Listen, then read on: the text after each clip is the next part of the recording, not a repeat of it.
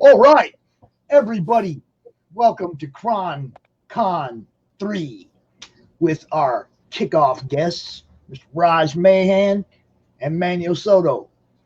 And they are the backbone of not Third Empire, I'm sorry, they're the backbone of Mojo Rising Comics, which is under the Third Empire banner. I'm going to give them a minute to introduce themselves. Raj, why don't you go ahead and tell people who you are? Raj Mahan, creator, co-writer of Mojo Rising, Skinwalker Chronicles, and Desolation Angels, which will be out later. Kickstarter coming soon. That's about it.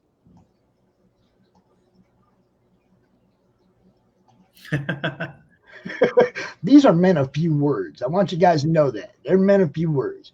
But they have a lot going on. My name is Manny. I'm the artist, co-writer of Mojo, creator of and artist of Cold Front. I'll be doing the art in Skinwalker Ranch. And yeah, that's me.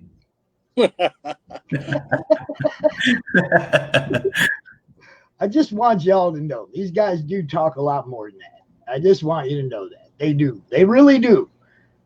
But it's like we're getting ready to launch this thing. And Raj, why don't you go ahead and tell people what's going on as far as getting it ready to come out, you know? So right now, Greg Harms is working on the Kickstarter page. He's almost done. We've added a lot of cool stuff. I'm thinking it should be done maybe this week, and then we'll send it off, get it approved, and then we'll shoot it on the next Tuesday we're approved of, the following Tuesday. So that's where we're at. Like I said, he's putting together a lot of cool packages, art that you can get from one of the artists, just a lot of cool stuff. Yeah, I'm thinking. So we're talking about maybe the 16th. Cool. Yeah, that's all up to Kickstarter. I mean, once we give it to them, as soon as they give us an okay, we'll do it on that Tuesday. Okay, so let's hope for the 16th. Yeah, the book's completely finished, so no one has to worry about us. Oh, we'll have to wait till they finish the book. The book's done. It's being printed right now, lettered, printed. So the book's done. We're working on book 2 now. And I did want everybody to know too. It's like I've been talking to these guys for quite a while, way before, for quite a while. Since the group started, they've been here, pretty much from the beginning. And this has been a long time coming. And the anticipation for some people, it's like I got some people that are always hitting me up. What's up? When's it coming out? I want it, and I want them all to know I feel the same way, because as much as I'm involved with what these guys are doing, I don't really know where this book is going to take me. I keep telling them, don't tell me what's going on. Don't tell me. So there's a lot of anticipation for me too. And especially, like, I know Raj likes to mess with me. So when I see things like the Manny with popping up the drawing with CRoM shooting me in the eye with the slingshot, it's like I know stuff like that's going to happen to Pops in the book. I have to be ready for the fact that I'm probably going to get my ass whooped at least once every issue. Twice? All right, I'll take twice. As long as I survive. Yeah, there it is.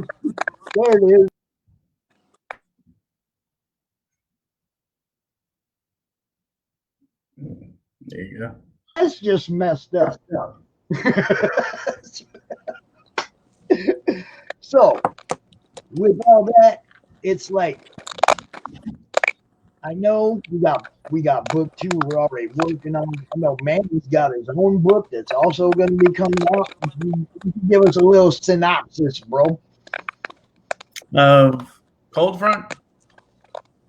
Cold Front's gonna be about. It's kind of like it's post-apocalyptic, but nothing's been actually destroyed. It's more of a cold age that comes in from this one being that lands on the planet and causes. Yeah, I don't know where that sound's coming from.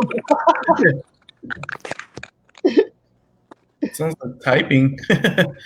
Yes, Oh. so the one being plummets into the earth and causes the ice age to come back. So there's only a few cities left, and they're like surrounded in a bubble of heat. And there's this organization called Cold Front that is basically trying to protect the few people that are left behind. And the people that got left in the cold have morphed into these creatures that survive in the cold. All right. I don't know what that sound is, but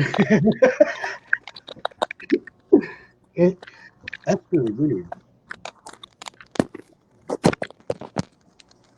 We have sound. So, We're not trying to have sound effects, but we have sound effects. Raj, I want to say nice hat, dude. Nice so hat. since we shown that, so since Manny showed that print, everybody that's listening, if you're a member of Comic Related Madness, the first 50 that pledge a physical tier will get that print. This one. And if we don't get 50, if let's just say 30 of y'all pledge, then there's only going to be 30 made, but they're not going to be produced anywhere else. So that's gonna be a one-time thing. If you back this project physically, the first 50 people in our group that back this project physically will get that print. Nobody else. If only 25 of us do it, 25 people are going to get that print. Nobody else. That's a CRoM Con Mojo exclusive. It might never happen again. You know, this could be a one-time. You get this print forever, and everything else will be completely different. You know, we're gonna. The great thing about this is I already know a lot about what, like book 2, book 3, where Raj is going to take this, because it's not just going to stay in Louisiana. It's going to pop all over the world, wherever the magic pop, it's going to pop. And some of the characters they've created for future books, you guys are going to love it. I'm just telling you, you're going to love it. It's like Manny showed off one of them. I think Manny showed off one of them already, but there's some great characters coming up in the future that under wrap. Good stuff. Now we got this was there you go. What's his name? Ringo. So that's set in book 2, right? Mm-hmm. And he's set on a completely different continent. So, like I said, we're going worldwide with Mojo. This here was the print that was going to be hanging behind the table at the cons this year, but so I really like that though. That was a beautiful print, and my grandson really liked that print. He liked it so much that he drew his own rendition of it. My favorite book, it says. Got Mojo, got Brute, got Pop. Everybody's in there. Celine and Bayonetta. It's awesome. It's a family thing, man. Everybody in my family is completely behind this. And hopefully everybody in my group is completely behind this too. Because I'm telling you what, this is one book that I want to succeed. I want to be reading Mojo books till I hit the grave. Be able to take them all. Well, take them all. We have so many artists and creators on Third Empire with Greg Harms. Everybody that's putting out a book, every one of them, I would buy anyway if I wasn't involved. I'd back it. It's just if you're a lover of indie, just follow Third Empire on Facebook, and you'll see all the titles that are coming out. But like I said, if I wasn't even involved, I'd back every one of them because they're just some good books and just fresh content, fresh ideas. If you're tired of DC and Marvel and all that other stuff that's going on, give us a try and love comics again. Yes. You know, that is Third Empire Comic Group. I'm telling you, it's like a lot of good titles, a lot of great creators coming up out from under that banner right now. I mean, you're launching it. You're launching it. You got stuff coming behind you. You know, I mean, they're going to be kicking stuff out all year long, and forever after that. But I mean, they have a full slate. It's not like we got one book. You know, they have a full slate of stuff coming out, one after another, after another, after another. So, you got Blood of Gods. He's already got 2 issues out. You've got right. Age of the Remnants. William Russell Oldham. He's got Oldham. 2 issues out. Everybody. I mean, this is not going to be. If you back, I know how you back. I back. You'll back a book and you'll never hear from them again. That's not going to be the case with us. We've already, like I said, we're on book 2. We have book 3 already planned out, sort of. Yeah. So, I mean, it's not going to be a one-shot deal where y'all are just going to be hanging with a book. We're going to have a whole arc, and then we'll put a trade out. Everything's planned out, and rest assured, we're going to be around. That's what I'm talking about. See, because that's really one of the things that's missing in the big 2 right now, too. It's like the only titles that have any kind of longevity are the ones that have been around forever. But they're not giving a chance to the new stuff. 6 issue, up you're out. 12 issue, up you're out. It's like, I'm tired of my storylines ending, or you know what I mean? It's like, I want it to continue. I'm a soap opera guy.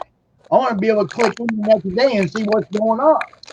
I want to. The good thing with Mojo is there's so many characters that it adds to the stories and all the different things we can do with them. Where Mojo might not be the main character in the story, you know, he might be a supporting character, or you know, we wanted to have a cast of characters in the book, so it's not just one character that people like, and then they're like, okay, the book's just one character, you know. And the other thing we didn't mention is the origin book. It's also coming. You know, the one that Jim O'Reilly. It's like there's a lot going on under the Third Empire banner, and everybody needs to check that out. If you really want to get behind a publisher that's putting out a variety of good stuff, like, you know, like what you want, somebody you can go to and know everything under their banner has a different feel to it, and it's all good. That's what you want. You want to be able to go to DC because you want to get the stuff that you're used to. It's not the stuff you're used to anymore. You go to Marvel, you want to get the stuff you're used to. It's not what you're used to anymore. You want a banner that you go hit their books and know their books are going to be good, and they're going to be coming out one after another, and not just die after, you know, a couple issues and what happened to that group, or what happened to that set? That ain't gonna happen here. It's gonna go. And I'm like excited to get this thing kicked off. Come on. Let's go, Kickstarter, get together. Come on. No, I know Greg's working hard, but Greg's working hard on everything. He's got a lot on his plate right now. So, you know, I don't mind waiting another week. Sort of.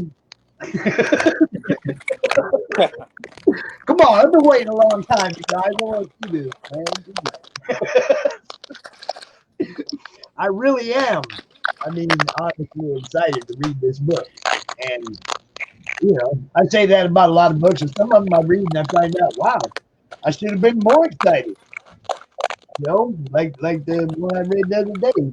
I should have been more excited for that one when it first came out, because the PDF was pretty good, you know. But I know what you guys got going on is universal. There's opportunities for crossovers. There's all kinds of stuff popping off in that publishing group right now that just beyond. You know, I'm ready for it.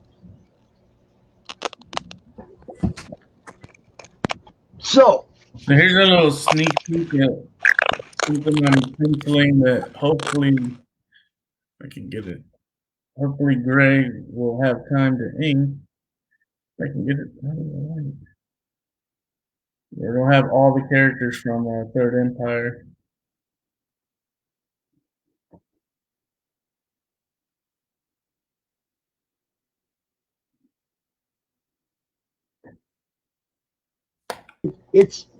that's what I'm talking about. And those are main characters from each of the different titles coming out. So I saw Russell's guy up in there. Of course, you know Mojo's up in there. But that's what I'm talking about. We got a different title for every one of the characters in this. It's gonna be real. It's not just gonna fizzle out. Count out. Now then, you guys. I think somebody's eating Rice Krispies. I know. I don't know what. Oh, Rod, Oh yeah. Making me get out of my chair. No. Think I'm not prepared? You know, I keep mine all pretty, you know, in the black velvet bag, you know. But yeah, we're there. I was saying the other day, I took a picture of it on my chest. It'd make a really good tattoo. Like an eye of Agamotto, an eye of Lady Death right there in the middle of your chest. But yes, we do know a little bit something about that coin, don't we, boys? We know a little bit something about that coin. Because, you know, if me and Raj be hanging out at the bar, as soon as it's dark, you'll probably see one of those. You know, little Easter egg, little coffin approved Easter egg that which before everybody gets mad, that's been approved. That's what I said. Coffin approved Easter egg. You got to buy the book to find out what it's about, what it's there, what you know, what happens after is the best part. What happens after is the best part. So be ready for that. You know, if you like your coffin Easter eggs, there you go. That's one I'd like to see. Wow. Raj, I know you hate screaming. I'm gonna blame that sound on your mic, dude. I don't know what it is. I mean, I don't have anything else open, so I don't know what it is. That's just weird. Yeah, it's bad. For everybody who's like, you know, listening to somebody crunch on Rice Krispies, we don't know what it is. That's just. Let me come back out and come back in. Okay. Is it gone now? It's yeah. Gone. Yep, it was him. It was him. So, Manny. Yeah. You guys started this out as like we had some set art and then we had this delay from the virus and we got to bring in a new colorist and just your buddy splashed your stuff, dude. Yeah. I mean, we've known each other since we were 5 years old, so we know each other's art. So we work well together, basically. Yeah, man. You guys check out his stuff, Edwin Artex Badillo. Badillo? You mean Badillo, right? Badillo, yeah. Just pronouncing it the way other people do it. Yeah, well, you know, other people, you know, you gotta learn the L's. 2 L's equal Y, and There's you know, Rod's other character that does a little angel. Oh, Raj, it is you because when you were gone, it was gone. I don't know what it is I though. figured.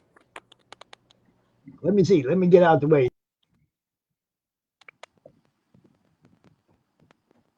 Yeah, that's Which cool. character is that? What's that? Which character is that? That's for Rog's book, um, Desolate Angel. Hmm. See, Pops, when you went out, it stopped. So I don't know. Maybe it's just a combination of the three of us.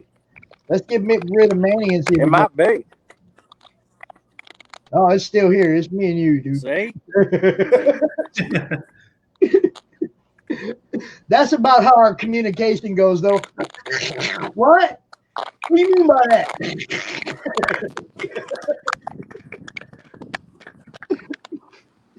I'll tell you what. I had an awesome conversation with Ernest McClendon. I talked to him for like 3 hours. And he said he's doing something for Greg, too.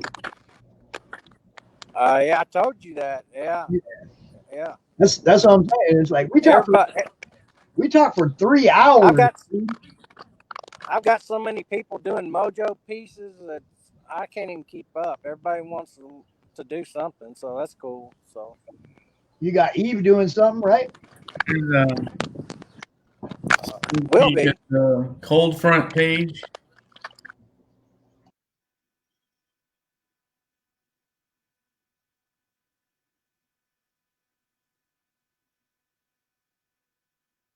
So that was drawn by me and colored by Artex. Okay, so who's the? Oh, I'm sorry, Rob. Who's the? What's the character's name right there? The He's one of the main guys in Cold Front. His name is Strong Arm.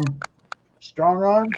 Yeah, like a British. He used to be a British like Secret Service, but obviously there's no more of that, so he had to join another organization. Yeah, I have another. Here's another character. Snap, crackle, pop. This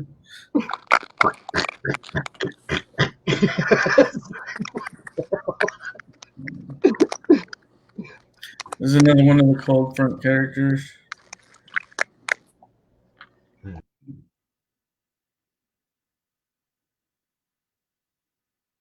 good guy or bad guy? He's a good guy. All right. It's just you gotta set your heroes versus your bad guys so that people know. Oh, he looks like a good bad guy. I want to get on with that, or So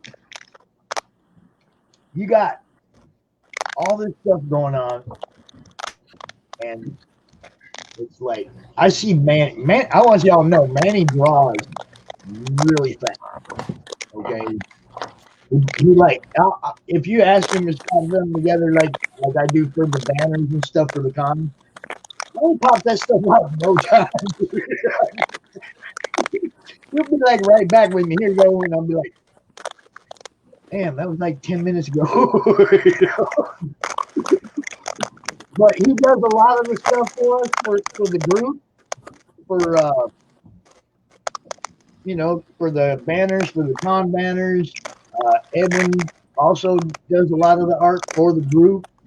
These guys have been above and beyond when it comes to pretty much a character to draw right now. Even like the happy birthday, the happy birthday post that I put out there for everybody with Deadpool and CRoM. Give me a character right now. Give him a character right now. You got okay. You got 7 minutes. How you feel? Let's say let's keep it simple. Give us a Superman. Superman? Yeah, give us a Superman. You're lucky you didn't say fucking Thor.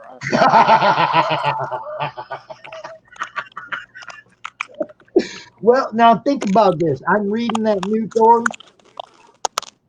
In the first 4 issues, we've encountered Galactus. Thor has become a herald of Galactus. He's already the Allfather now. He's already taken Odin's throne. Now he's a Herald in Galactus going to fight the World War, you know, and dude, he had to square off with Beta Ray Bill already. He had to square off with Steve. No, this is a good story, dude. The I'm only down Marvel I'm reading is Punisher Soviet. Huh? The only Marvel book I'm reading right now is Punisher Soviet. Dude, it's like everybody's got one. The only one I'm reading is the Thor. Well, Savage Avengers because of Electro, but you know that goes without saying. I'm gonna get it because it's got Electro in it. Pops I got it. You know, but the Kate. If anyone wants, the Kate. If anyone wants, good. I said if anyone wants to follow what we're doing, I've got 1,300 followers on the Mojo Rising comic series page on Facebook. And there's also a Third Empire page. You know, so you can get the news on everybody all the time. I'm trying to like get in where I post more there when I see something that comes up that's Third Empire to make sure I post it there. But man, I post and share a lot of stuff, man. It's big now. It's not like back in the day when I used to like share for one or two people. It's like, I'm doing this all day now. It's almost a job. I like it though. Don't get me wrong. I'm having fun with this. The whole thing. I mean, being involved in you guys' book, running the group, you know, the whole thing, doing these cons, I'm having fun. Man, I ain't had fun in like quite a while, so you know, it's good for all of us. See now, Manny's hitting this Superman hard and quick. And go ahead, you take your time. You got a few more minutes. Huh? Manny, hey Manny, have him whip Thor's ass, and I'll give you a bonus.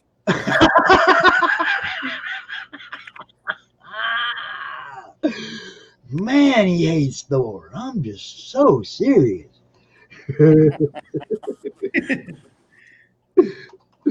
Everybody knows I'm an Omega Red fan, and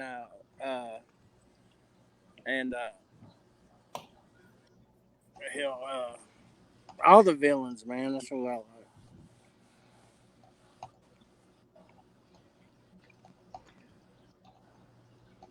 What was that one Wolverine villain? Cyber? What was his name? Wolverine villain?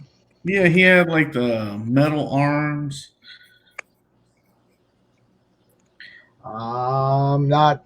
That's pulling Omega Red, bro. Huh? That's Omega Red, bro. Oh, Omega Red. No, the other one. He had a black costume with like he had these metal arms. I'm drawing a blank. Yeah, me too. I think his name was Cyber. Huh. We just had to have somebody like in the chat. Somebody out there know? Hit us up. So yeah, we got Mojo Rising comic series, the page. There's a Third Empire group. Of course, there's our group. You know, it's like and then there's the Emerald Knight page, fans of the Third Empire. That's a separate page too. That's the one I was trying to think of. Emerald Knights of the Third Empire. That's for you hardcore Third Empire backers that want to know everything that's going on. That's where our hardcore fan group is. It's like the Sworn Nation, kind of smaller though. Small. But we wanted to get bigger. Follow Jim O'Reilly, Artex Badillo, Eric Dominguez, Russell Oldham, Manny Soto, me. Vicente Ibanez. I'm gonna get that name right eventually. Jim O'Reilly. If you want to know everything that's going on, just jump on our pages. Or, you know, just ask us because we'll tell you. We all have no problem responding to, you know, everybody's fan inquiries when it comes to Mojo Rising and Third Empire. And all them people, man, Russell Oldham, everybody. These guys all kick it. It was Cyber. Russell just said so. Yeah. Marvel Comics Presents. Ha! There you go. Now I'm gonna go have to look because I've been working on that run for a while. I don't have the whole run yet, but I've been working on that Marvel Comics Presents run for a while, trying to get all them. The I'll Cyclops. show you a picture of what he looked like. He was a fun character to draw. Well, we got 1 minute, Manny. Where you at? There's I know I told you and everybody that I've told that Manny draws fast, and you all was like, "Yeah, check this out." there's Cyber, and there's Omega Red. Okay. Oh, you want to see the right? Yeah, show us your soups. I was adding Thor at the bottom.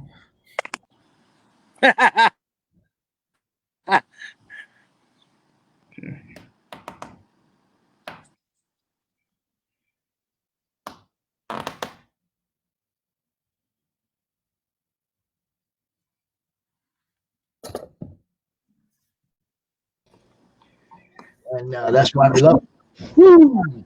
You guys, it was good hanging out with you. Raj, I know you got to go to work. Yeah, I gotta go to class too. All right. You guys have a great day. It was great hanging out with you. We'll talk to you later. Thanks, Bob. You All bet. right, man.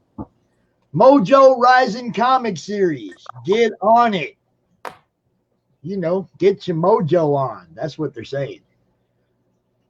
Our next guest put together this awesome wrestling book. It was on I'm Kickstarter or Indiegogo, one of the two. I can't remember because I have like everybody's info in my head just going. It's these weekends are kind of rough for me, John, because I'm trying to remember everybody's stuff. And I know you got the wrestling book. That's what I. Yeah. You're keeping it together though. You've been running this now about a day and a half, haven't you? Well, this is the third time, so I should I should have a little practice by now.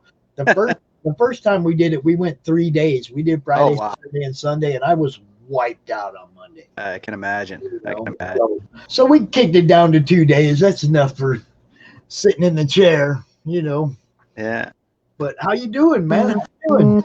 Good. I'm actually enjoying. We've had about 5 straight days of rain here in Florida. So I pulled a lawn chair out in the backyard, and it is drizzling, but I'm dealing about 100% humidity. But it's nice to actually have the raindrops stop for a little bit.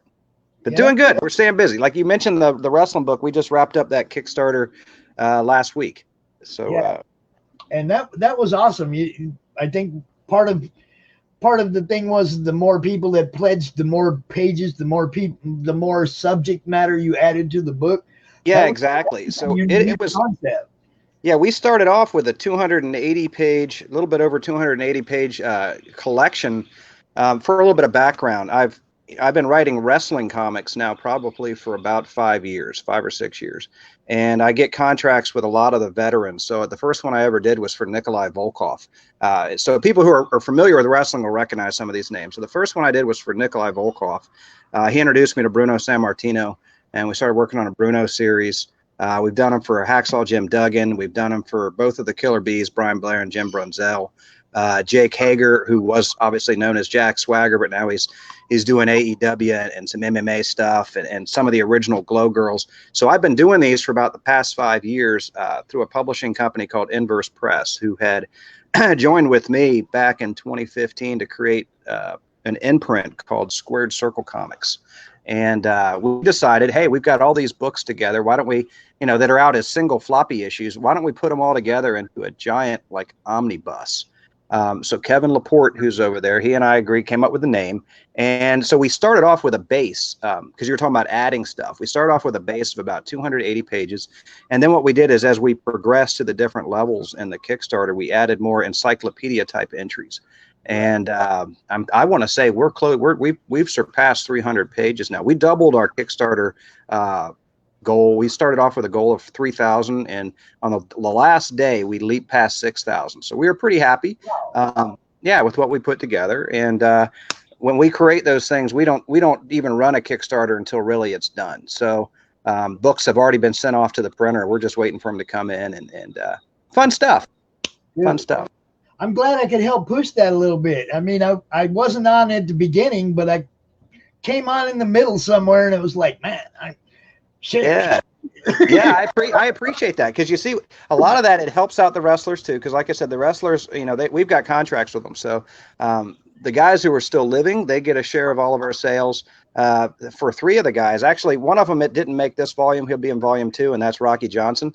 But for 2 of the guys who are in this volume, Nikolai and Bruno, as many of you, if you're a wrestling fan, they passed away over the last couple of years, so their wives get whatever percentage they were taking from the book. So we're trying to give back, because we are all, as creators of these books, we're fans of wrestling first. I grew up on wrestling here in Florida, with Championship Wrestling from Florida, before it ever became the WWF was there, but before it became just basically centered into one major promotion, when it was territorial. That's when I fell in love with wrestling. I was AWA. There you go. Yeah. Brunzell, he was a high flyer before he was a killer bee. Exactly. Yeah. Brunzell and Greg Gagne. Yeah. And a lot of people don't realize, Jim Brunzell, kind of made more of his name in WWE as a tag team wrestler, but that guy was fighting Bockwinkel for the World Heavyweight Championship in the AWA for many years. Same with Ricky Morton. That's another guy we've worked with at the Rock and Roll Express. And we'll go back now to our single issues again before we create volume 2. Our first one lined up for people who like that crowdfunding stuff. We've got Gangrel, the Vampire Warrior, who had pretty cool character throughout the 90s. With Edge and we've got his is almost finished. We've got the 3rd issue of the Killer Bees book. For people who are fans of the original Glow series, obviously Glow's made a revival on Netflix, but the original Glow series, we already did one for Sunny the California Girl, and we've got the actual first Glow girl ever signed, who was Jean Bassone, who was Hollywood. We've got her book. I just finished the script actually on Friday, and that'll be going out to the artists. We've got so much good stuff. We signed Terry Funk. We've signed Magnum TA. We've got the Warlord from Powers of Pain. We got his book coming out here pretty soon. So we're having fun with it. I'll bet. See, now one of my admins, Arash, he's a big wrestling fan. A big wrestling fan. And I don't know if he's paying attention right now, but he probably should be. I don't know. He probably should be. Yeah. Because this, that's like right down his road, man. Yeah, and honestly, I told these guys, remember when I first talked with Nikolai, wrestlers are made for comics, and comics are made for wrestlers. These guys are living, walking characters, and bigger than life. They do these amazing things, leaping off of top ropes, and they're bigger and stronger than the average guy or gal. They're really made for comics, and it's been an easy transition. And I will say, I do want to toot one horn I'm pretty happy with, is we have gotten so backlogged with guys, because it's gone from me reaching out to guys and gals reaching out to me, which is actually pretty cool. So we're booked up with wrestling books coming out for these guys all the way to 2022 right now. Wow. And so being that as it is, I'm still getting reached out to about doing more stuff. So I've just signed an agreement to write, instead of a comic, my first full-length autobiography, and I just started work with the Bushwhackers on their book, which will be coming out with WOHW Publishing, which people who are into the wrestling and reading wrestling books and stuff like that might know Kenny Casanova, and that's Kenny Casanova's publishing company. He's put books out for Brutus Beefcake, Kamala, Vader, Sabu. They got a really nice lineup. So I'm happy to be joining up with those guys and getting the Bushwhackers book out there, because those guys were a hell of a tag team. Most people remember their caricature team of the Bushwhackers that was with the WWF and the WWE, but not as many people remember them from their really hardcore days as the New Zealand Kiwis and the Sheep Herders, when they were hitting all the NWA territories. Before hardcore was hardcore, those guys were already hardcore. They were bleeding all over the place in the ring, and some pretty violent guys that turned into their inside humor came out more when they signed up with the WWE and had to become a little G-rated. They should have been WWE Attitude Era though. See? Yeah, exactly. Yeah, but they were kind of, they'd kind of aged a little bit by that time, and I think they'd already established themselves as kind of like the funny guys. So, they were a good team though. Good team. Yeah, and it's fun working with those guys. I'll be doing a panel here next weekend. Actually, it'll be me and Bushwhacker Luke and Tugboat. People remember Tugboat. and Hollywood from Glow, and the four of us will be on a panel that I really look forward to, because those guys and gals got some great freaking stories. I mean, it's just always a pleasure to chat with them and hear some of the old road stories and what was going on behind the scenes. Well, you're more than welcome to share any of that stuff in the group, bro. Oh yeah, absolutely. Make sure we're getting a tag so we know when you're on, so we can watch too. Because, like you said, wrestling and comics. Come on, I got Undertaker comics.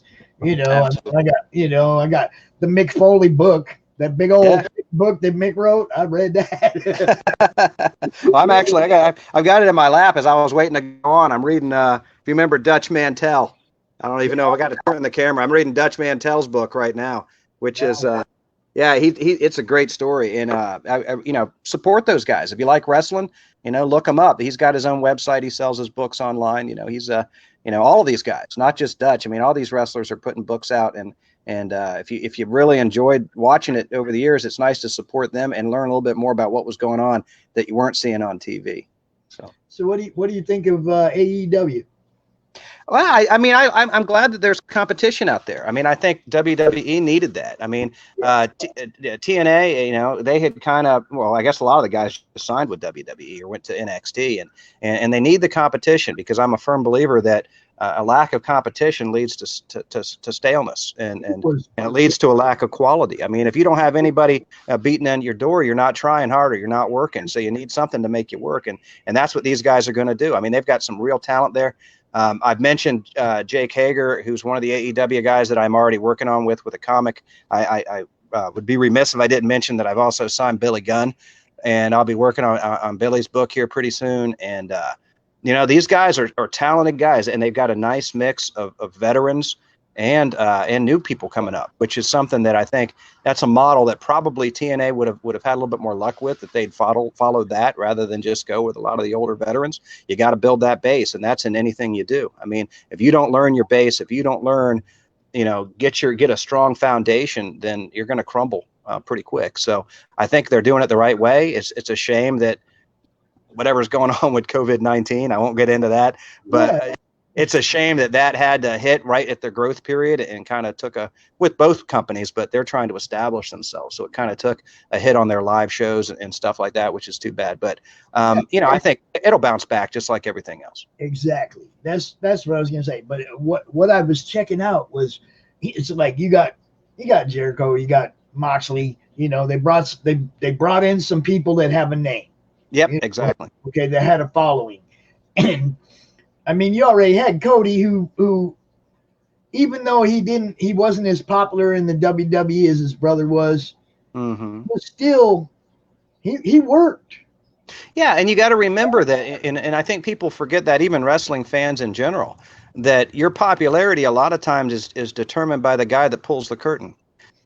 So it doesn't necessarily reflect your talent level. It just depends on whether you're in the eyes of favor with whomever is in charge of scheduling the show. So a lot. The writer has to give you your minutes. Absolutely. Your minutes. If all you're going to be is the guy that goes out there and gets beat up all the time, but you do it. Yeah. And you do it. You put in your work. You end up being the TNT champion. And you got to remember, in the world of professional wrestling, one of the guys that really stood out to a couple of guys that really stood out to me is honestly, and if you talk to any veterans, they were some of the best talent on the roster. Or Barry Horowitz, Iron Mike Sharp, the Brooklyn Brawler. These are guys that day in and day out they would take the L on the win-loss sheet, but talent-wise, they could probably out-wrestle a lot of guys on the roster. I mean, they were there to put people over, and to put people over, you got to have talent. You got to have talent. You got to make it believable. That's what I'm saying. It's like, can you sell the move? Can you sell the image? Can you sell the fact that you're still out here trying, even though everybody knows you're not going to win? Yeah, exactly. Everybody watching knows you're not going to win, but you're still out there putting your all in for decades. Exactly, and you got to make it believable. You got to make it believable, and that's a big thing. And it comes into comics too. You got to put in a lot of times you got to put in your dues. You got to. I wasn't doing this 5 years ago. I'd never written a comic in my life, And I love comics. I grew up on comics. I grew up on wrestling. I love both. And I came up with an idea for you may have heard of it, you may not have, a story called Rochelle that initially was Rochelle the Teen Cockroach. And I had reached out to an artist that I was a fan of when I was a kid. His name's Del Barris. And Del was, he actually broke into the industry in the 70s, working on Savage Sword of Conan. And then he did a lot of work with Blue Beetle, did a few comics, and then he got out and got into animation. He worked with Stan Lee on the Spider-Man TV series. He did the Transformers. He did a bunch of stuff like that. But I wrote him a letter with this idea. He said, "I love it. Send me a script." And I was like, "Oh shit, how do you write a script?" You know.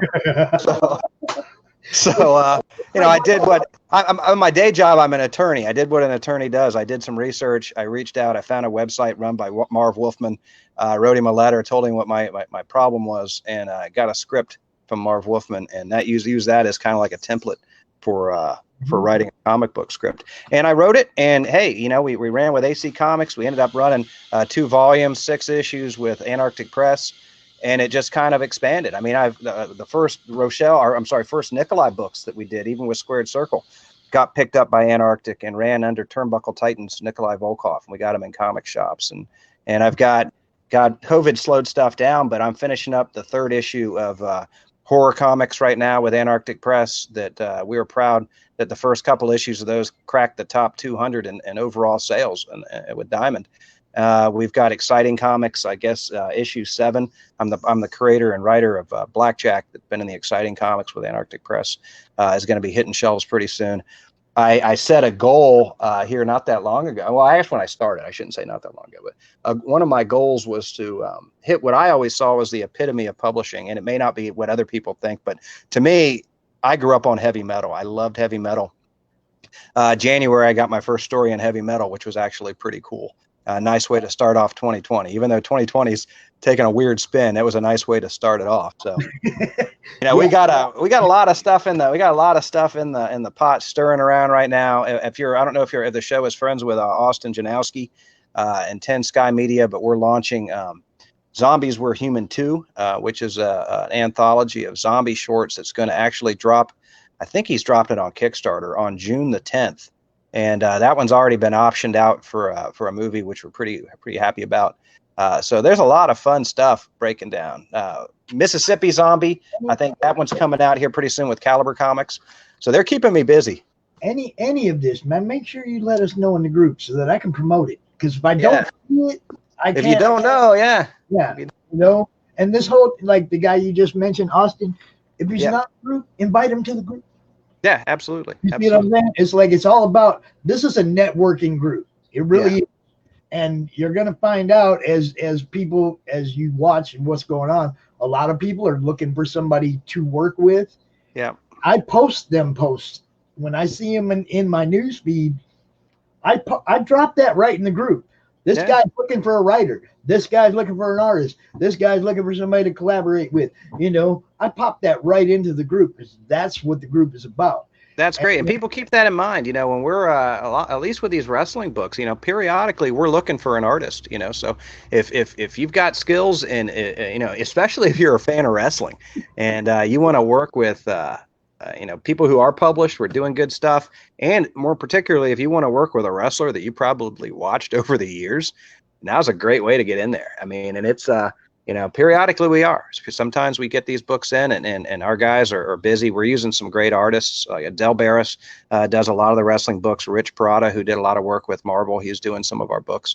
But sometimes these guys get backlogged and we want to keep punching them out. So, you know, definitely, you know, when this is over, you know, you can find me on Facebook and stuff. Reach out. You know, I definitely, unless you're really weird, I'll accept just about anybody. You know, I don't take militant people. I don't take stuff like that. But, you know, I'm pretty. Let me go out on a limb and say probably 250, 300 artists in our group. That's fantastic. Yeah. And you'll see, I do like connecting with people. You know, I post pictures of like mushrooms and stuff on my wall and stuff like that. So I'm pretty like laid back, but yeah, I mean, you know, you never know when you can make a right connection and that's how it worked for me. And that's how it works for people. I mean, that's life. That's how life is. It's been really, I mean, for me, okay, I started this group 7 months ago. I was just a collector. Yep. I was not running cons. I was not promoting people's books. I was doing none of that. I was a collector.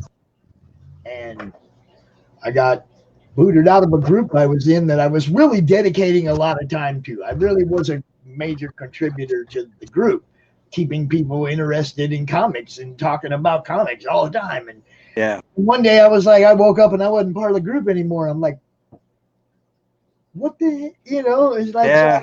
So I spent like 3 days going, man, I might just not get no more comic groups. I'm tired of comic groups, And then I was like, no, how about if I make my own comic group? Exactly. And now, we're 1,100 and something people in 7 months, and it's all comic people. Everybody in the group has 10 or 12 other comic groups they're in. There are no padded numbers. It's, And people on Facebook realize that. I think that the comic book community is pretty big, and it is. Usually you're cross promoted through different groups, and that's how I found you. I mean, I think I want to say it was a gentleman who's following me up on here named Travis Gibb. Yeah, yeah, exactly. And Travis brought me on board with your group, and actually he recommended the show today, which I really appreciate him doing that. But that's how it works. I mean, putting all other things aside, people need to support each other. I mean, this is the world of comics and the world of wrestling and just the world in general. We all got to get by with each other, and if you can't do that, you can't do much. I mean, we have to support each other. We have to. Absolutely. That's the only way we're going to make it. I mean, you see what's even happened with Diamond. I mean, DC dropped Diamond, I mean, which I don't want to necessarily say that's a bad thing. I think I don't know if it was a move to try and bury Marvel or not. I'm not going to get into the politics of it, but yeah, but I mean, honestly, without getting into the politics, I mean, I don't know. I mean, I don't know the reasoning behind it, but I think if you take out the middleman, you make more money. So, I mean, it could just be a basic bottom line dollar issue that if DC can do their own distribution, why the hell are you paying someone else to do it?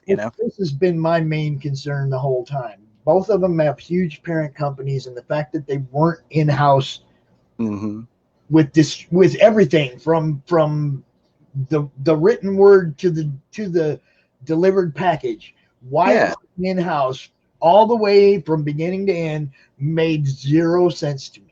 Yeah, I mean, just look what happened with the COVID stuff. I mean, when Diamond shut down, when Diamond closed their doors, they shut down 2 major companies as well, or 3 more. I mean, DC didn't have to do that, Why would anybody who doesn't have to let somebody else hold their product hostage? Absolutely, you're 100% correct. That's how I saw it. Okay, I saw it as holding their products hostage. It's like that, and honestly, that's just basic financial sense. I mean, I mean, you said it perfectly. Why allow someone to hold your business hostage? And that's basically what happened. And beyond anything trying to shut down Marvel or shut down him, I don't think it was anything to do with that. I think it's basically, why are we going to be at the whim, our business at the whim of some third party company? It doesn't make sense. Yeah. And what I'm saying now is DC figured that out. Yeah. Okay, let's break from Diamond and maybe spread it out into a couple other people, and maybe, because I guess it's an East Coast, West Coast thing now. It's kind of like rap, yeah. Yeah, they have one distributor for the East Coast and one distributor for the West Coast. That's how DC is doing this now. Absolutely makes sense. I mean, it ensures that they're going to constantly put out product, which in the long run, it supports us as comic fans, and it also supports their employees. And I'm looking at Marvel and I'm going, you can't complain that they're covering their ass. Yeah. Cover your ass. Absolutely. You can't complain because they're doing what they should have done in the first place. You need to do what you need to do in the first place too. Exactly. You got to meet the market. I mean, I'm sure DC would be more than willing to accept some money from Marvel to distribute their books for them too. I mean, it's business. I mean, business is business, and you find a way to, that's how it's been through life. I mean, you find a way to evolve and meet demand, meet supply, meet demand. Give them ideas, man, because if they merge up against the indie people, we're going to be right back where we were, man. Don't give them ideas. I mean, but honestly, I think in the indie world, my personal opinion is, for the most part, you have the ability to put out a better product because you're not. Yeah, again, it's the same thing that DC fell into with Diamond. when you're an independent creator, for the most part, you're not at the whim of a third party. You're able to create what you want to create. There are no shackles to what you're doing, and that's the nice thing about independent comics. Although I do know of a situation where somebody went to the same printer they've been going to forever with their new book, and the printer went, "Oh, can you change this panel?" And dude went, "Sorry, I guess I'm going to a new printer," and they lost a good account. Yeah, and that's honestly, that's bad business.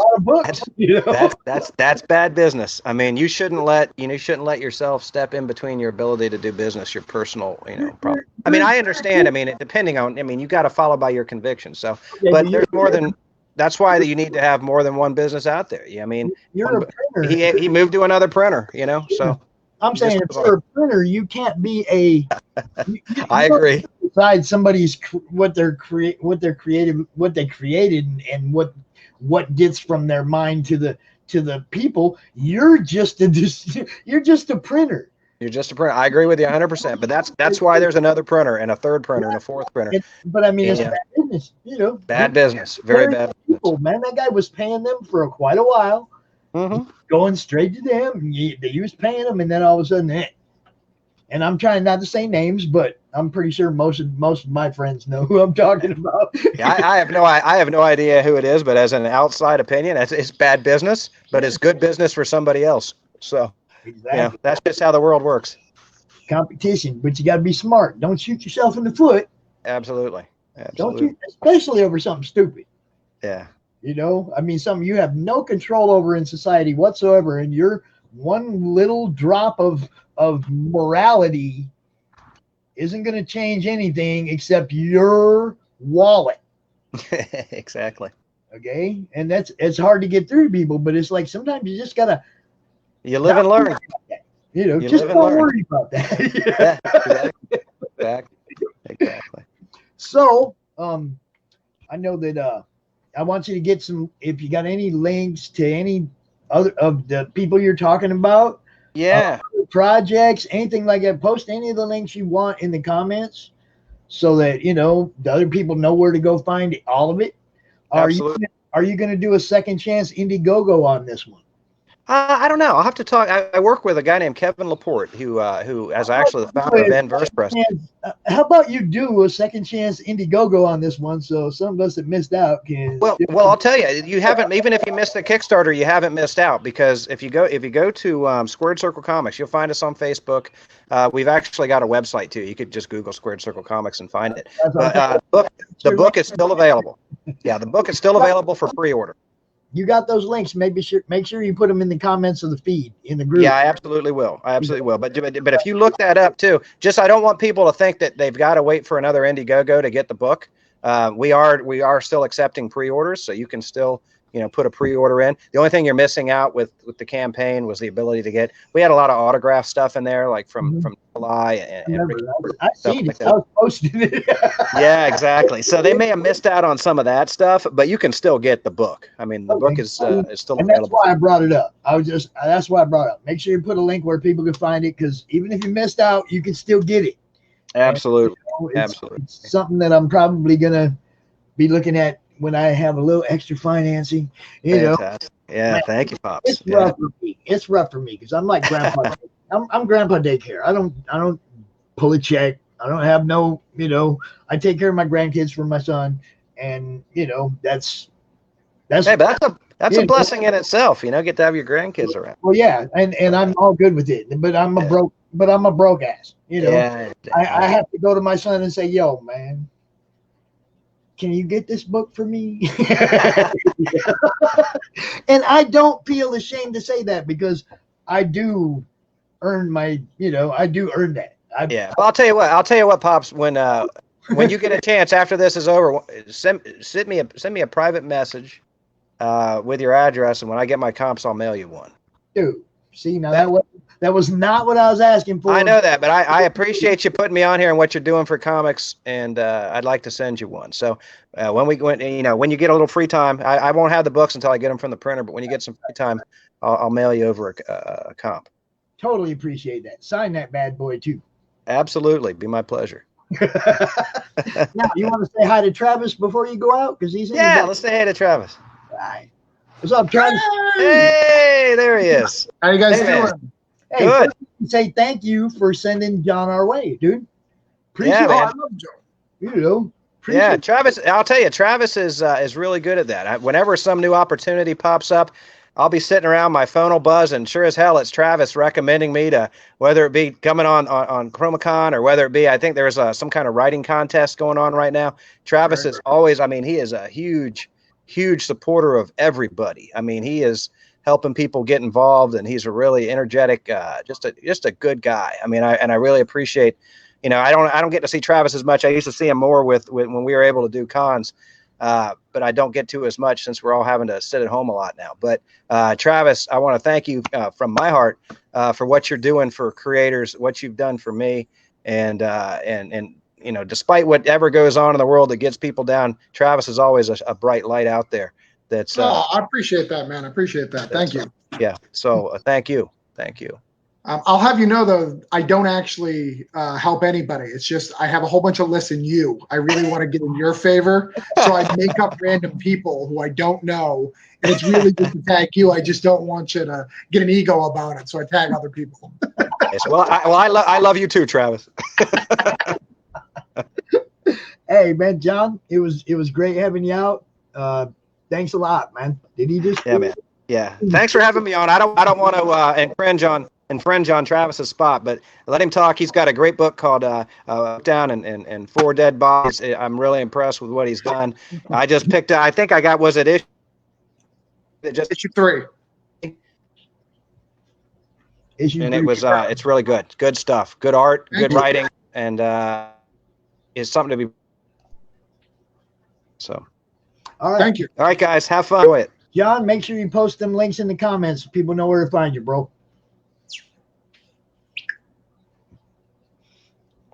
All right. So, Mr. Travis, where'd you go? There you are. All right. Plus. How you doing, man? I know Good, we don't always agree, brother, but I still love you. I want you to know that. I believe in a philosophy, right? We always yell at our politicians to stop the BS and like come together, but yet we on our own Facebook are not willing to do that. So I actively, if someone disagrees with me, I'm never going to block them. I'm never going to kick them off of Facebook, because if I don't listen to the other side, like I'm never going to get back. I'm never going to be able to have a real person, you know. Social media has drained us, so we can all be in this little tiny little bubble and ignore everything else and pretend the rest of the world doesn't exist. And it's not reality. There's tons of opinions, tons of thoughts out there. And it's 2020, man. Everybody needs to lighten up on everybody else. You know, I mean, nobody's having a good time, and right in the grand scheme of 2020, right. I don't like putting on a mask when I go in the store. I'm trying to talk to my comic person, and this thing keeps falling off, and I keep putting it up, and as soon as you're touching it, it's no good anyway. Right. And you know what I mean? It's like I hate the whole thing of what we're all going through is, you know? And I'm not saying don't wear a mask. I'm saying 2020 is just being crappy to everybody. Right. I feel like touch my face more when I have a mask than if I didn't. That's what I'm saying. I'm adjusting it. It's falling off, and it's like I get frustrated with all the goalposts moving, the changes. Sure. You know, can we all just do one thing so we can all get through this at the same time? Yeah. You know, absolutely. I mean, that was what my big deal was. But we got a book, dude. We got a book to talk about. I got tons of books to talk about. What book you want to talk about? I want you to go with the one that's the most active right now, and then we'll go from there. So that's kind of a kitchen. So my biggest known is Breakdown in 4 Dead Bodies. In and out so that they can get a better look at it, but I'm still here, you know. Yeah. Breakdown in 4 Dead Bodies. This is the thing I'm most known for. So Breakdown in 4 Dead Bodies about two guys, Denver and Randy. What they do is they break down on the side of the road. They have everybody after them, lots of guns, lots of violence, lots of F words. It's like a Quentin Tarantino movie in comic form. I feel like crime comics are a staple of comics, and there's not enough of them out there, so I decided to put one out. So we're on issue 3 of that, working on issue 4 right now. I have a Kickstarter right now for Parallels. Parallels is a series of my anthologies. You can also get broke down on that. So that's live on Kickstarter. And then what everyone was talking about yesterday is I have Cthulhu Invades Oz, which is some of the greatest creators in indie comics have all got together to do a big battle of Cthulhu invading Oz, and everyone's got a character, and they're doing all sorts of really cool stuff. So those are the 3 big things, and then of course Voodoo Nations that everybody talks about. You've got your own voodoo guy with Mojo Rising, but I've got mine. I like that there's so many different versions of that character. Like, you know what I mean? Right. Yeah. Anthony's got one. You got one. Raj got one. It's like you can really explore voodoo in comics now. Right. Well, and what's funny about it is, if you look at Marvel and DC, they don't sell. So we're all clearly out of our mind. but they don't sell because there's never a decent story. I mean, I'm reading Savage Avengers right now, and it's got Dr. Voodoo in it, Brother Voodoo, yeah. And it's like, cool. It's just right now is the time, I guess.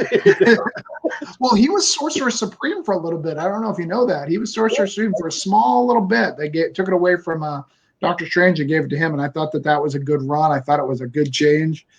I think they've always struggled with Doctor Strange because they're like, all right, he's the most powerful wizard ever. Okay, then what are you going to do? Where's the story?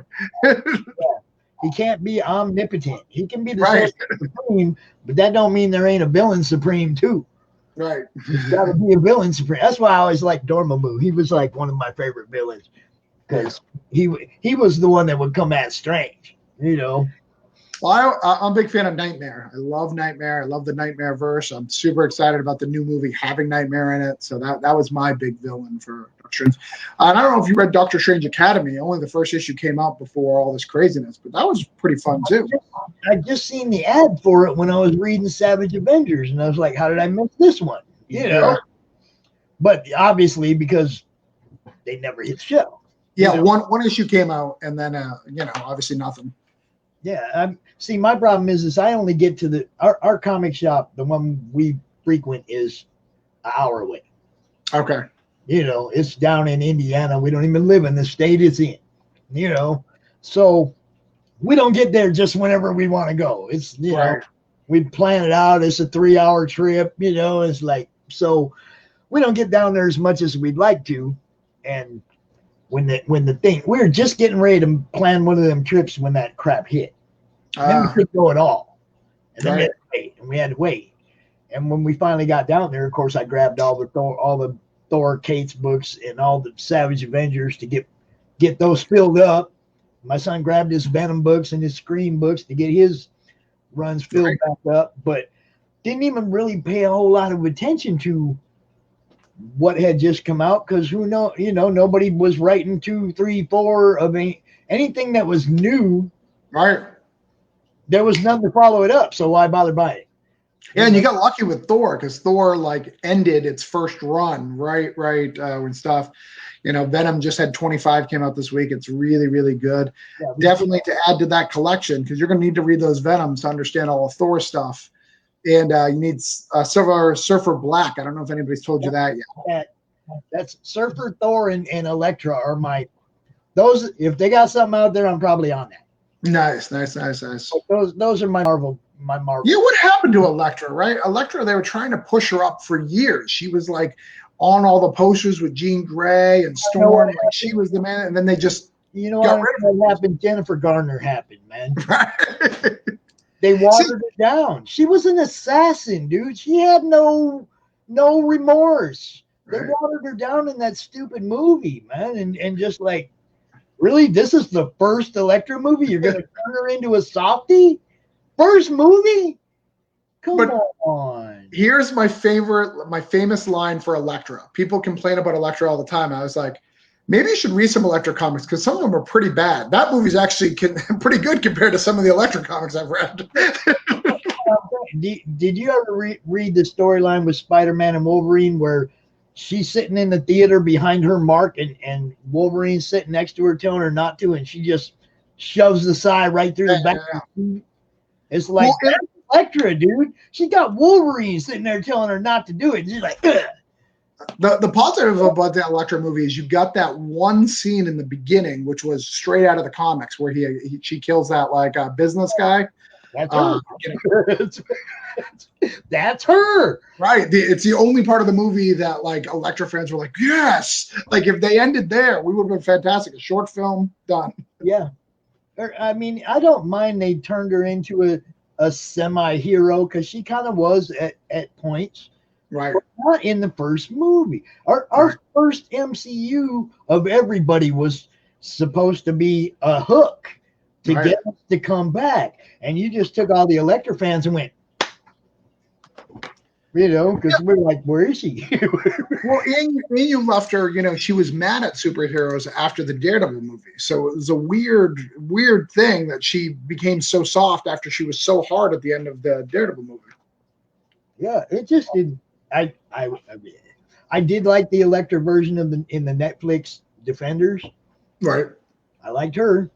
Yeah. I don't even know that actress's name. I try not to pay attention because I'm trying to get into the character, and I try really hard not to pay attention to who plays the character, especially on new stuff. If I don't know who that actress is, I'm not Googling it. I don't want to know. That's Elektra. Let me get into her story. Let me get into see if she can be the Elektra I want. Right. Exactly. I can't do it. I can't do it anymore. I can't let opinions or people's stances affect how I feel about them. They got to come out here and show me their talent to put themselves in that character.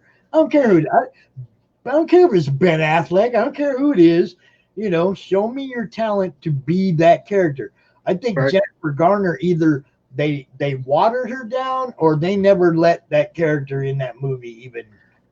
Well, I mean, especially when you talk about the Daredevil movie, there was so many moving parts in that movie, and I like it, as a whole, the director's cut, not the original cut, but there was so many elements. You didn't really get to see the character, and then she was not really an assassin in the first movie. She was just kind of like hanging out with her dad, like I suppose, which is canon. There is, they grew up in college. There is canon there, but. They kind of weakened it up a little bit. So I'm with you. They don't use her dad's death as the thing that turns her into Elektra. It doesn't. Right. They never cover in the movie where Elektra comes from. The character, not the girl with her dad. How did she become this badass? Right. What was the backstory? There was none. Well, apparently, if you're a dancer, you can also be an assassin. That's what I learned. But I mean, there was no what turned her into a meanie in the movie. I mean, we know if we're comic fans what made her who she is, but in the movie, you had no context to why she was who she was. Yeah, exactly. I'm with you. There's if you don't know, she's currently in the latest issues of Daredevil, and she's really good. And she's trying to turn Daredevil back into a badass. Is this wow, I don't even know what to say. This is Chip Zdarsky's run. I mean, I'm just like, they've killed her, they brought her back, it's like, which Elektra are we dealing with? Is this some alternative universe they're gonna drop on us later? You know what I mean? I mean, if I remember correctly, in Savage Avengers, she's dating Wolverine, or she's making out with Strange. Yeah, right. That's the last one I read. She's kissing on Doc. And see, I will cosplay Doctor Strange if any of you ladies want to cosplay Elektra. We'll hang out. You got the hair. Yeah, well, Jesus.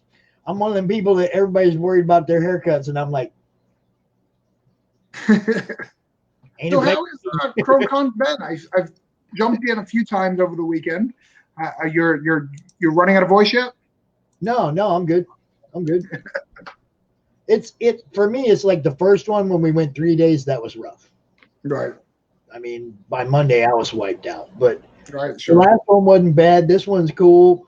You know, I kind of got to make people understand what the evening panels are about a little more. I want people to come in and join in, you know. I mean, if there's only 5 people there, there's an open spot. If somebody wants to come out and join in, join in. I don't want it to die at 6 o'clock, at 7 o'clock. I want it to go as long as people want to come out, you know. And that goes for the guests during the day too, you know. You want to come out later tonight when we're out there just talking, you know, you know, because that I kind of want to make that a segment of my cons, you know, the evening panels. Right. After dark, the after show.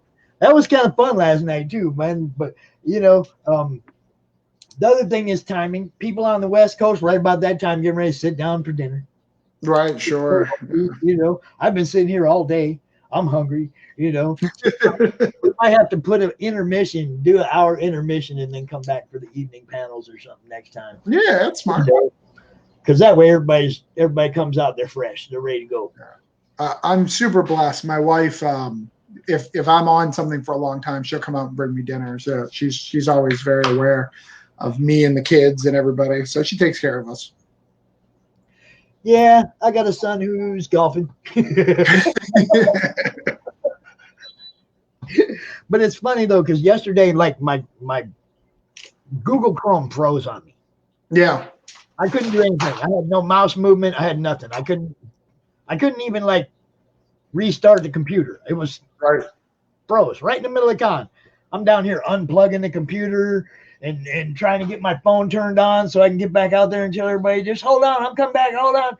And my son's sitting the other half of the room over there just giggling at me. I'm cussing. I'm bad. I'm like, come on, computer. You know, he's over there just giggling at me the whole time. Sure. It's like, thanks, boy. You know, he's a good kid, though. He really is. So what else you got, man? Come on. We're talking about everything but your stuff. Yeah, well, I like I said, I'm a community guy, like John just said. You know, I'm always working on stuff. You know, I broke down, like I said, it's the biggest thing. We're wrapping it up on issue 4. You know, if you like crime, if you like Quentin Tarantino, that's the big kick there. You know, my first anthology is coming out, which is Cthulhu Invades Oz. You know, that's got everyone from people from Scout, people from Source Point, Kurt Belcher, Russell Noltes, Richard Rivera, Joe Rodriguez, David Burns, Brian Silverback, like on and on. All these guys who you guys hear, if you guys are in any of these forums, I've got them all together to do this really cool anthology. And it's really nice that I was really shocked when I put it together because I didn't expect people to like flock to my idea, that like they'd be willing to participate, and they loved it. And it's not having any of the problems that anthologies have. When you kickstart an anthology, you always see, like, by the time you get the book, someone dropped out or some sort of problem happened or it was delayed because of a couple art teams. I'm not seeing any of this because I handpicked pros. I didn't mess around with grabbing people who are trying to figure out whether or not that comics are good for them. I handpicked the best people I could get for this project. So that's really cool. Right now I've got my Parallels book on Kickstarter. That's doing well. We're at 850. What's cool about that is that's just reprints. So normally when I do a Kickstarter, you know, I raise, you know, between 3,000 and 4,000, but this is just a series of reprints. So a lot of people bought these books, and I'm using it because there's no cons, right? There's no cons for me to raise extra funds to pay for the next issue of Broke Down. So I decided to throw all my anthology work together in little volumes, and I'm selling it. And I think that'll work out. Give me a little bit of funds to help get the book going. Yeah, well, drop the link to the Kickstarter in the comments, man. Cause yeah, we'll definitely do that. I mean, you know me, I'm gonna share. If I see it, I'm gonna share it, Travis. Right. I'm gonna share it. If it's in my news feed, I share it to the group. If it's in the group, I share it to my news feed. You know, I mean, I'm gonna do what I can. I have like this list of like 15 or 20 groups that I share stuff to. Nice. You know, and it's like I work at this all day. I really do. You know, I mean, it's not like I do this on one weekend a month. You see me every day sharing people's work. Or fighting on my Facebook, one of the two. You're very busy. That's sharing people's work, and I do my best to keep everything separate from the group. And I want everybody to know that is a safe place for everybody to share what they're doing, and we don't let nobody shit on nobody there. I mean, yeah, my personal page might be a little emotional sometimes. Can I tell you? It was rough, man. It was rough watching my neighborhood burn. I ain't gonna lie. Right. It was rough. I mean, so did we give a release date for Mojo Rising in the? We're talking about the 16th. The 16th of this month. Yeah. I mean, so our two voodoo things, I'll be coming on when you're going off, which will be great. Perfect. You're running 30 days, right? Yeah. I'll see if I can get. I'll ask Luke if he's willing to do maybe a picture of both the characters, and maybe we'll do a poster if you back both. There you go. Yeah, I'll send it out. Now, I don't know if you saw Raj earlier talking about the 50-piece print, the exclusive prints for Mojo. If you back the project, one of the first 50 people in the group, you know you backed it from the group, you get one of them prints, but there's only going to be 50. Nice. If only 25 people, there's only going to be 25. Right. But there won't be more than 50. So, the first 50 people that get on Mojo that say Comic Related Madness, you get that little print with CRoM shooting me, or not the one with him shooting me in the face, the one with him wearing the mask. CRoM Mojo skull mask. It's a cool little print. I'll have to get a copy. I've been following it for a long time. Jim O'Reilly did my second cover. I do what's called an artist edition. I don't have one near me, but it's a black and white cover that's full print. And he did my second issue. He did the fold out double page spread for it, and he did a great job. So Jim O'Reilly, I buy anything he does. Yes, he's just blowing away that Mojo origin story, man. It's like I keep telling him, quit showing me art, because I want to read it when it comes out. And it's like everything he shows me is just badass, man. Yeah. It's like I'm so jacked for that, and that's it. I mean, the origin story, it tells where Mojo comes from. How he ends up becoming who he is, and there's a little Pops Van Zant. I don't know how he's my cousin. Right. I'll just say it like that. Okay. It's like a distant cousin is Mojo. And that's all explained in the book. And these guys included me in this thing. And just like, I don't know. There's no bucket list description for that. Nobody goes around thinking after collecting comics all their life thinking, one of my bucket list things is I want to be in somebody's book. Right. That's not even a bucket list thing. That's just like they blew me away with that. I ain't gonna lie. I'm so shocked when people buy. I have in each of my books, I have a pledge goal for $250 of people wanting to be in my book, and I'm always shocked when people buy it. I'm just like, why do you want to be in my book? I mean, I sell 1,000, so only 1,000 people or so are going to see it. Just so you know. But it's weird because like some of those like I remember when Huffman and all them guys got their heads cut off in the Hatchet book that Andrew Mack did. Okay, and it was like, but this is a little different. I'm like gonna be in book 2 and gonna be in book 3, and I'm like in the book. I'm like a supporting character, and that that's weird, dude. You don't know. Somebody just takes you and goes, yeah, I'm gonna take that personality and I'm gonna put that in my comic book, and they're like it's kind of like they're betting on me to succeed as a character, right? You know what I mean? I'm that blows me away, dude. I'm not, I mean, come on, 6 months ago I was just Joe Collector. I wasn't a comic. I wasn't any of this stuff. I didn't have a group. I didn't have none of this all came about over just getting kicked out of my last group. What group did you get kicked out of? The MCBCFA. Ah, okay. And I don't know why to this day, really, other than I was contributed a lot. I don't know. I mean, just like doing my group, I was always active in the group. But, Sure. It didn't matter because it led to my group, which led to, not led to the cons. The COVID led to the cons, obviously. This would have never happened. We wouldn't even be talking like this if there was cons going on at all the buildings all summer long like they're supposed to be. This came because of circumstance. Right, sure. You know, creating my group came because of circumstance. Yeah. You know, it was all there was nothing planned about 2020, man. Right. Not for anybody. It's crazy. Yeah. No, it's 2020 has been a mess, but it's been a good mess. You know, you got some great guests. Your day 2. I know half the people. You got Ryan Cummings coming up. He's a good friend of mine. Well, John. Ryan, I don't think Ryan knew it was a video con, and he sent me a message about not knowing it was a video con, and I said, well, that's not going to be a problem, is it? And I never heard back from him. Well, he's done video online with me before, so I think he'll be fine. He'll probably be here. I mean, he just didn't even respond if he was like, yeah, I'm good, or no, I can't do that, or I'm kind of like hoping he responds to me here pretty soon, because otherwise I'm gonna have to, you know, like bring Chuck out. No, you got to bring Chuck. You know, he got out of it, gave his spot to Catherine. You got to get him. Yeah, Chuck.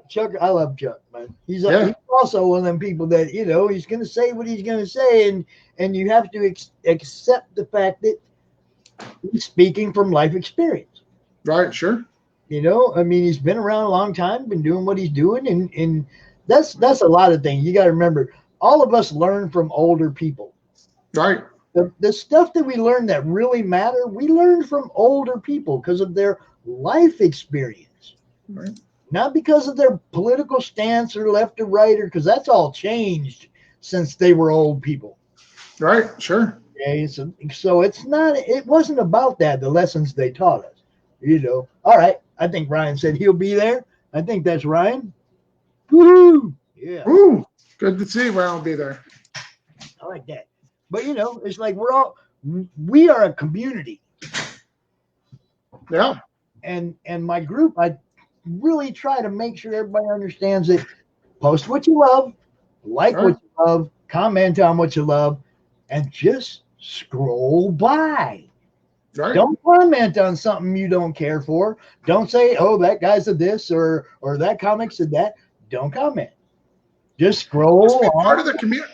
I think the secret is being part of the community. I think people don't realize that a lot of reasons why their thing doesn't fund or they don't get to the next level is because they're not part of the community. You have to be part of the community to grow the community, you know?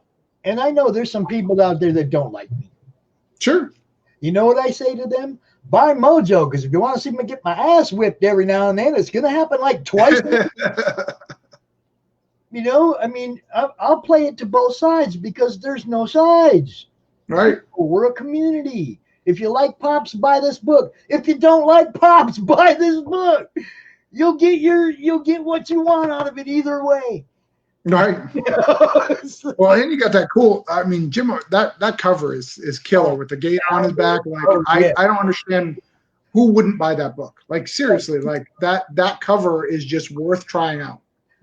There was an issue with that cover though. Jim wanted to use it for the origin book, and Raj wanted to use it for Mojo.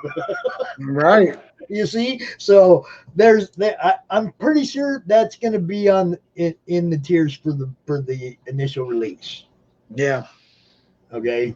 I mean, it'll probably still be a cover option for the origin series, but I'm pretty sure we're not going to wait to let that one out there, man. That one's coming out right away. That's good stuff. He is so good. Yeah. Man. So we still got a couple more minutes before Ernest. Oh man, let me send him his link.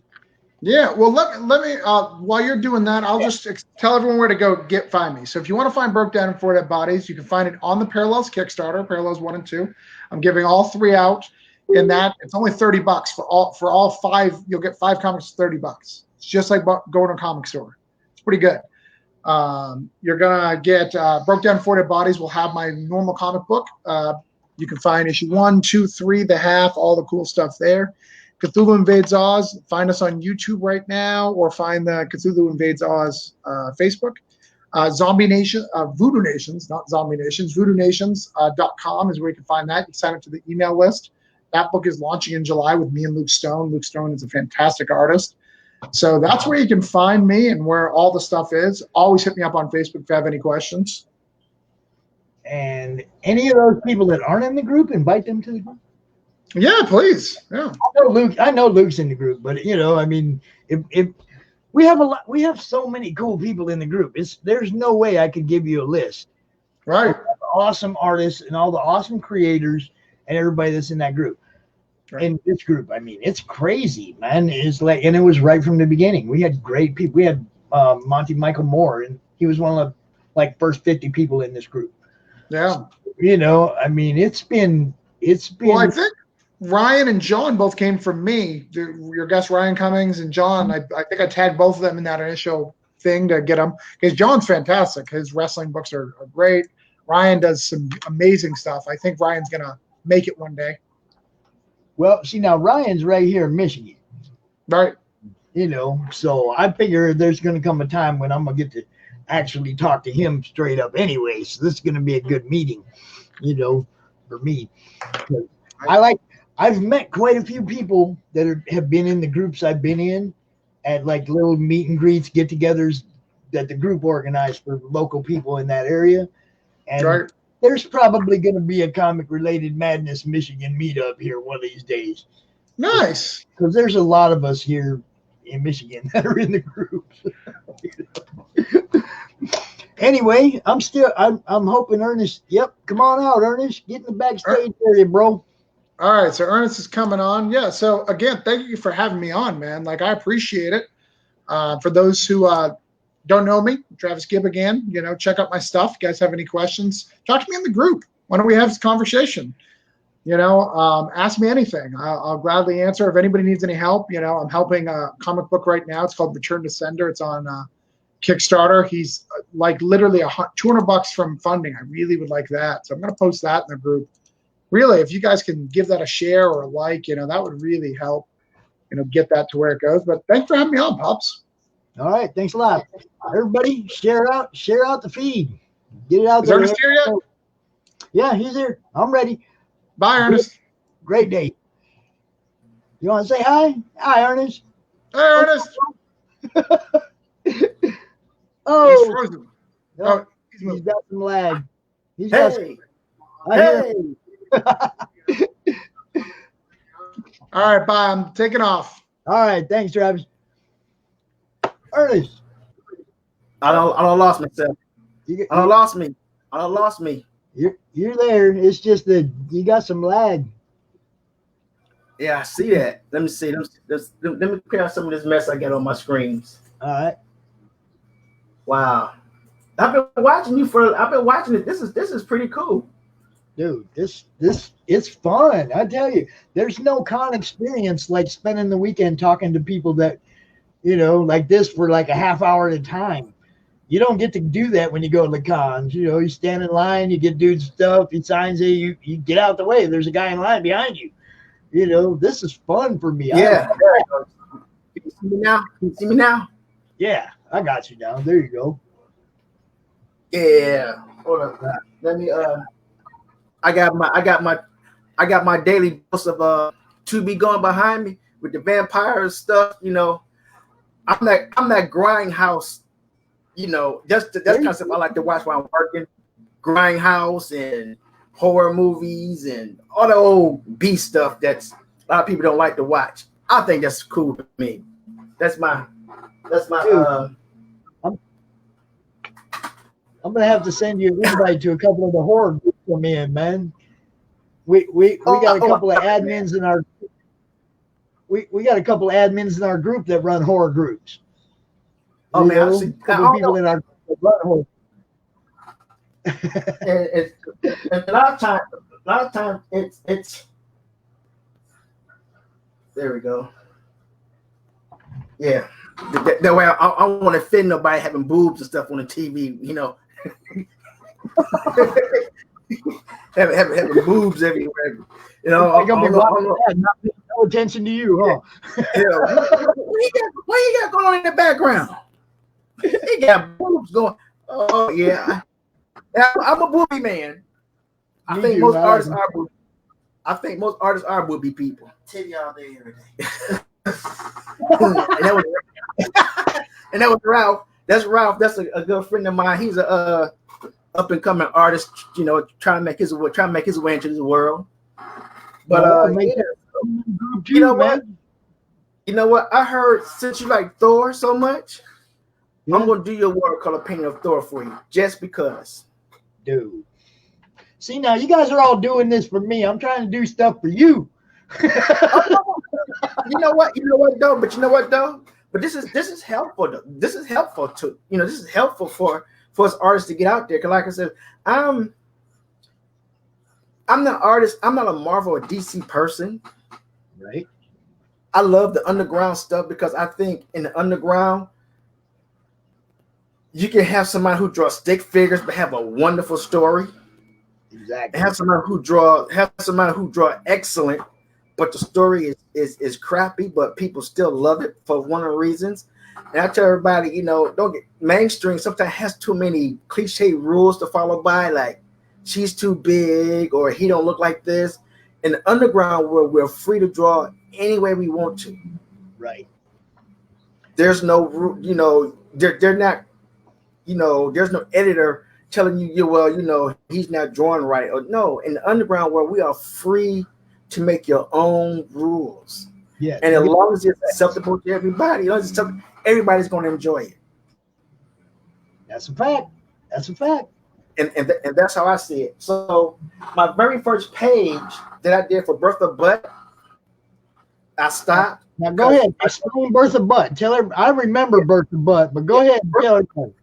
Yeah, Bertha Butt is a character that I came up with. She's a full figure woman, big girl, BB, whatever you want to call it. But she's a superhero, kind of like the Spirit. She has no superpowers, but she go around solving mysteries. But her timeline that I have for her storylines could be, she can either be in the caveman time or she can be in futuristic.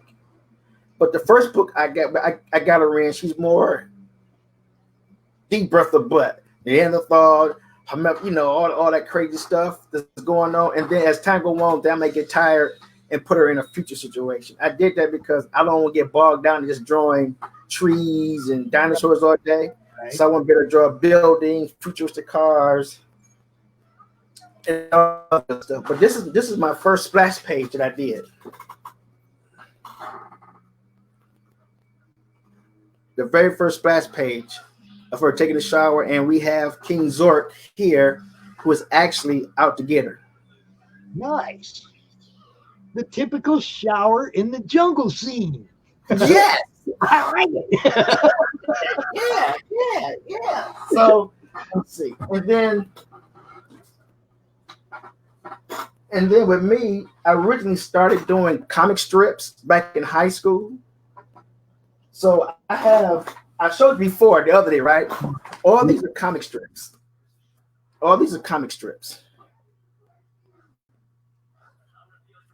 Of Bertha Butt and everything. So I work on these in between my commissions, just to give me something to do. And of course, another stack. Look at this stack of artwork that I have sitting around that I do. And these are all practice pieces, or I say experimenting with markers, inks, whiteout, whatever I get my hands on. So I'm putting all these in the book. Wow. Like volume 1. That's like volume 1, volume 1, volume 2. And then I started a watercolor series. But when the cons got canceled, I was doing my monster series. Right. Okay. All right, see you later, man. I was doing monster series like Frankenstein. See you. All right, so let me say bye. that was one of the children's, and I got one of Hellboy. Man, that's the concrete text that I got in the frame. Nice. And then I also have another experimentation of the Hawk.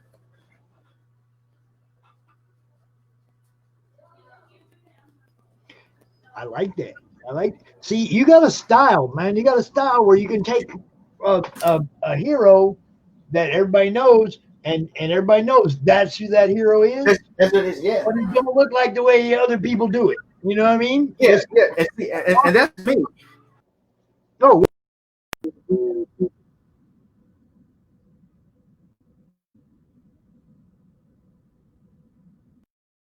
I like your style, bro. Yeah, that's me. That's me. And then I also have, a breasted woman. Who? Everybody got to do Power Girl. You got to do Power Girl. So. Karen Nicole, you know it. Yeah, you got to do Power Girl. And then these right here are some of my favorite old, for Bela Lugosi.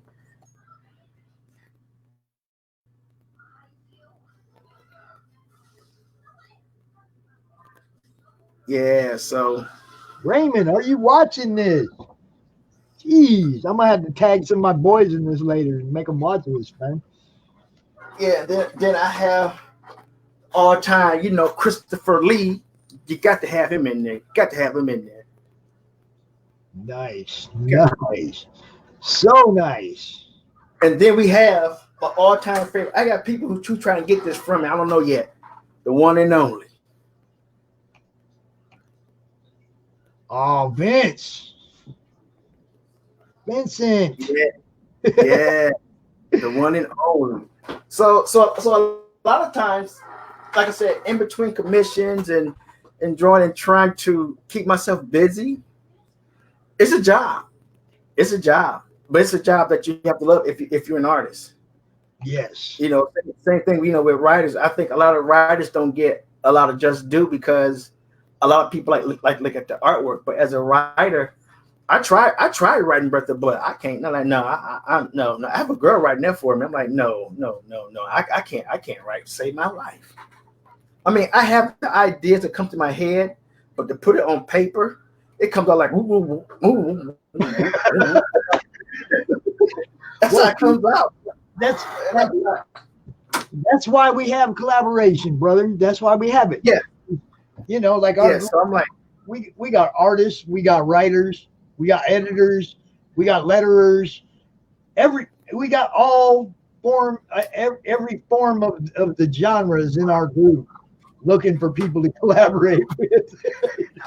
Yeah. So, but my wife says I want to get you an assistant because you got so much.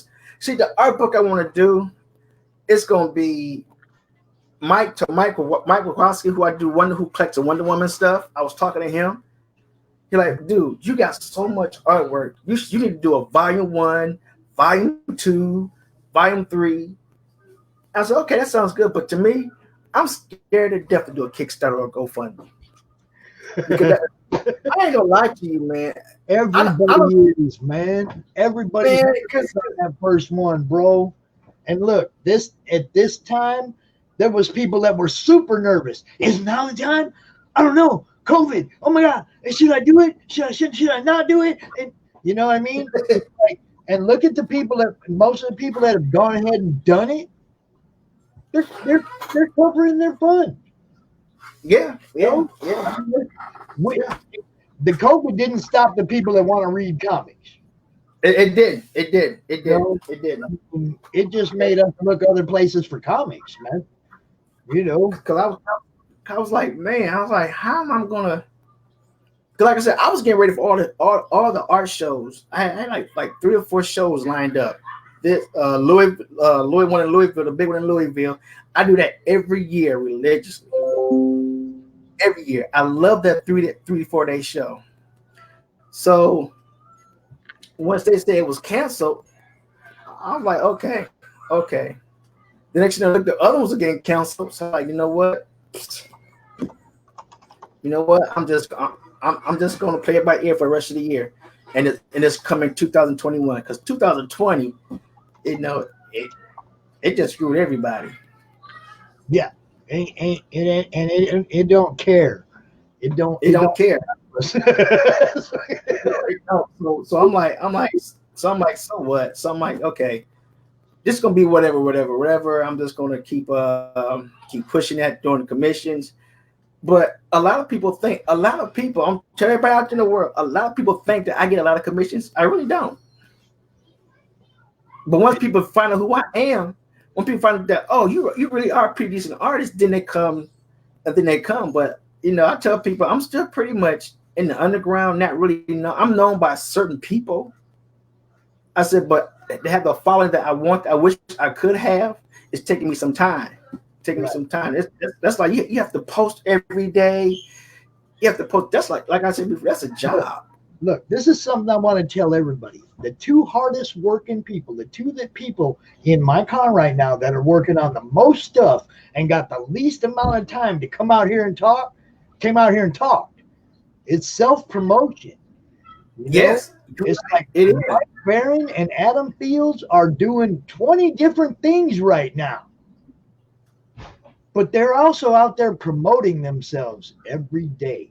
If they see me share something of theirs, they comment. They like, it's like they're always posting stuff so I can share it. If they didn't post nothing up, I can't share it. You can't share it. So self-promotion, I'm telling everybody, those two guys got their fingers in everything because they're out there talking every day about wanting to get their fingers in everything. There you go. It's self-promote. Let it show me what you got. I'll show everybody else, I promise. Oh yeah, I know. That's what I told you before. I said you want, it's a handful of y'all. I said people who actually love comics, who actually keeps the underground world and and even the mainstream comics going, because you buy the underground stuff, and you also have your mainstream follow books that you follow. Like everybody know Papa Vance is a big Thor person. He goes down. You go down saying Thor is the man. So people like So you keep that. So you keep that going. And people who buy artwork, people who are truly genuine into the art form of, into the comic book world, those are people who I think, who keeps me motivated to go on. When somebody say, all right, man, I love this character, can I get a commission piece from you? Those are the ones who I feel keep it going. And also, like it's just self-promotion, boy. But at the end of the day, when I go to bed 2-3 o'clock in the morning, I'll be exhausted. I know you be exhausted, dude. And see, the thing is like I tell my guys over at Third Empire, Raj and all them guys, it's like you guys write all day, you draw all day, you're inking all day, you're doing what you're doing, and at the end of the day, you also have a job that you go to every day. You go to, yes. Okay, so when you get home, how much promotion can you do in the middle of the night and still get the kind of sleep you need to still perform your regular job and keep drawing and keep writing? And it's like, I'll take that burden for you. Let me do that. Let me make sure people see it. Just show it to me. I'll make sure people see it. Yeah. They don't have time. They don't have time to like go out there on a complete promotion blitz like what I do. They're doing the work. I'm the one that just comes out here and goes, look at this, everybody, look at this, everybody, look at this, everybody. That's my job. I mean, my job's easy. I don't have to create nothing. I don't have to draw nothing that meets anybody's approval. You see what I'm saying? My job's easy. All I have to do is hit that share button. I ain't gonna lie to you. Yeah, because my wife, she does that for me. When she first set all my art stuff up for me, she tell everybody he has the easy part of the drawing all day. And when she found out, I said, sweetie, there's a lot of artists who are like me, who draw all day. But when it comes to doing the business part, we started, but then we stopped because it's not in our nature. So when she came in, man, I mean, she set up everything for me, PayPal, my business accounts, everything. So, so it runs smooth. Yeah. And she tell everybody, he has the hard part. He has to draw all that to keep y'all entertained and keep trying to promote stuff, So some days I go to bed, be like, I'm so tired. I'd be like, man, I gotta get up in the morning, clean these 2 buildings so I can come back home and draw for all day. Oh man, like no. Well, you guys, and if you take you guys all know you got me in your corner. If you put something out there you want people to see, I'm going to make sure that more people see it. That's what I do. Yeah. Yes. And it ain't never been about what I can gain out of it. It's always been, I mean, this group was supposed to be just a networking group. COVID turned it into a online con and all this other, COVID did that. It wasn't in the plan. This was just supposed to be a networking group, artists and writers and creators. And, now it's gotten all kinds of other input. Now, now because of the cons, we've gained a lot more people into the group, that found out about the group through the con. Yeah. I mean, it's helped everything is helping everything. That's the way I look at this group.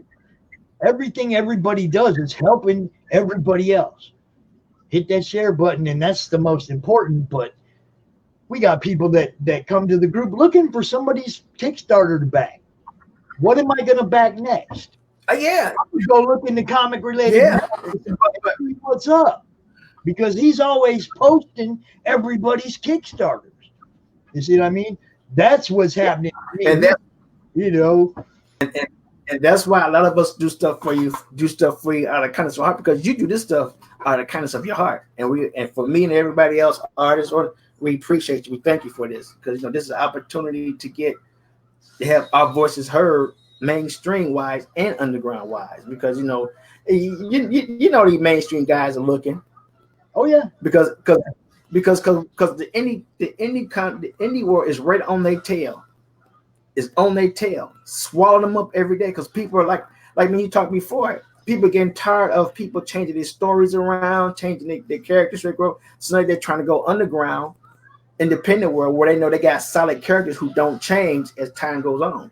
And it's something fresh too. You got to remember, Marvel DC been around for a long time. Much as I love Thor, it's hard to come out with a fresh Thor story. I mean, Donny Cates is doing real good right now. The first 4 issues, I like where he's going.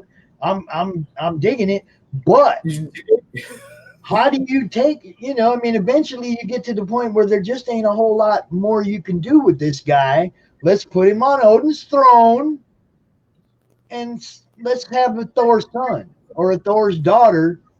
Yeah, there you go. Be the realm's protector again or whatever, and let's give Thor his rest. No, we made him the All-Father and we put him right back into a big badass battle, and I'm digging it. I'm not complaining, but eventually you got to sit him down on the throne and let his hair gray. Eventually, got you. And that's part of it. It's like it's stagnant. It's hard to come up with another Superman story unless you come up with a new Superman villain. Come up with a new Superman villain that isn't just something that can destroy the whole universe anyway. It's hard. It's hard as a writer to come up with something people are going to buy into in the big two, because it's all been done. So, I mean, you got storylines that they're doing the same thing that storyline did 2 years ago with this character that they did with that character. You got a lot of that in the big two.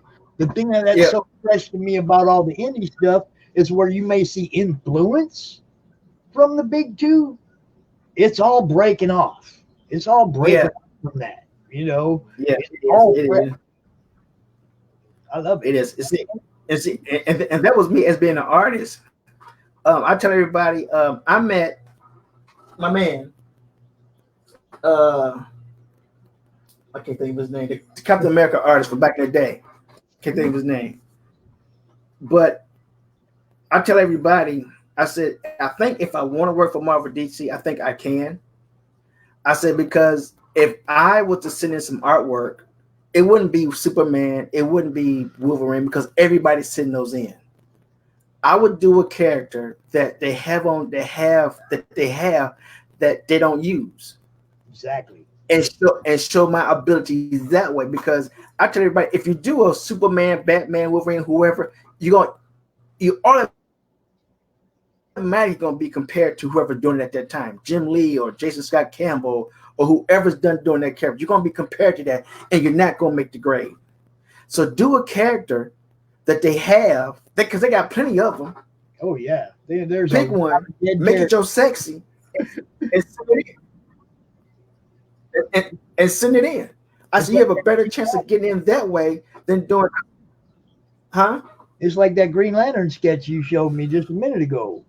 Okay, that has your style. Yeah. Okay, that's a fresh look. I like it. Okay, so many people change everything about the character to try to give it a fresh look, and you don't have to do that. A haircut, a different hairstyle. Look, can give the character a fresh look. You don't have to go to the extremes that people are going to. It be some extremes, boy. It be some extremes. You be like, ooh. Okay. What did they say that keep it simple, stupid? Is that what kids are for? And they have simple music, and they sell millions and millions of albums. Yes, keep it simple, stupid. Matter of fact, yeah, keep it simple, stupid. Matter of fact, I've been keeping this for a while. Nice. Now, did you draw that? Yeah, I drew that. Yeah. Nice. See, I got that whole Dynamite series, the Demon, right there, over there in my filing cabinet. Because Yeah, because I asked him. I said, "Do y'all remember the Kiss comic books back in the day?" I like, man, those were some cool books for me. I'm like, oh man, shoot, what?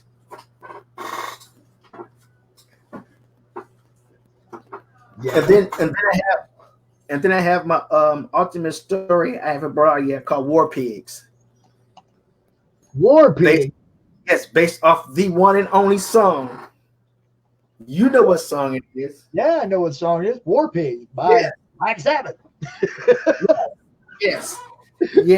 I got a thing called War Pigs. I think once I need to find somebody who's a good writer for that. They can understand Black Sabbath and their music.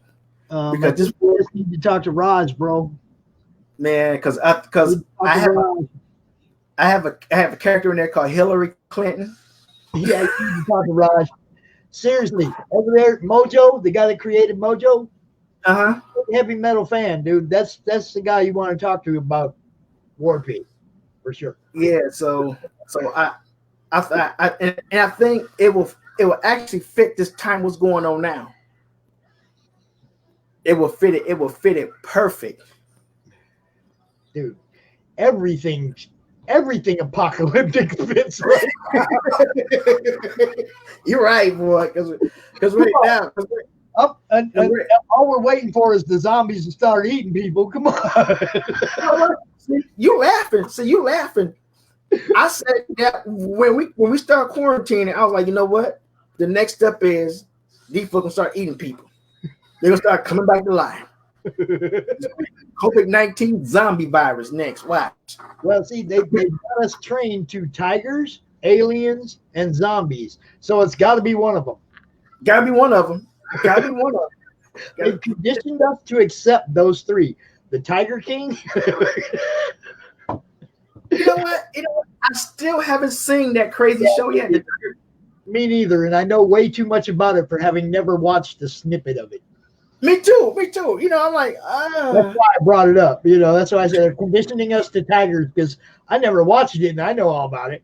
You know what? Yeah, you're right. It's like somebody telling me that going to Vegas. I heard so much about Vegas that I want to go because I hear so much about it. Yes, I did hear about the guy in California that ate his grandmother. Oh, yeah. I did hear about it.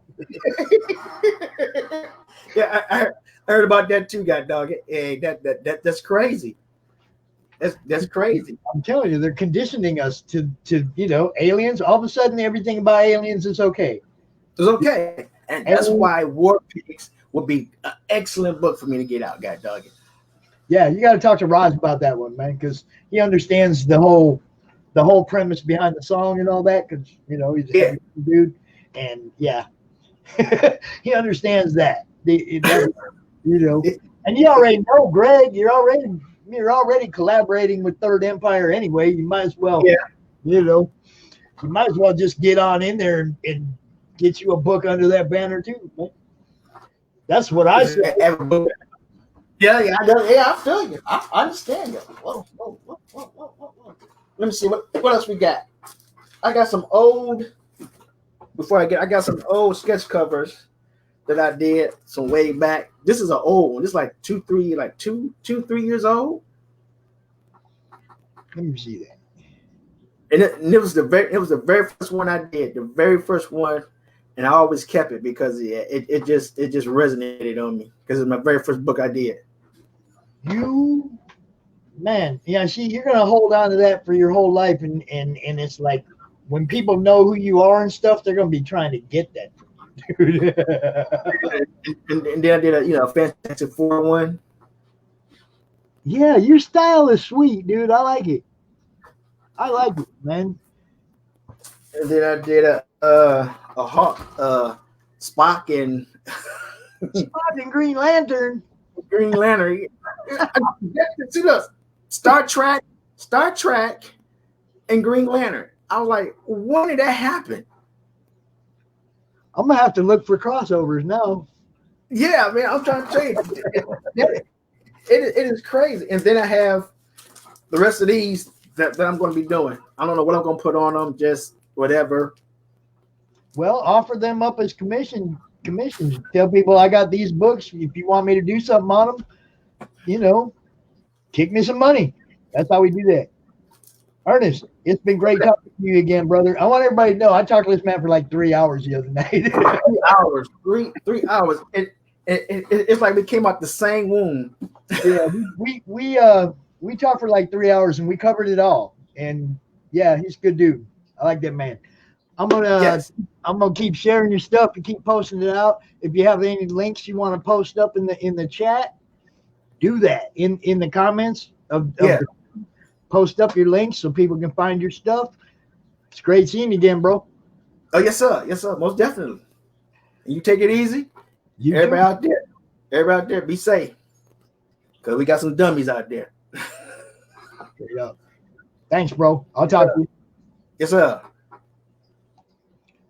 Our next guest coming out here is one of the people I really haven't had a whole lot of time to research, find out what he's about. So I'm going to let him come out, introduce himself, and tell us what he's about. He's got a Detroit Tigers hat on, so I know he's homie. So I'm going to give him that straight up. How you doing, Ryan? I'm doing good. How you doing? Hey, man. It's con weekend. It's always good for me. Yeah. How are you? It's great. I'm just glad we're doing a con. Well, I'm it's just, it was a spur of the moment thing when we first did it the first time. It worked. People liked it. We did it a second time. We're going to keep doing it as long as we need to do it. And probably we'll do winter cons when the cons come back. We'll probably do this online stuff in the wintertime in the off season. So, Well, and it's a really good format too for a lot of people who can't pay the table fees to get into cons, or if you've got a few, like a month or two between cons, it fills it out really nice. Yeah, and you can always count on the fact that I ain't gonna be. I'm not a COVID vulture. I'm not trying to get anybody's money. It's like I'm trying to help people. That was the farthest thing from my mind, and the people that are sending me stuff just blow me away because that was never what this was about. Right. And it's community. I'm looking behind you and I'm seeing Skeletal Press. Skeletal Press, yeah, that's kind of my brand. So just kind of to link all of my projects together, basically. Like, so if you see this guy, little space skull boy flying around, you know, that's my brand. It's something that has my stamp of approval on it. Right. You know, just unity over all of my projects, basically. And it looks really freaking cool behind the table. So I've had a lot of people come up to me at conventions and be like, "Oh, where can I get that book?" I'm like, "Oh, that's just the logo. Here's my actual book." Oh no, I'll pass. Oh, so you need to do that on one of your covers. Well, let me tell you what I started doing. Okay, this is my book, Rumble Kings #2, right? Hold on. Okay. Oh, there it is, right there. So they see this guy. Where's he at? Over here at the table. They're like, "Hey, where's that book?" I'm like, "Well, I got this book for you. You can check this out." "No, not my cup of tea." "Hey, check out the back cover. Is that what you want?" Because I got that all day for you. So now everything, this goes on the back. Cool. That's cool. We did some back covers for the Mojo book too that are special. That you know, just because you know, we had so many people that were throwing art at us. They wanted to be involved in. You know, I mean, it's like Roger's over there going, "Man, I got." He can't even go down the list with all the people that are trying to get involved in doing stuff with it. Yeah. Same thing with me. My inbox when I first put out my first book, Rumble Kings, and we had the success from the Kickstarter. I had people flooding the inbox, like 2 or 3 every week. "Hey, I'm an artist. You know, here's my art. Can you give me a job?" Yeah. And I was like, "Whoa, like not a full blown company, bro. Sorry." Working on it. There's some talented people in there. Yeah. One day, hopefully. Yeah.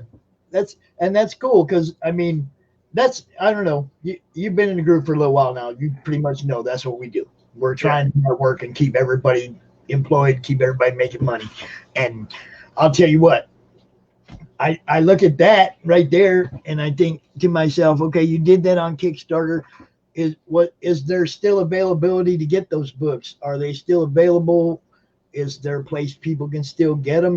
Was there possible for a second chance campaign on Indiegogo, stuff like that, or is it dead title? Oh no, it's definitely alive and moving. So everything can be bought through my website, skeletalpress.com. There's a link there, take you to the web store.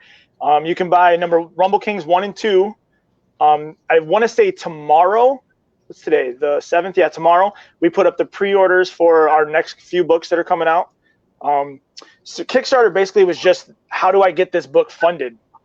At the time, it was like, I have no money. I have a few artists I could work with. So we did up a little bit of art through the Kickstarter page together and got funded. So that's really the reason we went to crowdfunding to begin with. And now we have a nice small fan base there. So we'll keep going back to Kickstarter because it's a good place. It's a good platform for people. Right. What I was talking about was the second chance, like to if you got some people coming out and they're saying, "Hey man, I wanted another chance to get some of them older books." You know what I mean? That a lot of people are doing that second chance on Indiegogo, where you can get the basically same options that they got in the Kickstarter because they missed out on the Kickstarter.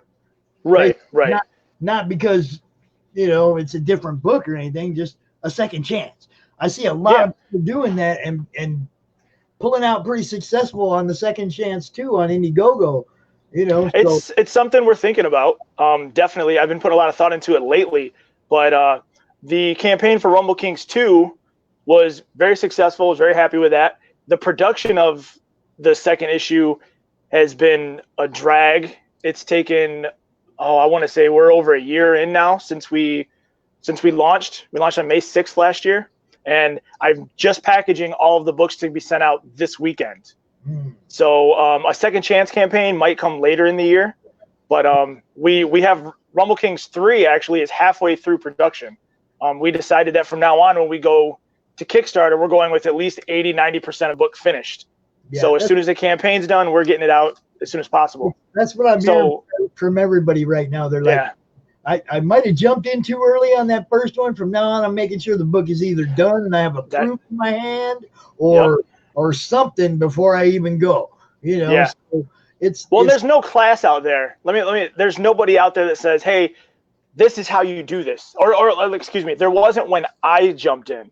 So I had nobody to hold my hand and say, hey, do this. Definitely don't do that. So I really give a lot of credit to the success of that first campaign to Killtopia writer Dave Cook. He went above and beyond. He wrote up this long, very in-depth how he did it kind of structure and instruction booklet. And I completely jacked that and just took it. And I followed everything that I could, and it worked.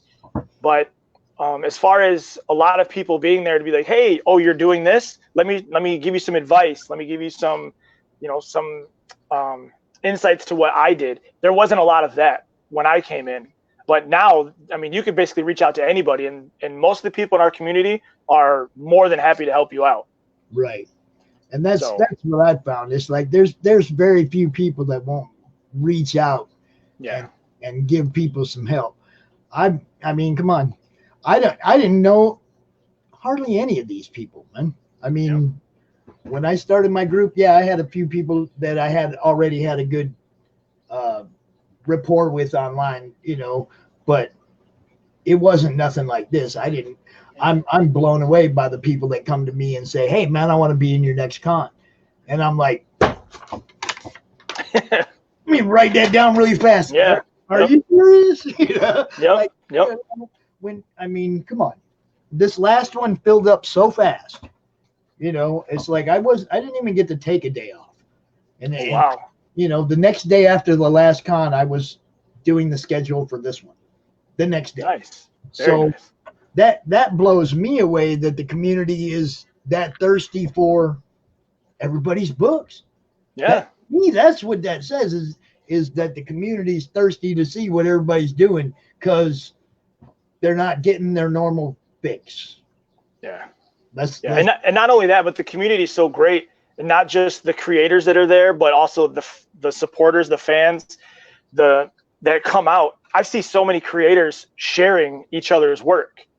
I'll get an email from a Kickstarter that I backed. Hey, check out this, or on Facebook all the time. Hey, check out this amazing creator who has this book, and I love that. So when I saw your invitation for this, and I saw all the creators you had, I'm like, I got to be a part of that. It's like, and it's awesome that everybody wants to be part of it. But to me, the more awesome part is the people that come at me all month long, just fans going, are you doing the con again? Yeah. When are you doing your next con? And it's like, that's when I know it's helping out when the fans want to know. Yeah. Of course, the artists want to be involved because exposure is king right now. Yep. But when the fans are coming to me asking me, are you doing another con? Then I kind of feel like, okay, I'm helping you guys out because the fans want to know. Yeah. And there are a lot of fans that are indie creators. You guys are all fans. Definitely. You got into this because you don't like comics. Right. Okay? You're all fans. And when I see you all supporting each other and buying each other's books, or like in the case of Third Empire, Raj was liking a lot of those guys' books and backing a lot of those guys' books. And eventually they all just ended up coming up under the banner that his book's under. Nice. We all just said, yo, man, can we all just like band together? Yep. So it started out, yo, I'm backing your book. Now you're under the same banner that I'm under. Yeah. That's networking. Well, and there's a lot of us at that level where, okay, we have a lot of creators backing our work, but now we're at that level where, okay, now how do we bring in more outside fans? And especially this year with the convention circuit shut down, it's really hurting a lot of people. So forums like this, that's what I'm saying, and platforms like this are amazing right now. The whole purpose was so that all you guys would be in one place and you could get your fan bases bouncing off each other. Yeah. That was the whole premise of the very first con, was how can I help these guys to increase their fan base? Maybe I'll get them all in one place and get all their fans in one place too, and maybe they'll see each other's stuff. The fans from your fans will see Raj's stuff and like his stuff, and Raj's fans will see your stuff, and increase everybody's fan base by bouncing them all off each other. Yeah, exactly. That was all I was trying to do, really. And I'll tell you what, I think we had like 600 people in the group when we did the first con. Oh, that's awesome. We got like twice that now. So the cons increase the fan base in the group, and then it just keeps getting bigger and bigger, you know. Yeah. And it's so easily accessible too. I mean, I drove to the gas station while you were talking to Travis, and I just had you playing. So I mean, you can't do that if you're in a building somewhere. Right. Like I really needed a gas station muffin, so I had to take a drive. and the other thing, like I was telling everybody, is for me, there is no con experience like what I went through the first time I did this. Yeah. Nobody gets to spend 3 days talking for 30 minutes to every single person in that building they want to talk to. Yeah. Nobody gets that.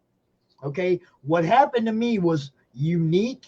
I can't even explain to people how it feels to be able to talk to all you guys for a whole weekend. It's not like going to the con. I might get to see you and see your work and get a signature, but I got to get the hell out the way because there's somebody else in line. Yeah. I mean, nobody gets this all day rapport with all you guys. This was, for me, the con experience, the ultimate con experience. Yeah, I'm not right there. I can't shake your hand. But damn, we can't shake hands right now anyway. Exactly. You know? Yeah. You know? Yep. People don't understand, man. For me, personally, this was the best con experience ever, was deciding to do these online cons. Yeah. There's nothing that compares to this, man. Well, and especially like this, I mean, I don't know if you're wearing pants or not. I am. You know, the point is you don't have to. You go to a convention, 90% of the time you're gonna have to wear pants. So it's really comfortable. I like these kind of interactions as opposed to some of the more uncomfortable ones you run into at a con. I've had some like, okay, I need to leave here for a little bit, like. Now, see, I got somebody in the backstage just kind of nodding his head a little bit. Yeah, right. Everybody has those con horror stories, and oh my God, they're horrible. Yeah, I'm really glad that everybody can come together though for these. Yeah. I mean, it's like, I know I had no credibility. Nobody knew who I was when I came out, did the first one. It's like, and everybody went, yeah, I'll do it. Yep. Okay. Well, that instantly made me feel like, okay, I can do this. Now it feels like I don't think I could stop. Yeah. Yeah. I don't think I'm going to be able to not do one next month. I think people are going to want it. So, that gives me all I need to know that it's doing the right thing. Yeah. And once you build that credibility and once you build that rapport with people, they're going to look to you. They're going to expect you to be there. I've said it before. If all this comic stuff doesn't work out for me, it's like, all right, wash my hands of it, walk away. It ain't going to be that easy. Like, you ain't going to be able to walk away. You got fans. No. That's exactly. You see, and as much as people want to be the individual, you still end up being driven by your fan base at some point. Yeah. I mean, even Neil Peart come out had to write a song. Yet it was for me, not you, that I came to write this song. And he tried to keep it selfish, and you just can't. Look at like 35 albums and 35 years after that. Well, too many people identify with that. Yeah. Like at the end of the day, an artist sits down to create something.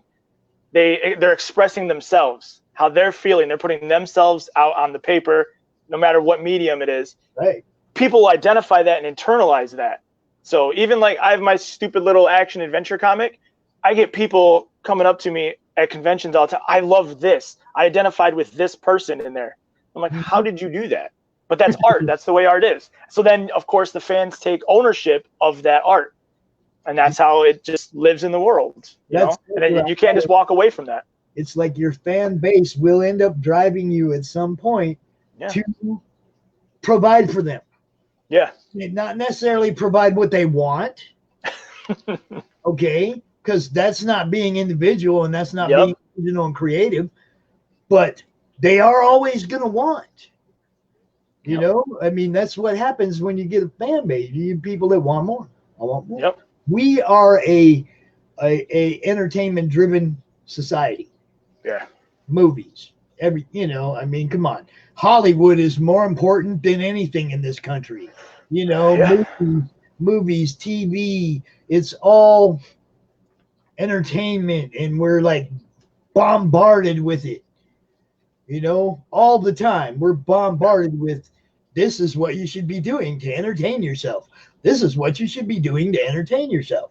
Yeah. Okay, well, as you develop as a human, you find those things that you enjoy, and those are the things you gravitate to. I like golf. I do it sometimes, not near as much as I'd like to. Right. I love to read comics, and I do that almost every day because I can. It's like everybody, your fans are always going to be the ones that inspire you to improve, to move on, to grow. Yeah. And you can't ignore them, because they're going to be there. They're going to be in your inbox. They're going to be on your Facebook. They're going to be going, yo, when's that next book coming out? Yep. Oh, are you going to have that character that I liked so much in your next book? Is that character going to be in your next book? Because that might be what drives me to buy that book. So the other thing about promotion is you come out and you talk about your book. You got to talk about your good guys and your bad guys, and make sure people understand that you might like one of these people. Well, I'm going to tell you a little bit about each of these people so that you come to my book and you read my book and you find out you like one of them guys. He might not be in the next book, but they're going to find out. They're going to ask you. Yo. I have that problem at conventions. I'll have people talking to me about characters in the book, and in my head, I'm like, oh, I wish this book was coming out on a monthly basis, because that character is going through the ringer, and you were going to hate me like 3 or 4 issues down the line. Like, see, that's what I was telling everybody with Raj about my character in his book. It's like, the people that like me buy the book because they like me. If you don't like me, they're going to be kicking the crap out of me all the time. Right. You'll probably get a kick out of it. Buy it. Right. It's like, they serve both sides, man. Serve everybody. And, I mean, don't turn off anybody. That's hard to do in today's society with so much division. It's hard not to turn people off. You have to promote in a positive sense, no matter what the content of the book might be. Yeah.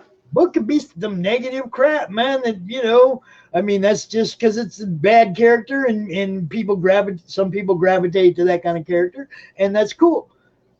But you have to make sure that everybody's served. Yeah.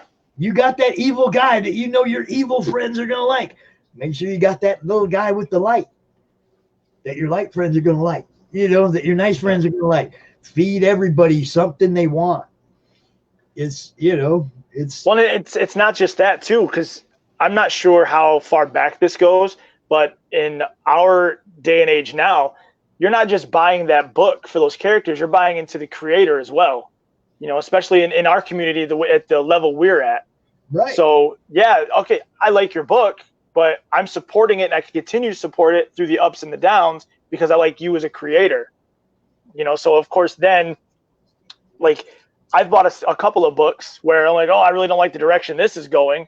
If it was anybody else, maybe I wouldn't be purchasing that book, but now, like, I know you, we got social media everywhere. I know you, I know that maybe you and I would get along in real life, if I saw you somewhere or we sat down and talked, but so I'm going to keep supporting you, I think we'd be all right. No, yeah, we'd be good. It's like that though. And on the same thing though, there's now you can have a rapport with a creator, okay, because of Facebook. Okay. 10 years ago, you couldn't just like get on Walt Simonson's Facebook page and start talking to him. Yeah. Yeah. Okay. That made a huge difference in what I felt about my favorite artist and writer at the time. Yeah. Okay. Now I'm part of his group and I know dude a little bit. Yeah. Okay. Oh, I've waited in line at conventions to meet people, like people I grew up on, artists, writers that I loved when I was a kid. Right. You're never going to get to that guy. And if you do get to that guy, hey, how's it going? Shake your hand, your book, get on. Yeah. But, through social media, I'm not only talking to people that I grew up on, I've worked with several big name people that are like bucket list creators for me, just because, hey, I can reach out and say, hey, what's up? I'm this person. This is what I've got. Hey, how's it going? You know, whereas at a convention, it's like, hey, you know, get the stinky fat kid out of here, you know? Exactly. I mean, come on. I have Mark McKinnon, Keith Williams. I've had all kinds of great people that have been in the industry for a long time come out here and do my cons. Yeah. You know? And I didn't know them before I did cons.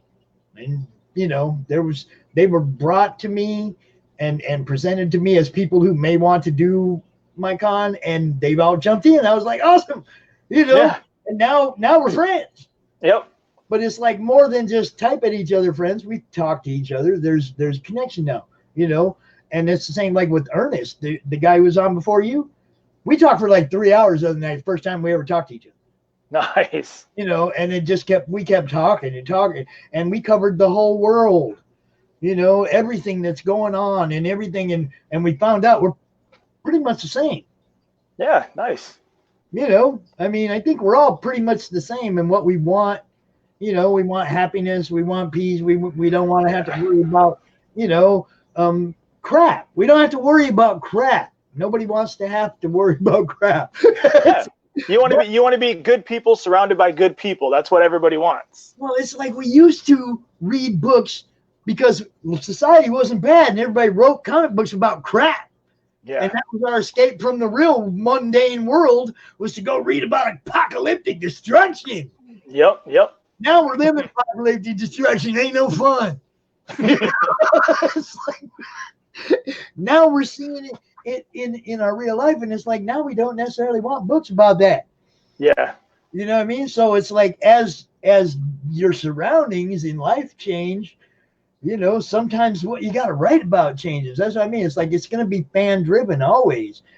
And even if you don't care for what the fans want, when you produce it, you produce your ideal of what it is, what it should be, and you give them that book. Yep. You give them your creator original ideal of well, if you're honest and if you're honest in your artwork and it comes out from a good, pure place, there are people out there that are going to gravitate towards that.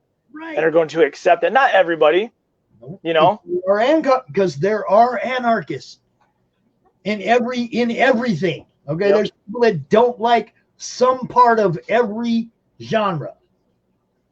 There are people that hate Disney because of what they did to Star Wars. There are people that love Disney because of what they did to Star Wars. Yep. It's like there is no right side anymore. Yeah. Be above it. Just be above it. Yep. You know?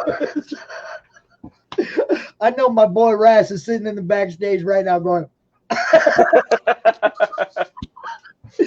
but that's where it is. There's no right side. If you're picking a side, you're not right. Yeah. That's what I'm saying. If you're picking a side, you're just not right. Enjoy what you like. As long as you're being safe and you're being respectful to someone, enjoy what you like. Yes. You know, you don't have to like my book. You don't have to like my art, but go out and enjoy someone's art. Yes. You know? Yes. I mean, it's all about what you love. We're all in this because we love comics and we love the genre. We all are involved because we love it, not because we hate it. There should be no hate in it. Yeah. And especially right now, there's a lot of negativity in the comic world at large. Yeah. It's like, man, there's so much great stuff out there. Quit looking at what you don't like. Quit looking at it. Thank you. Yep. Don't comment on it. Quit bringing yourself down by looking at something you don't care for. Yeah. Look at what you like. I had a guy last year on my page run me down about character choices in one of my books. And I was like, he's like, I won't be supporting this. I'm like, okay, why not just not support it, not engage? What's the point of going to a public forum and making this big scene about it just to say I'm not supporting and then leaving, you know? Yeah. It's like, oh, so you wanted to try and get 3 or 4 other people to not support you because of your views? This is where it becomes that's why I say you can't pick a side in this. Everybody has to quit picking sides and be above it, because you and me have no right to tell anybody else what the hell they can like or buy. Yeah. And when you start doing that, when you start coming down on people for what they love, you lose people. Yeah. You lose people. Yep. Just don't do it. Love what you love and scroll on by. There you go. Well, I mean, I'm a victim. I'm a victim of the fish hook. Okay? Out on my page, I'm in my news feed, I see something stupid. I'm a victim. Ah, they got me again. Got me to get out. You know. Yep. But I'm an old guy, an old opinionated guy, been around for a long time, and it's hard to tell us old people to shut up. Yeah. Okay, because we've been around, we've seen it. It's, you know, and if you tell us to shut up, you're probably not going to get a good response. Because I mean, life experience, man. Your elders, respect your elders. I respected mine. I learned a whole bunch from them. Yeah. How to act. You know, I mean, respect your elders, man. We're not out here trying to tell you don't like rap music. You know, we're not.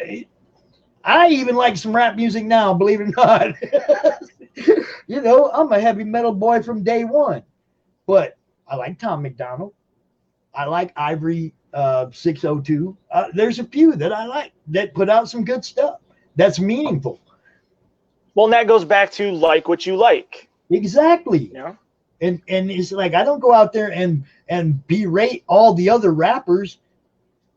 I do talk up the ones I like. I do go to Tom's, you know, when Tom releases something new, I'm watching it. I'm telling, yeah, that was good. Or yeah, you could have done better. Most of the time it's, yeah, it was good. But, you know, It's like I gravitate to people that are real. Most people gravitate to people that are real.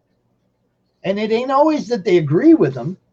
It's that they're real about their opinion or what they're doing. You know, your book, I personally want to read now, because what you said about the characters, that some people didn't like that character or whatever and didn't buy your book because of that character. Well, I'm telling you right now, I'm going to buy your book because of that character, and I don't even know what freaking character it was.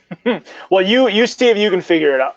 Do you see what I'm saying, though? Yeah. Because somebody gave you that crap, I'm going to give you that buy. I'm going to make sure next time my son says, you want to get something, I'm going to be like, yeah, I want to get that one. Okay. Well, see, now I want to track that guy down and be like, hey, thanks for the sale anyway. You see what I'm saying? Because that's controversy sells too. Okay? Controversy sells. But it doesn't sell to both sides, usually. Yeah.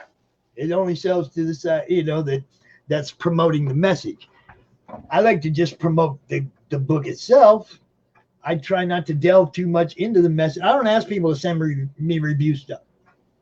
Okay? Because I'm not going to come out here and talk about your book and then try to get you to come out of my con and promote your book. You see what I'm saying? Because I might not have a great review. And then you're not going to like me and you're not going to come out of my con. You see what I'm saying? I'm not a reviewer. I'm not a critic. That's not what my group or show or cons are about. You know, I'll read your book and send it to me, and then I'll tell everybody if I liked it. If I liked it, if I didn't like it, I'm not going to go out there and go, yeah, that was trash. I'm not going to do that to you. You know? Well, you got to be honest too, though. I mean, but it comes down a lot to what you think, what you like. I'm going to read it, and if I like it, I'm going to go out there on Facebook in my group, and I'm going to be like, yo, y'all need to check this out. If I don't like it, I'm going to hit the share button when I see it. You see what I'm saying? Yeah. There's a difference. I'm not going to bash your book. I'm still going to hit that share button when I see it. I'm not going to go out there and tell everybody don't buy it. I'm not going to go out there and give people a reason not to buy it. It's always going to be, yo, sharing this book or talking this book up. Yep. Because if you don't like it, there's somebody out there that will like that book. And I'm not trying to kill your sales. I'm still going to hit that share button. Right. That's why I don't understand about people that get mad at me and leave my group. It's like, I'm still going to promote you. Just because you don't like me, if you're in my group and you're posting your stuff in my group, I'm still going to promote you. That's what we do here. It isn't about who likes me. It's not a popularity contest. It's about who's going to like your book. Post it. Join the group and post it. You know? And you, dude, you got to show your books off more in the group too. You know what? I was thinking about that earlier. I may have been in the group for a while, but I haven't been as active. I am busy. I was like, man, I got to make more time to associate with the community. You know? Even just like I say, you just kick it out there where I can see it. Just every now and then, just post something. As long as I see it, it'll get shared around. Yeah, just like everybody else's stuff does. I mean, whether I've read your book, whether I haven't read your book, whether I like your book, whether I don't like your book, whether I like you, whether I don't like you, if you're promoting it, and you're self-promoting it, and you're putting it in my group or on my newsfeed where I can promote it, that's what I'm going to do. Yeah. Alton Simpson and I love Alton. Alton was putting his book out. He was doing this awesome thing for the people in his neighborhood, the first responders in his neighborhood. He was donating money from the book to them, and I was all behind that. And somehow him and I got into a disagreement, which turned out to be what I believe is a misunderstanding. And now I still post his stuff. I still share his work. I still love the people working on this book. I still love Alton. I love where his mind's at as far as helping people out. I want to be his friend again. You see what I'm saying? Something happened that didn't have anything to do with comics, promoting comics, and making sure people are seeing his book. That's what I want to do for him. That's what I want to do for everybody. You know? So that there, yeah, see, there you go. Pop shares and supports everything. Dude, we went 5 minutes over. I got to get Katrina out here. Man, come on. I'm blowing it. Jeez, see, and we're just talking, and there we go. I got to find Katrina now and get her the link. Jeez, I'm sorry, Katrina, if you're watching, I'm going to blow it. You can go ahead and tell everybody I blew it. It was his fault. It was. It was. I was starting to ramble probably a little bit. But that happens. I'm passionate about helping everybody and about what I'm doing. Everybody appreciates it. I can tell you that. I mean, I do get passionate about it. Katrina, I just sent you the link. If you're watching, if you are watching, you can hit the backstage area and I will pull you right in. There she is. Yeah. Dude, Ryan, it's great hanging out with you, dude. We will talk Great more. talking to you. Sure. Thank you. Thank you very much. Post more and we will talk more. I promise you. All right. All right. You have a good day. Right. Hey, you too. I'm sorry. You sent me a message and said, yo, shut up already. It's my turn. I was enjoying listening. I was just like, then I realized it was like 2:33 and I went, oh, oops. Yeah, I just looked down, it's 2:35. I'm like, dang. And my guys in the backstage, my backup in the backstage didn't even flag me on that. What's up, Raj? What's up, dude? So how are you doing? My name is Pat. They call me Pops. I'm pleased to meet you. I'm good. Katrina, Kat, Katie, whatever. Okay. Cat whatever works for you. Okay, Cat works. So I know you have a children's book. Right? I do. A children's book. Now, see, this is what I love about this. We all can do whatever, and we can all do it, and I'll share it all. Show it off. Come on, get it back up there. Get it back up. I will do that. There you go. This is Tales from the Toy Store. Comes out July 14th. And is that Kickstarter or Indiegogo or it is straight to Amazon? Straight to Amazon. All right. That's the first one we've heard this weekend. Straight to Amazon. All right. So what have you done stuff before that we should know about? You may know me as editor on a few comics. I work with Alt World Studios on the Teddy Bear Tales series. I am Russell Nolte's proofreader on all of his novels. So I do a lot of different stuff. That's awesome. That's go ahead though. I collect comics. Go ahead and say a couple names so I can. Okay, well, like I said, Alt-World Studios, which is Nick Davis, is the creator on those. Let's see. I'm trying to think what comics I've worked on lately. I've switched primarily to prose. I haven't. It's easier not to compete with Chuck Pino.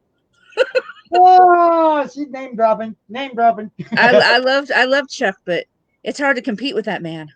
Yeah, see, and I love him too. And he gave up his spot for you. He's such a nice guy. He did. He's a good friend. So your children's book, I want to hear about it. I want to hear a little like an outline without too much spoiler. Okay, well, this is based a lot on the stories I would tell my kids when they were little.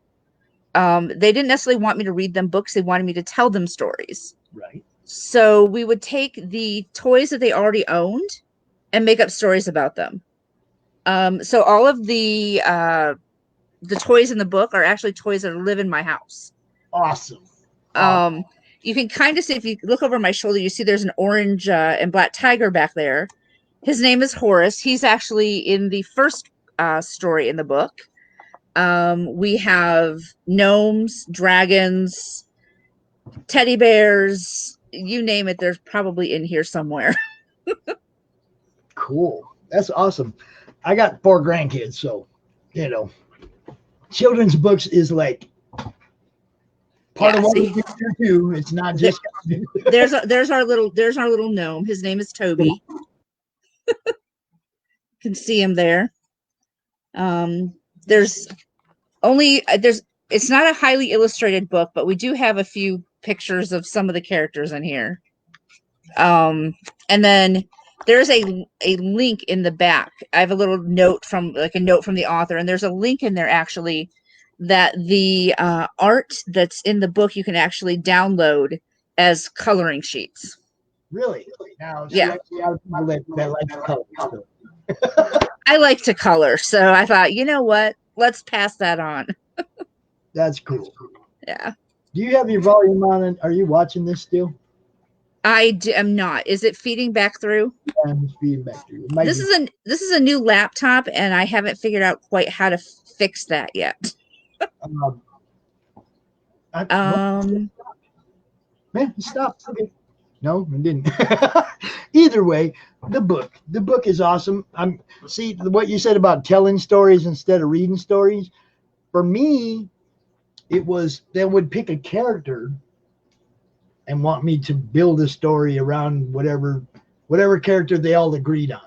Because there were 4 of them, So they would pick somebody, and then I'd have to tell a story based on that character, which for me was easy because they'd pick a comic or Star Wars or somebody that I know, and I'd be able to just like, oh, well, one time Ahsoka did this. And, it was real easy. But when they started hitting me with Mojo, which is, the new book that hasn't come out yet, and they start hitting me with some of the characters that they're seeing on my page all the time, of characters I don't know anything about, and I'm being forced to create something I have no idea.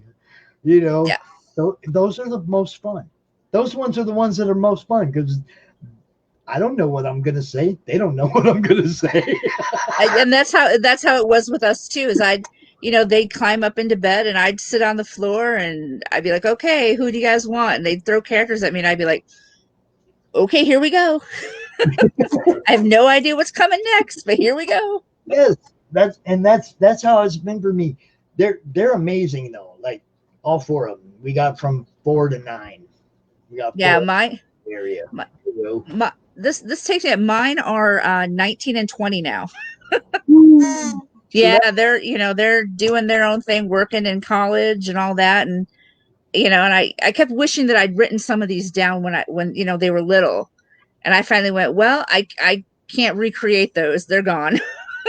But I can write all new ones. Right. And then when you have grandkids, you can write even more. Because you make up more. Yeah. Well, then I'll be prepared and I'll just open a book. See? Until they catch on to how this works. And it's great because like my 4, they're all like testing out their artistic abilities. They have a box of comics of their own. They come down here. They watch people, like when people are drawing. When I'm doing a live thing where somebody's drawing live, they'll come down here and sit here and watch. They're like, they're little sponges right now, man, and I'm trying to pour water on them.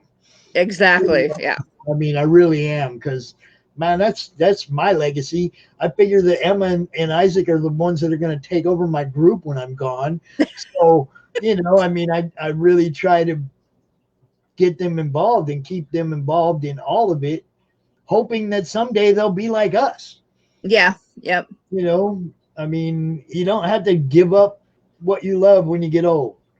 And people have asked me, like, well, what are your boys into? And I said, well, nothing that I'm into so much. They're their own personalities. But I said, my youngest has not strayed too far from the creative field. He's a jazz major. Right. So he's a musician. He likes comics, but it's not like his thing. Right. Well, I mean, that's what I'm saying. Some people like peer pressure, as you go from 12 to 14, 15, comics ain't cool now. Yeah. I mean, cool is hanging out at the canal with the girls, and it's like comics ain't cool now. I never went through that phase. I was a reader in the beginning. I was a reader all through high school. I played football, did all kind of stupid curricular stuff, hung out with the jocks and the freaks and I had no group. Nobody could assign me to a group because I was a nerd. I was a jock. I was all of them. Yeah. And that's what I try to promote in my son, and I'm trying to promote in my grandkids, is that there's no barriers. You can be all of and any of whatever you want. Yep. And it's amazing. And kids are our future. We all know that. Oh, jazz major. Yep. He said jazz major. Yeah, he's a sax player. Awesome. So just finished his first year at Michigan State. They have an excellent program there. So awesome. But he was like that when he was in high school and such. He was an athlete for at least through his freshman year, and then he really got into jazz, and it conflicted with sports. So he dropped the sports, but he was that kind of kid who, everybody liked, and he got along with everybody, and it was never an issue, which will serve him well in life. That's awesome. I mean, I tried to be a musician. I ended up being a garage band singer when I was, in my early 20s, and it was all fun, but everybody was a party. It wasn't about actually creating anything, It was a shame because they were all great musicians, and none of them had a goal. None of them had a direction. None of them had anything but, the party after the show. That was all they cared about. Right. Yep. It was horrible because they wanted to play the bar and I wanted to play the Coliseum. Yeah. And it's just, I'm never going to be anybody because they ain't never going to be anybody. And the only chance I'm going to get there is on their talent, their skills as musicians, but they had no talent. Yeah, we had conversations about that with his his high school jazz band. Everybody else was in it for fun, and he was serious. Yeah, and it's hard. And he's just like, "Come on, guys, you can do this. Let's bump this up to the next level." And they're like, "Nah, we're just here for fun." and it's hard to be that one guy that wants to go somewhere, and nobody in the group's wanting to go there too. Or it's like our thing was great. We had some great people. One of them decided to knock up his old lady, and it was over. Oh. He had to go to work now. He had a family. He couldn't, and he was our drummer, and he was so good. Oh no. And then it was like, okay, the next guy had his issue, and the next guy had his issue, and it was like, I'm over here going, I got the money for some studio time. But now I don't have a band. That's how it was. It's like I had bigger things in mind. And when I finally got to the point where I could say, okay, guys, let's go do this, the guys weren't there anymore. Yeah. And I'm sure that happens in all genres. It's like a group, a band, a group, a writer, collaborators, artists doing a book. And sometimes the directions go in different ways. Yeah. Your book, though, like I said, for kids, I love kids. I love kids. Everybody, the kids, they're sponges, man. Fill them up with all of it. Fill them up with all of it. It's one of my favorite things to do is hang out with the grandkids and watch them express. Like if they're drawn, watch them express themselves on paper. If we're just hanging out, always encouraging whatever they show an interest in. Do that for your kids. Do that for your grandkids. Absolutely. Do that for all kids. Encourage what they love. We'll end up with a whole bunch of great generation. Yeah. You know, I mean, encourage what they love. It's simple. And especially like people like you that write something that we can show them, and then we can read to them, or we can give them to read. It's, if people like you aren't doing what you do, it makes it way harder on parents and grandparents to expose their kids to good things. We need people like you putting out stuff that we can show our kids and share with our kids, you know. Yeah, the dedication of this book is actually, you know, to parents everywhere who encourage their children's imaginations. Yes. You know, I get it, academics, everything, it's all important. But without that spark of imagination, you know, we don't get those scientific inventions. We don't get all the rest of it. Yes. My grandson Isaac, he told me the other day, he doesn't care too much for just straight reading. He likes comic books, but he doesn't like to read. I was like, wait a minute, boy. I cut him off right there. I was like, reading, when you're reading, you get to use your mind to create what that character looks like based on the description. You get to create those pictures yourself. Yeah, Captain America might look totally different to you if you had just read a description. Oh, I got dogs going crazy. You used to something that I've had for 10 years when I had a band. I need Hash to come out here and take over for me while I shut these dogs up. Done a few. He's doing an interview himself. Oh, I got you, Hash. You don't even know it. I put him out. I didn't know he was doing an interview. Anyway, I'm gonna go shut these dogs up. Just talk about your book. All right, I'll just chat. That's the word I want. All right, guys. You know what I'm gonna do is I'll give you. You guys want to see some more of the art? My artist, his name is Eric Cockrell. Fantastic guy. And I'm just flipping here, looking. There we go. Here's another picture for you guys. This is Edgar. He is a raven, and he has an awesome scarf. I love his scarf. Like I said, this is all children's stories. There are 20 in this book. And here we go. There we go. There's another little picture. Oh, he full screened me. There you go. That's another one of the pictures. And that is about a clown named, there's a story in here about a clown named Stevie who goes to open mic night. A clown? Hold on. Yeah. Clowns can be a little bit on the other end of the extreme now. They can be, but I promise he goes in when he goes in, he's just a teddy bear, but he's got this whole comedy skit, but he gets the hiccups. And he's worried that, you know, oh, it's all going to go downhill because I have these hiccups, but everybody thinks it's part of the act. And cool. So in the end, they get him his dream is to become a clown. And so they give him his own outfit to wear. Cool.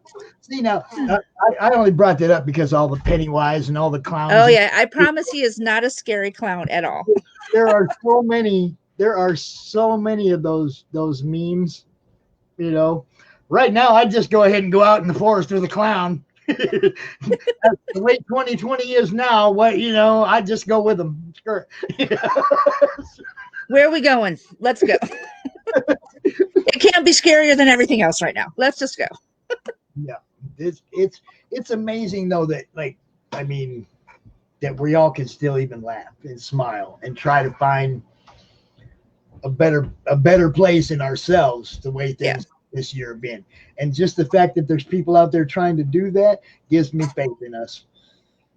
You know, well, I heard you mention earlier, people, trying to decide if they kickstart right now and that kind of thing. And I had the same thing with the book. And I'm so excited about what's going on with it, but part of me feels a little bit guilty for being so excited when everything is so bad. And, I had a friend of mine who's talked to me about it, and he's like, you know what, the world needs the good stuff. yes, So go ahead, announce the pre-order for the book, get it out there, give people something to look forward to.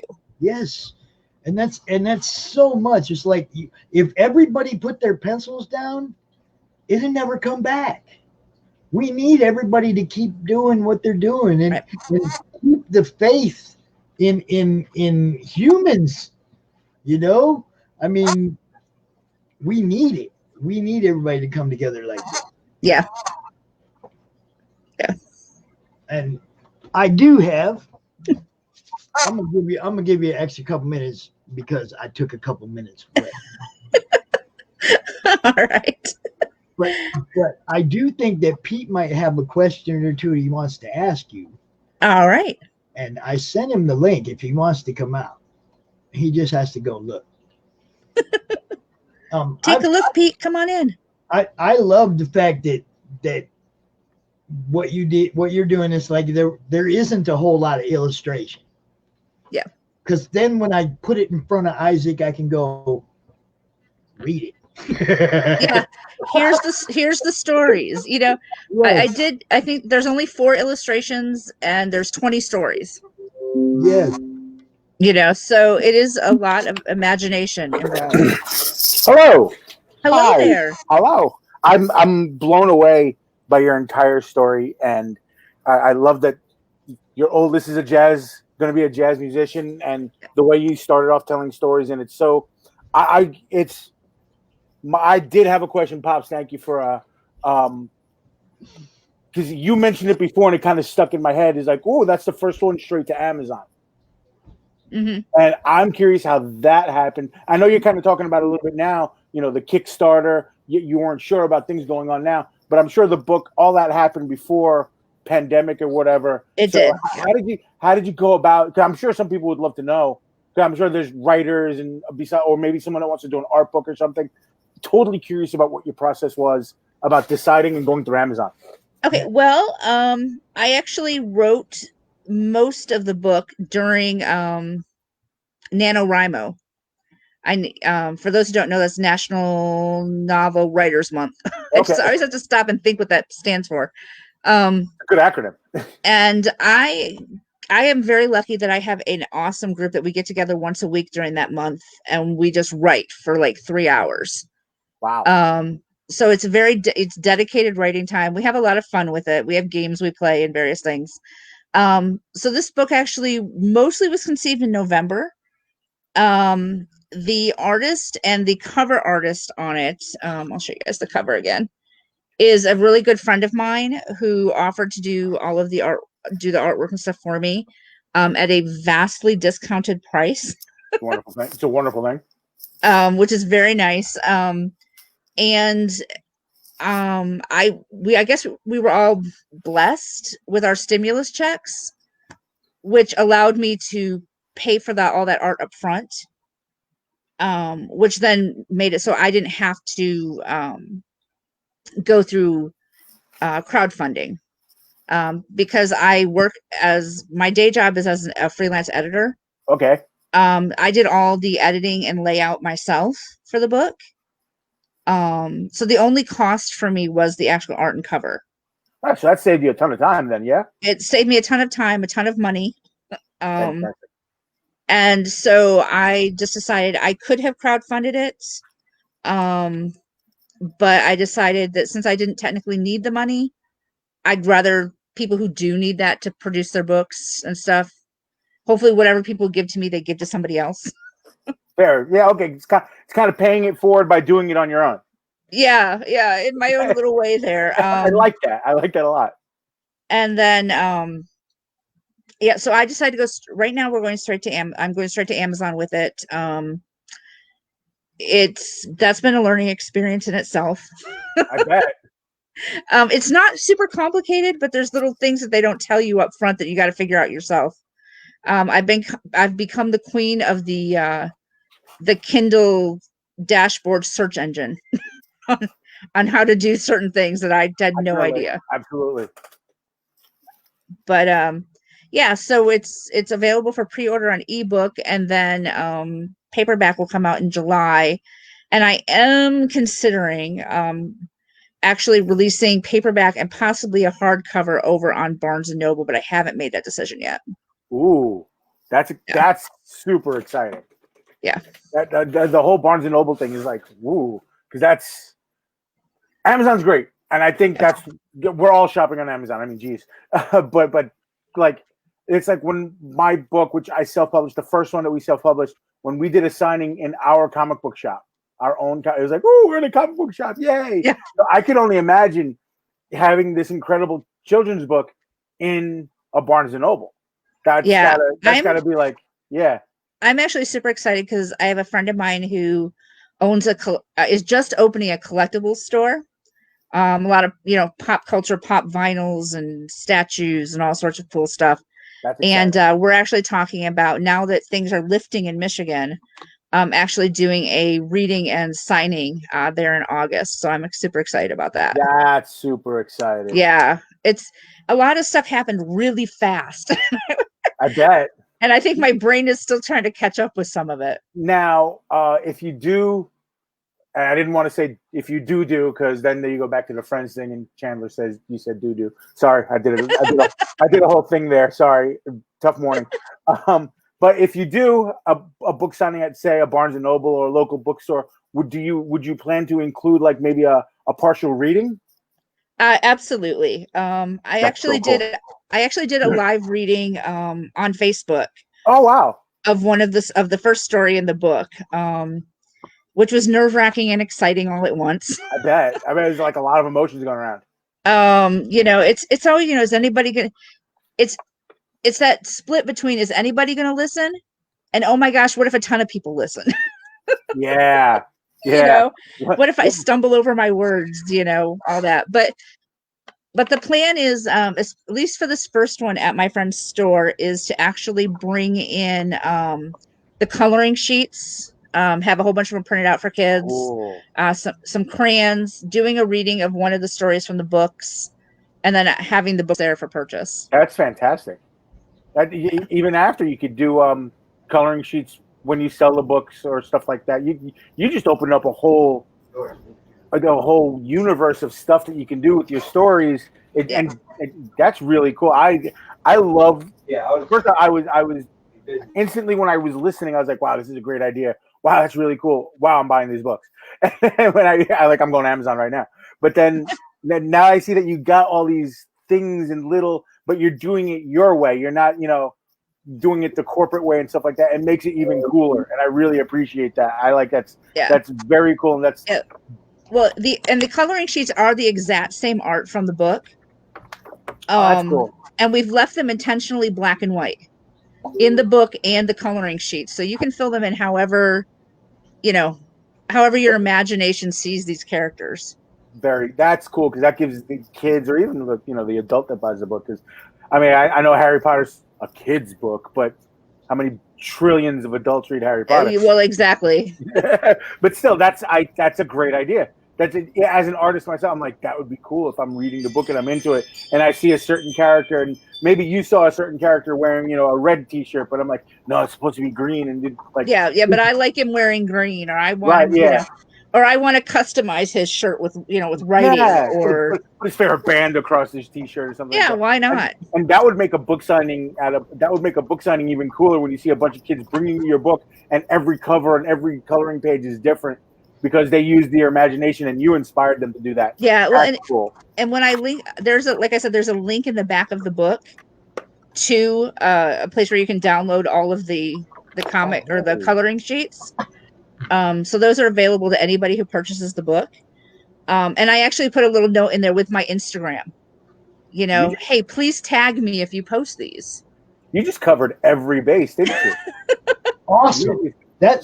You make my work so much easier. I just hit the share button and go, y'all get this. Seriously. Yeah, definitely post in the group and in this chat on Facebook where everybody can check you out and check out the book. Because for sure. Everybody needs to get in on this.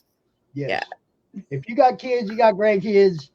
Like I said, they're sponges. I said, look, here's the audience for this book. If you know kids, yeah, it's about to say they don't have to be yours. Yeah. Do you just know kids? You know, I'm not dad or grandpa, but I'm crazy Uncle Pete. So this is. Well, there you go. I definitely need to put this in my arsenal. I know y'all seen just the other day I posted on my granddaughter's birthday how Grandpa gets books. Yep. Holding up Dork Diaries because Grandpa buys her books. So yeah, well, and I was like that with my nieces and nephews. I'm always the one that's gonna, it may be a comic, it may be, something else, but you can guarantee there's gonna be a book involved. Yep, that's me. That's what I told him. Y'all always gonna get books from Grandpa, so y'all better like books. That's it. Katrina was great.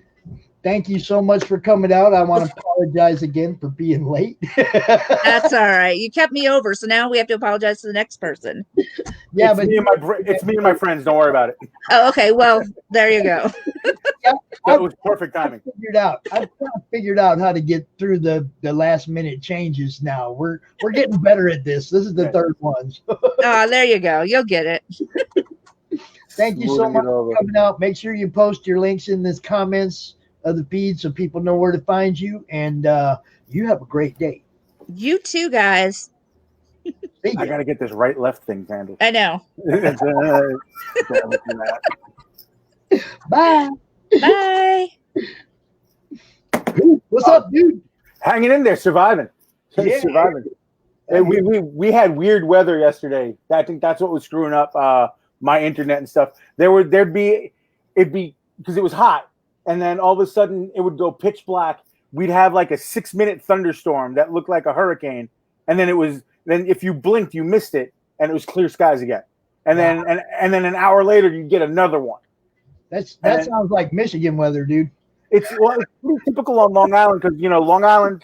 I use a visual aid. I use my Long Island's like this. So if a storm is going this way on Long Island, okay, fine, it's all day. But if it's going north south, it's just Long Island is more than like 20 miles wide. It's going to go right past.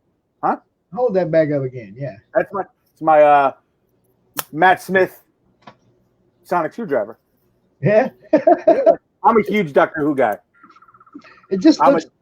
It looks more like a lightsaber. I'm telling you. I actually when I've taken it to Comic Cons, I've definitely messed with guys from Jedi temples with their lightsabers and stuff like that. There was one year I cosplayed as Dr. Doom at New York Comic Con, and I decided to bring it with me because there was a lot of Dr. Doom cosplayers, and there was a lot of Doctor Who cosplayers. So we'd get together, and I'd be like, and then I'd whip it out, and I'd be like, "There's only one Doctor," and the whole crowd was like, "It was cool."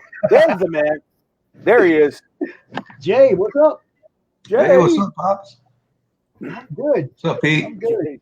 Yo, Jay. Good to see you again. I haven't seen Jay since C2E2. See, this is what this is about, man. I mean, we talk just about every day, but I haven't seen him since. What was that? Early February? Yeah, early February. End of February. Beginning of March. Been stuck in our caves the past couple months. Thank God for art supplies. Oh my goodness, and alcohol. 1 second, please. Jay, chat. I'm a little discombobulated over here because I'm not actually home. I visited my parents this weekend, so I'm at my parents' house. So none of this is mine. He's got no backdrop, but we got you. That's who we want, bro. We want you. I mean, I don't know. That might be a bad thing. I don't know if you want all this here right now. It's for the ladies in the group. I don't know about all that. Maybe 20 years ago. Yeah. God. Mine too. You just can't tell. Getting gray. You can't see it anymore. See? So I got rid of this. Hey, I'm getting those grays. I pull them out and they come back in. I can't escape them. Just for men, bro. That's the other thing. That's the other quarantine problem I have. I can't get just for men for this. This is the first time I've shaved, and it's not even a real shave since the end of March. Jesus. So you can imagine what I looked like before this. Wow. Early March. Last time I left my house was C2E2. Wow. Yep. I don't know what. Oh, that's her. That's her link to the Amazon for the book. Oh, nice. I'm definitely gonna check that out. I'm gonna have to get one for the kids for sure. Is Angel still? Oh, there he is. He was shopping. He was on a supply run. Yeah. How dare you? Sure he was. I was gonna make the joke that he was stuck in traffic because you know. Yeah. Oh no. You know, gotta put the brooms away, the mops away. You know. Oh shit! Dirty. And look, he's got light. They let him out of the cave. You guys can go fuck yourselves. How about that? You know I feel like I need to just get the hell out of the way right now. Yeah, you definitely want to enjoy this. People have asked, "Are you guys really friends?" Because it gets thick, but you know it's okay. It's all love. It's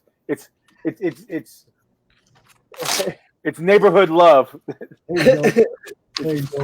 If you don't roast your best, if your best friend can't roast you, he's not your best friend. That's true. Whoa. Some strong words there, friend and best. You can't use words like that with Jay. It humanizes you too much. No, it's okay. Wait, is there competition for the best part? I mean, maybe you're in their heads, maybe. No, I know I'm the favorite, so it's okay. Listen, I've been friends with Jay so long, it's like doing a bid in jail. All right. No. Tell for real. You've been friends with me apparently longer than I have because I don't remember you the first 8 years that I knew you apparently. Yeah, but his wife remembers me well. I don't understand how his memory works. I don't get it. Like it's selective. Me and Jay grew up together. We went to the same church and everything, and you know that was when him and his wife were boyfriend and girlfriend at the time. They were just dating. And apparently he just wiped all this from his memory. He went to the military. He came back, and all of a sudden, I guess he met me again. Now he showed me pictures where we're in the same place. I'm like, you weren't there. You weren't there. These pictures are doctored. You weren't there. It's hysterical. Now, I met Jay and Angel later through doing shows and stuff like that. Yeah, that's. Hash may have a point there, and then Hash hung out as well. I was just getting that. I was like, because I think I met Hash first at a tiny show, Big Apple Con, I think it was before. And you might have been with some Angel. That was actually my first show. The first show right there was because of Hash, like that same show that. Then that's where I met you two, and then I met Jay a little bit later, and then we all kind of knew each other from going to shows, and then we started doing shows together. And again, I talked about it yesterday with Jay Lipson and stuff. We won't mention names about the con where we both had to take away Jay's shoelaces and belt. But that's where we met, and because I'm sure Potts is looking at the stuff. All of us have a version of Artist Club stuff on. That's where that started. But this was my favorite version of it. I got to move the beard. Yeah, that show is when we really bonded. Right, exactly. But we didn't even bond at the con yet. I met up with Angel at the Port Authority because he was living in Brooklyn. I came from Long Island, so we were going to take the bus to Atlantic City because the three of us didn't have cars. So, but didn't really need them. But anyway, so we go to the bus terminal. So he's with his fiance Angel. So when the three of us are in the front of the line to get on the bus to Atlantic City, Jay showed up a few minutes later. So he had like 10 people between us. I'm like, I hope he gets a seat. And then this is where I learned that Jay is a machine. The bus shows up still full. It looks like the bus had broken down. So they left everybody that was going to AC on the bus. And they said, if you can find a seat, hurry up because there's not another bus. And we had to get to the con because what had happened was Hash had double booked himself. And Hash, if you're there, let me know if I'm right or wrong. Hash had double booked himself. So he was going someplace else. So he let us use the tables that he had. Okay? For the show in Jersey. So we were taking his spot there because he was double booked, which was really cool. So we're like, okay. So I'm running to get to the bus. And then the next thing I know, I look over. I'm like, I don't see Jay. Then I look over back. And Jay's ahead of me now somehow. The bastard has skipped like 20 people. As soon as the bus driver started going, I think the bus is broken. Jay took off, and he went to the front of the line. So like, all right, this is going to be good. I was already on the bus. You guys are still coming in. Seriously. And then we couldn't get seats together and everything. So when the suffering really started was I found a spot next to Jay on the other side of the aisle, but there was a guy in the seat. He wouldn't give me the seat. He wouldn't give me the. He was a real prick, that guy. So some lady finally yelled. Some person on the bus finally yelled at him, and she let me sit down. And he said, "Don't make any noise." Blah, blah, blah. He was just cranky, and then he starts snoring the whole ride from New York to Atlantic City, which is about 2.5 hours. And I think, Jay, you were playing a game on your headphones. Yeah, I still heard him. That's how loud he was snoring. Anyway, long story short, we get to AC, we get to the show. Okay, so we set up, and we end up setting up the most glorious 3-man, 2-booth panel display you've ever seen. It is glorious, and it was for nothing because nobody was terrible. That was one of the worst shows I think any of us have ever done. Yo, Jay, what the deal? But Jay.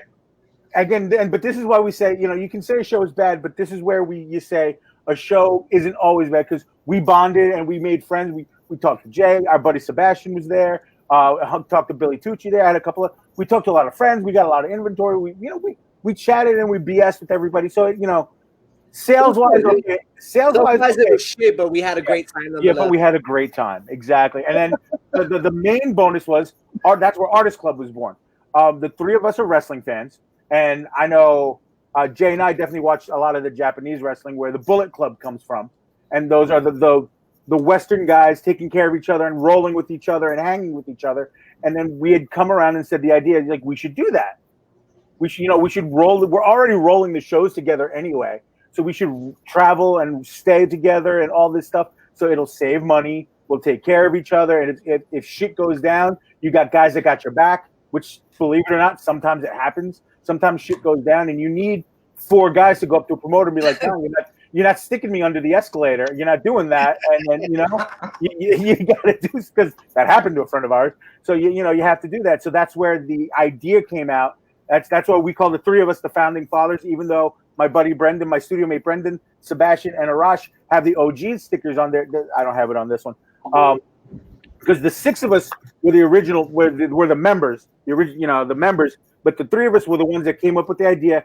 Jay actually, and then because he's being quiet about it, so now I'm going to blow up his spot a little bit. Jay is this incredible, speedy designer. So if you see on the hat the logo, and if you see back here the shirt I have up, the logo that I have, Jay came up.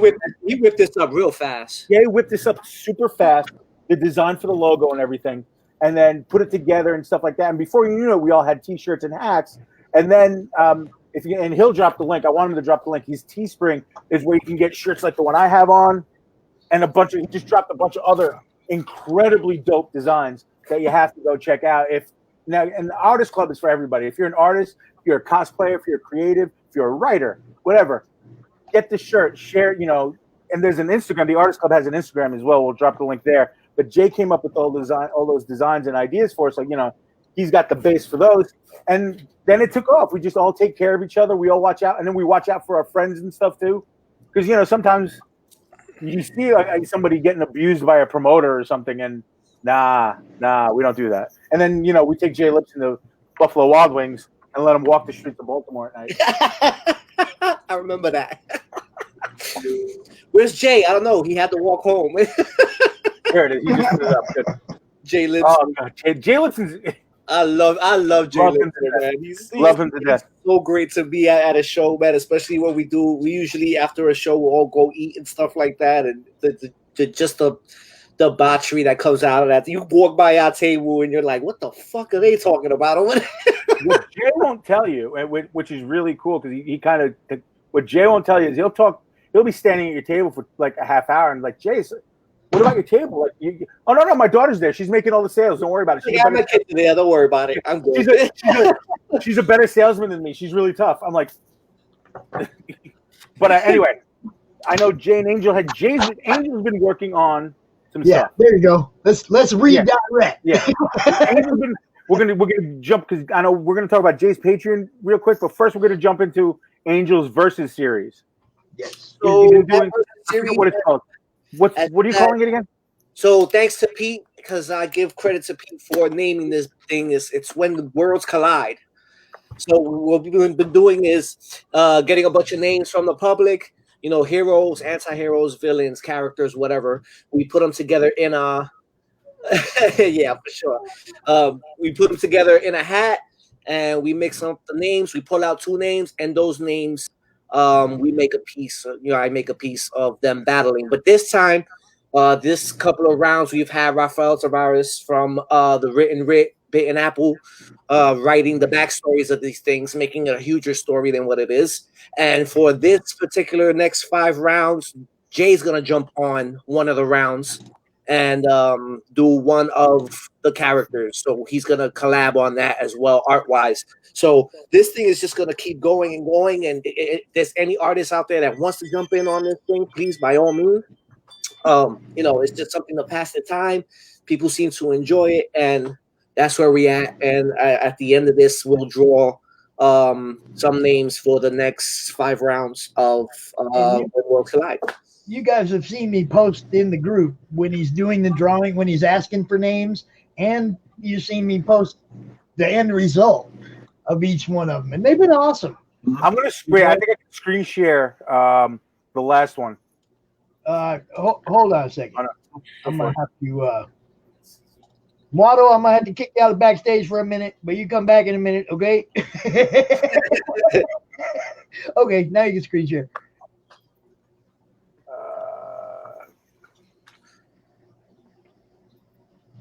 I know I hate trying to find stuff. I hate trying to find what I want to put up there. I'll get the screen share up and it'll be like, and then it'll take me 15 minutes to find the right to share. You guys got it? Yep. Yep. So the last one was the Batman Who Laughs versus Storm. This was fun and weird at the same time, trying to figure out how the hell I was gonna put those two in a piece together and make it seem coherent, I guess. These things have been great, man.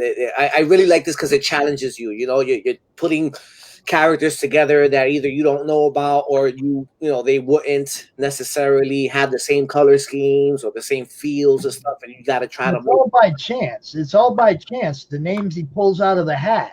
Yeah. See, it's not like we voted we want Batman Who Laughs, and then on the other side we voted we want Storm. It's like it's pulling names out of a hat. You don't know. You're gonna get Pikachu versus Dr. Doom. You don't even know. Yeah, for sure. So you have to take that into account, that he's getting thrown two names at him that it's not like he chose that particular set. And that's what makes it kind of unique, because he's not in control of what he's being told to draw. Right. And the story they have to try to figure out between the two characters to make the piece mesh. It's Raphael's been great with that stuff too, with his backstories. Like, he's been pretty much building all this stuff up that just seems like it's just going to be one giant story, kind of like a Secret Wars kind of deal, which is great too. Like, I've really been loving the stuff that he's been writing. So that's been great. And luckily this time around, we've got Jay here who's going to jump in on one of the battles. So that's going to be great, because now not only are we doing the elements of two characters that don't go well together, but now you got two different artists putting these things together. So that's going to add more to the mix too. So I can screen share some of Jay's stuff real fast. So hold up. If you pull Sailor Moon out of the hat, are you going to make Pete draw her? If you pull anime out of the hat, you gonna throw it at Pete? What are you gonna do? If it's anything anime, I'm definitely throwing it at Pete. So see, Pete can be in this too. You never know. That's what I mean. Like I started the series, but like, if there's any artists in the group that want to jump in on it, send me a message and we'll work it out so that you could jump in on too. Like I always love collabing with other artists as well. Like it's fun. It helps everybody grow as well, and why not? Art club. It's not exclusive. Exactly. Not at all. Exactly. Not at all. How's that? When I told phrase, guys, that's exactly it. Because it's I like how you put that, Pops. It's very cool. Now, really quick, I can screen share really fast. I got a shot of some of Jay's stuff. Yeah, do that. Okay, so let's get that going. CRoM tab. Actually, I'm right. I have finished a piece last night, or yeah, I think it was last night. This one's a little older. I'm literally uploading it now because I had said I was going to upload it during the show. I'm actually doing that right now. And then I'll get out of here then real fast, so we can get back to just the attention to detail on that, on what these guys do, blows me away. Because I just put it up now, so it just went up live now. Where I'm not. I don't know if I could. I can't screen share the thing, but I can screen share the piece if you want to see it. Screen share the piece. Yeah, screen share. I don't know how that works though. How does that work? Buttons. Oh crap! Buttons. Did it work? I don't know. I don't see it. Share screen. And then another box will come up. Yeah, I'm not seeing the other box. There's nothing. Entire screen. Okay. Pete, just go find it and share it, bro. Yeah, bro. Where'd you post it? He's confused right now. Hold on. We're getting there we go. We got something coming in. Here we go. There it is. Yeah. Oh yeah, that's right. Oh, that's dope. That is really good. Fire. He gave me a sneak peek. That is so fire. That looks really good, dude. What are we gonna call it? It's like one of the Marvel shows. I can't wait to see the Falcon and Winter Soldier. Yeah. Yep, absolutely. I'm really excited to see how they work out together. I think it's going to be a fun buddy show. I really like the texture you put into this, bro. I like this. This is dope. The perspective too on how his size, but then the city's so small behind him, so it just makes him feel like he's way up in the air doing his thing. Yeah, I dig really. But it's instantly what's really cool, I think, and I love it when an art piece does this. He's instantly recognizable as the Falcon, but also instantly recognizable as Captain America. Yep. What are they going to call him? The American Falcon? Captain Falcon. I've been calling him Captain Falcon, but I don't think that's what they're going to call him. Honestly, I think they're going to call him Captain America. Because I think I can't see anything else they could call him. Right. Well, because they had, when they did that in the comic, they actually wrote into how it was tough for a lot of society to accept him as Captain America. And I think that would be a cool thing to do in the show, to show that, and then let his actions, let how dope that character is win everybody over. As long as they kill Steve Rogers off, I don't care. Fair. As long as they kill dude off. I mean, they pretty much killed. They killed him off without killing him off. Yeah, he's like 1,000 years old now. As far as a character, as long as they've killed him off as Captain America, he's done. Then I don't care who they were with or what. Chris Evans himself said he's not doing it no more. You know, they didn't. As long as they didn't just like change him overnight, right, into a black. They got to say Captain America's dead. Yeah, this is the new Captain America. Yeah, I'm with that. Or he's done. When we know he's done, we got no problem with what you do next. With the next guy. That's the love of originality. Right. You know. From what I understand, the show is gonna address that in terms of like how people react to him being the new Captain America, because everybody was used to Steve Rogers, but everybody doesn't know that Steve Rogers is 1,000 years old now. Yeah. As far as they know, Steve Rogers is still alive somewhere. And Chris don't want to do the part anymore. Right. You know. So I don't blame him. I mean, especially these Marvel movies. That it's not just you commit to just to make a movie. You commit to years of work, the press stuff, the secrecy stuff, all that stuff. That's a lot of work. Yeah. Well, your boy Tommy isn't that good on the secrecy stuff. But you're you're signing up for you leave Tom alone. Tom does no wrong. Jay's got a huge crush on Tom Holland. Huge crush on Tom Holland. Listen. Huge. I don't care what Tom Holland has done. I will be his alibi, no questions asked. be right back. Y'all speak amongst yourself for the last few minutes. Throw your plugs. Don't let us do that. Do all your plugs. Do all your stuff. I'll be right back.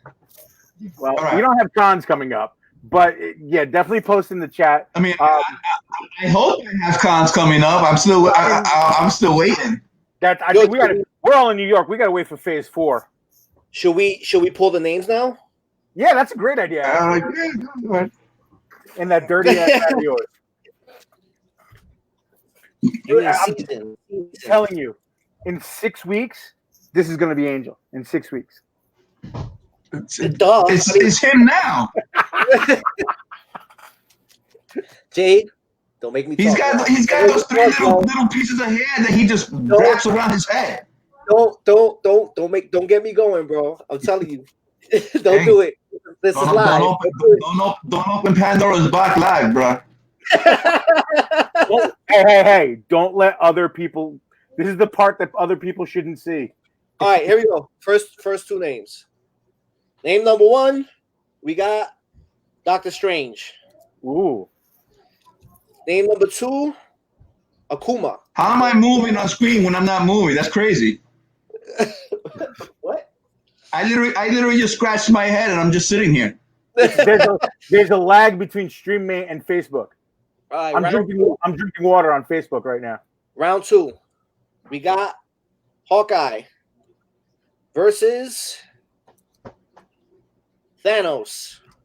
Wait, what was the first one? What? The first versus one, Dr. Doom. So the first one was Akuma versus Doctor Strange. Okay. Second round is Hawkeye versus Thanos. Okay. That's not a good look for Hawkeye. No, it's not at all. Round 3, we got Wonder Woman versus Captain Planet. That's my new favorite one. Awesome. Did everybody get the song instantly pop in their head? Yeah, instantly. As soon as I opened I read the name. All right, so what's that? Round 3. So round 4, we got Violator from Spawn. Ooh. Let's shake this up good. Hopefully now we're in my wheelhouse. Violator versus Hulk Hogan. Wow. What? Wow.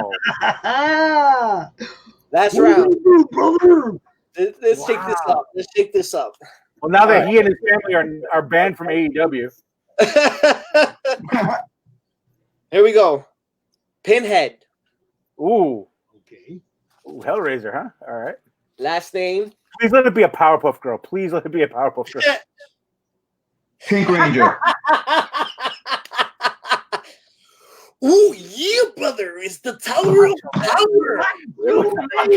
That's cool. That's really cool. That's really cool. That's going to be a fun one, too. All right, Jay. Awesome. Pick your round. No, I ain't picking it right now. I got to think about this because those are some jacked up names. Yeah, bro. But that's what this is about, right? Like, it was like Pop was saying, it might be Pikachu versus freaking. I told you I wanted Pink Ranger, and you didn't pull Pink Ranger. Well, Pink Ranger was in there. It just didn't get pulled. What do you want me to say? So you failed me. What you're saying. The hat failed you. The hat failed. Aren't you used to that by now, though? All the time. I mean, okay, so there we go. Just to recap here, we've got Akuma versus Doctor Strange for the first round. We've got Wonder Woman versus Captain Planet. Hulk Hogan versus Violator. Thanos versus Hawkeye. And Pinhead versus the Macho Man Randy Savage. That's awesome. That's so original. Some weird. I was saying to myself, this can't get any weirder than some of the stuff I've already done, but apparently I'm wrong. That's great. Hey guys, I want to thank you guys all for coming out. I appreciate you. No problem. No problem. Thank you, Pop. Appreciate it, man. You know we're gonna do it again next month, but it's 4th of July weekend, so I'll understand anybody that can't come out because they're either hungover or partying too hard. I get it. I mean, I'll probably be drunk, but that would make for entertaining. So that's what we're saying. Maybe Sunday be the hungover version of CRoM Con. You never know. But just put a disclaimer. Hey, Yeah, you guys want to be part of it, you know, just like we'll get a little disclaimer running under your thing, and then it'll be okay. Yeah, just like I said, if you want to be part of it, let me know. Because first weekend every month, we're gonna do it until we can't do it, until we don't need it no more. It's fantastic. Thank you, Pops. Appreciate it. Absolutely. Thank you so much. Jay. Bye, Pops. Pete. Yo, Pops. Thank you. All right. Y'all have a good day, man. Yep. Later. You too. And now, Waddle Zapata! What's happening, bro? How you doing, man? Hey, I'm good. You know me. You know me. This is the weekend I live all month for, right here, man. So, well, no, especially now that this is our con. This is our con. This is literally at this time and point, this is what we're thriving for, because there's like the exposure that we're getting until everything calms down. This is the gold mine, you know? So we, again, 100% appreciative for the time. It's awesome. I've been having so much fun. Like, I mean, today I got to talk about the guys putting my book together, and that was sweet. Yeah, I've been following it. That was you know, come on, those guys are the guys that pretty much made Pops, you know, something more than just a comic book collector. It's awesome. No, absolutely. Yeah, well, especially now too, because it's even like right now, like within, I think the last time I talked to you, I started doing like trying to just like I started going back to work back in the city, and man, that's put it this way, Friday was an interesting day where I had to have the cops try to figure out who broke into the work van and took my partner's bag. So it's been a little bit on the hectic side, but the way we look at it, you know, I'm understanding where the divide of like a bunch of people who are protesting, that's one thing, and then a bunch of people who are rioting and causing a bunch of mayhem are completely different. But the problem is there's so many people that are grouping them all together, and I keep on throwing like posts here, and I don't like to be political because it just seems like it's never cut and dry, and the problem is there's so many people that like to keep it cut and dry. I'm like, no, you can't do that. You can't, like, only because you had one black guy do one bad thing, you can't categorize every single black person. You had one bad police officer do one thing. Not all cops are the same way. You know, it's just like you go down the list. You have one Klans member. It doesn't mean all white people are the same. It's just like it's this thing where people can't get this. Like, well, no, it has to be this or this. I'm like, no, it doesn't work that way. I made a post the other day. I wish people would quit worrying so much about right and left and worry more about right and wrong. Yeah, I'm 100% on board with that, because that's one of the biggest things where everybody's like, I got to make sure my opinion is heard on what I believe. Be like, no. Well, what about treating people right? Like that's all you got to do. Everybody classifies me as a conservative, and I'll have conservative views, but I've also been a liberal advocate for the legalization of marijuana all my life. Yeah, there's no one side, people. It's so funny because there's so many people who are like, "What do you mean? You can't be on the?" I'm like, "Oh my god! There's not a line you can't cross. Like you are allowed to agree with, and you know, it's like it drives me insane. It drives me insane." My favorite example, though, is like all my life I've been a liberal, but all my life I've been a conservative. Yeah. There is no divide there. Yeah. But then there's people who just love to divide the hell out of it. You know, I'm like, Well, but you know what? On the positive note, with all that has happened, minus the recents, with the whole quarantine thing, I wound up, and I posted it too on the page as well. I wound up actually finishing that children's book that I said I was new, and I got it published. You know, and I'm only like an X amount of books to be sold. I'm close to selling 100 books, which blows my mind. You need to pop the link up, bro. Yeah, no, absolutely. And I'll throw it in there too. And let me see. I'll do the essential of this is the book. Yeah. And I just got the copy of it in hardcover, I think last week. So let me see, right there you go. So yeah, it's called Our New Different World. And it's a story and picture book for children to understand our roles during this pandemic. And I kind of, there's a hint of superhero theme in it, because I'm a comic book guy. I'm not. There's no way I can't just not leave it. And on one of the pages, let me throw it in there. I break it down because I used to a long time ago, a lifetime ago, I used to be a front man to a metal band, and I never stopped writing. So it went perfectly fine with this. But this is the page. Let me see if I can throw it in there. There it is. The little kid being a superhero, to kind of kill the time on what's going on and all that bit.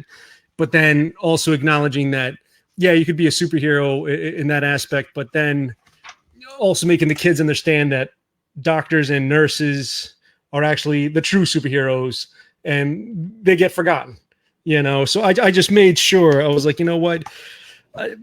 I wrote the book for the reason of my daughter, because one day I asked her, I was like, of all this stuff, 4 weeks ago, I was like, what do you think about what's going on? She's 8. And she just started bawling, and, I was, my stomach dropped because I'm like, it's like, I can't imagine. You can't go to school. You can't see your friends. Like recently they just started getting the chance to see their friends, but it's still very, uneasy in that sense.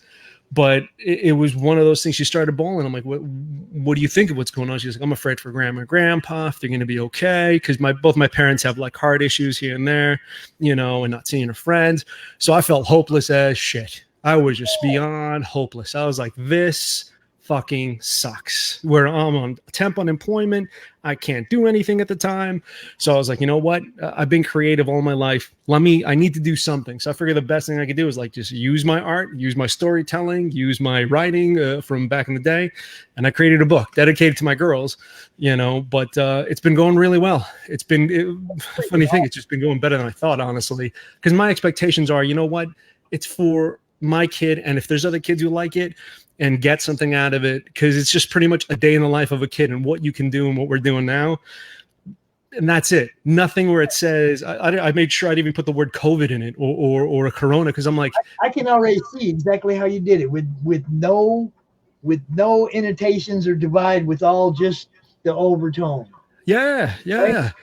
Yeah. Because you have to explain to kids. You can't tell kids everybody's gonna die. You can't be like that, right? You can't be like that. And yeah, and that was my biggest thing. My biggest thing was that I was like, I do not, like, I want to make sure that this is going to pass. And yes, it will pass. When, that's a different story. But I'm like, if this is a constant thing and say something else happens in the future, something related, at least this book is still relevant for the time of, you still need to do this. Because I didn't want to just stick myself into a corner and be like, it's related to just COVID and so on and so forth. Yeah, no, that's a good message for all future situations like this.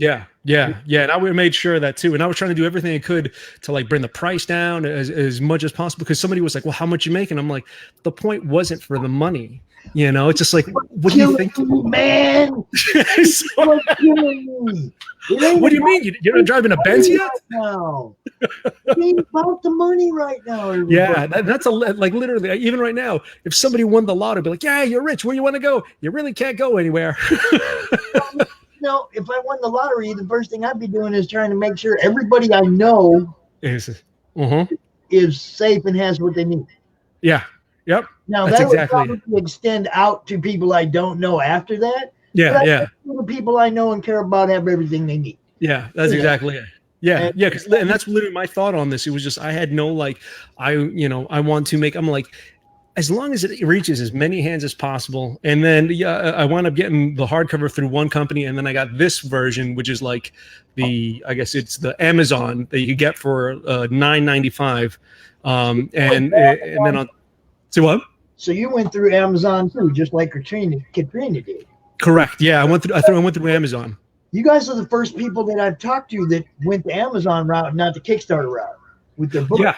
Well, because you know what it is? So the reason being is I have this thing where, and I totally get Kickstarter. Kickstarter's great, but it has to have a relevance to whoever's looking at it.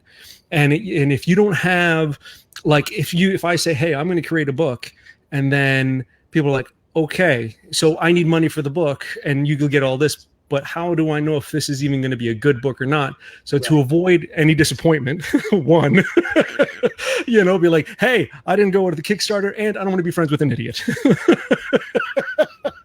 You know, so I was like, let me avoid all that, because I dig when people get and help other people, but then I always feel like there's other people who need Kickstarter for specific things that won't get the backing.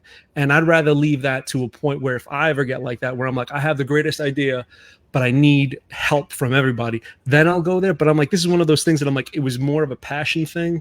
And the funny thing is, I saw how simple it was of a process to do that. I've thought of doing children's books, I don't know how long ago, as I'm still doing like comic book stuff.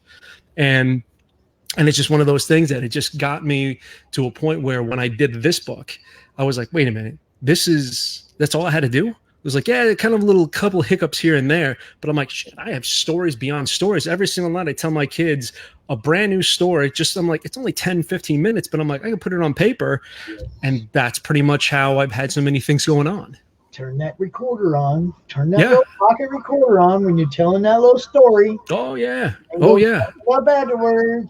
Yeah, absolutely. Absolutely. I remember way long time ago, we used to play D&D and we record the sessions because one of us was going to be a writer who never ended up being a writer. Yeah. But we recorded the sessions for plot lines for his books. Yeah.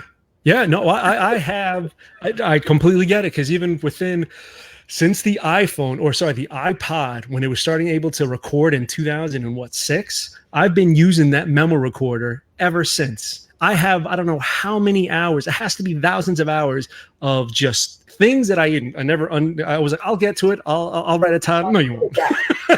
You are a Blazowski. Yeah. Do you know who I'm talking about? Yes. Michael Keaton in Night Shift. Uh-huh. Mayonnaise in the can. It's literally, he'd say all of his ideas into his recorder. Yeah, well, it's funny because not even too long ago, I just heard this interview with J.J. Abrams, listening to Ron Serling's. He had a recording of all the stuff he would do for the Twilight Zone, and the funny thing, he said in the recordings you'd hear, be like, all right, the story opens up this way, yada yada, and then out of the blue he'd be like, yeah, so he's gonna walk in through the door. Hold on, Janice, make sure Tuesday appointment at 3:30. Okay, yeah, and then he walks close, and it's just like because I'm like, obviously it's back in the day, there's no cutting, and it's a straight through conversation, but it's like it's hilarious to even hear that. That's how you get the juices flowing to get all this stuff, you know? And ever since I started doing the whole book, I was like, you know what? I figured out how to do this.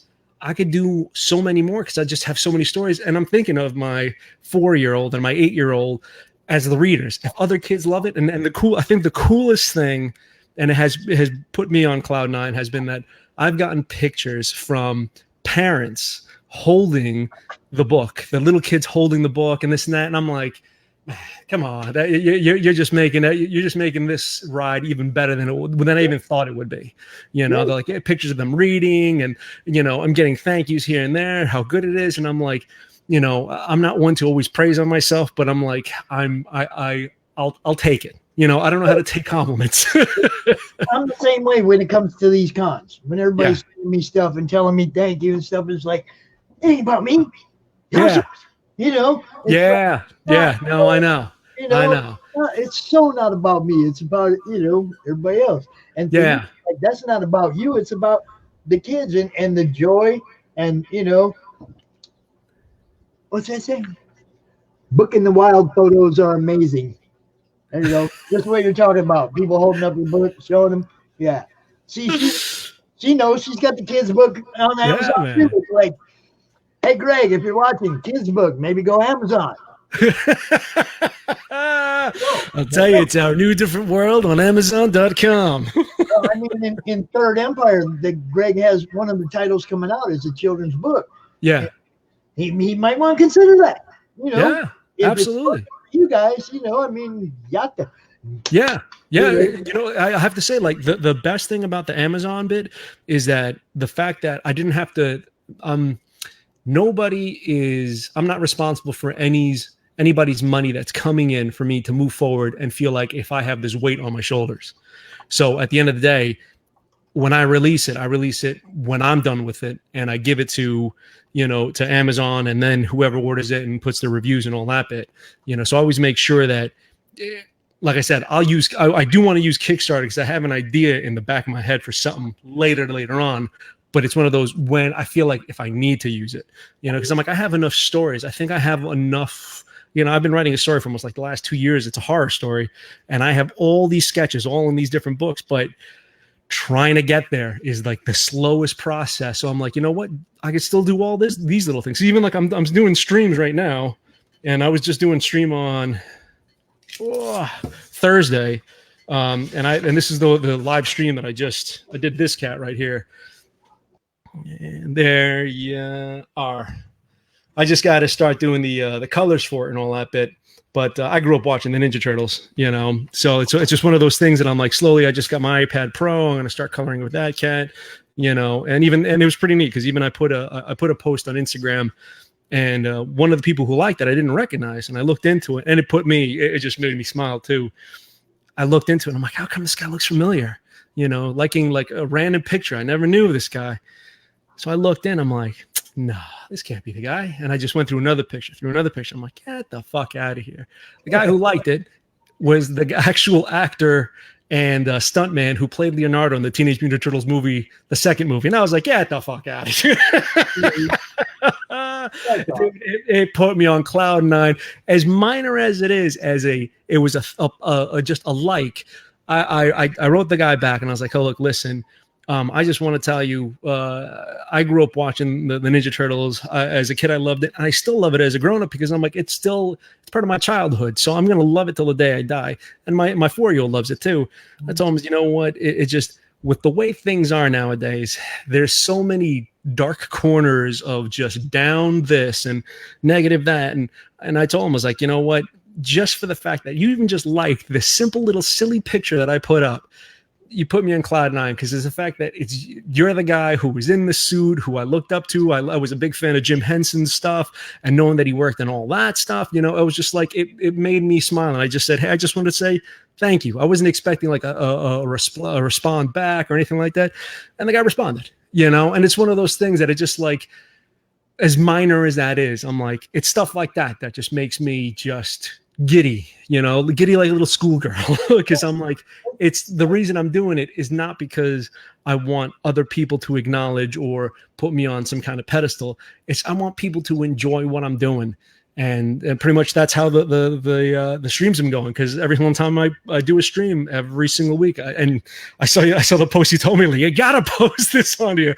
I have so many things going on that I was like, fuck, I totally should have done that. That's what I try to tell people. If I see it in my newsfeed, I share it into the group, and if I see it in the group, I share it out to my newsfeed. Yeah, no, definitely. I don't see it. Yeah, no, and it's one of those things that I completely blanked out, because when you put that, I was like, oh, I forgot. You could actually do that. People post, and they won't have that share button. Yeah. And then now I got to go in your comments and say, yo, man, share it.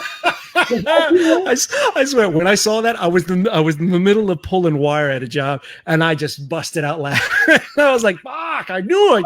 You're right." Job over here, man. You know.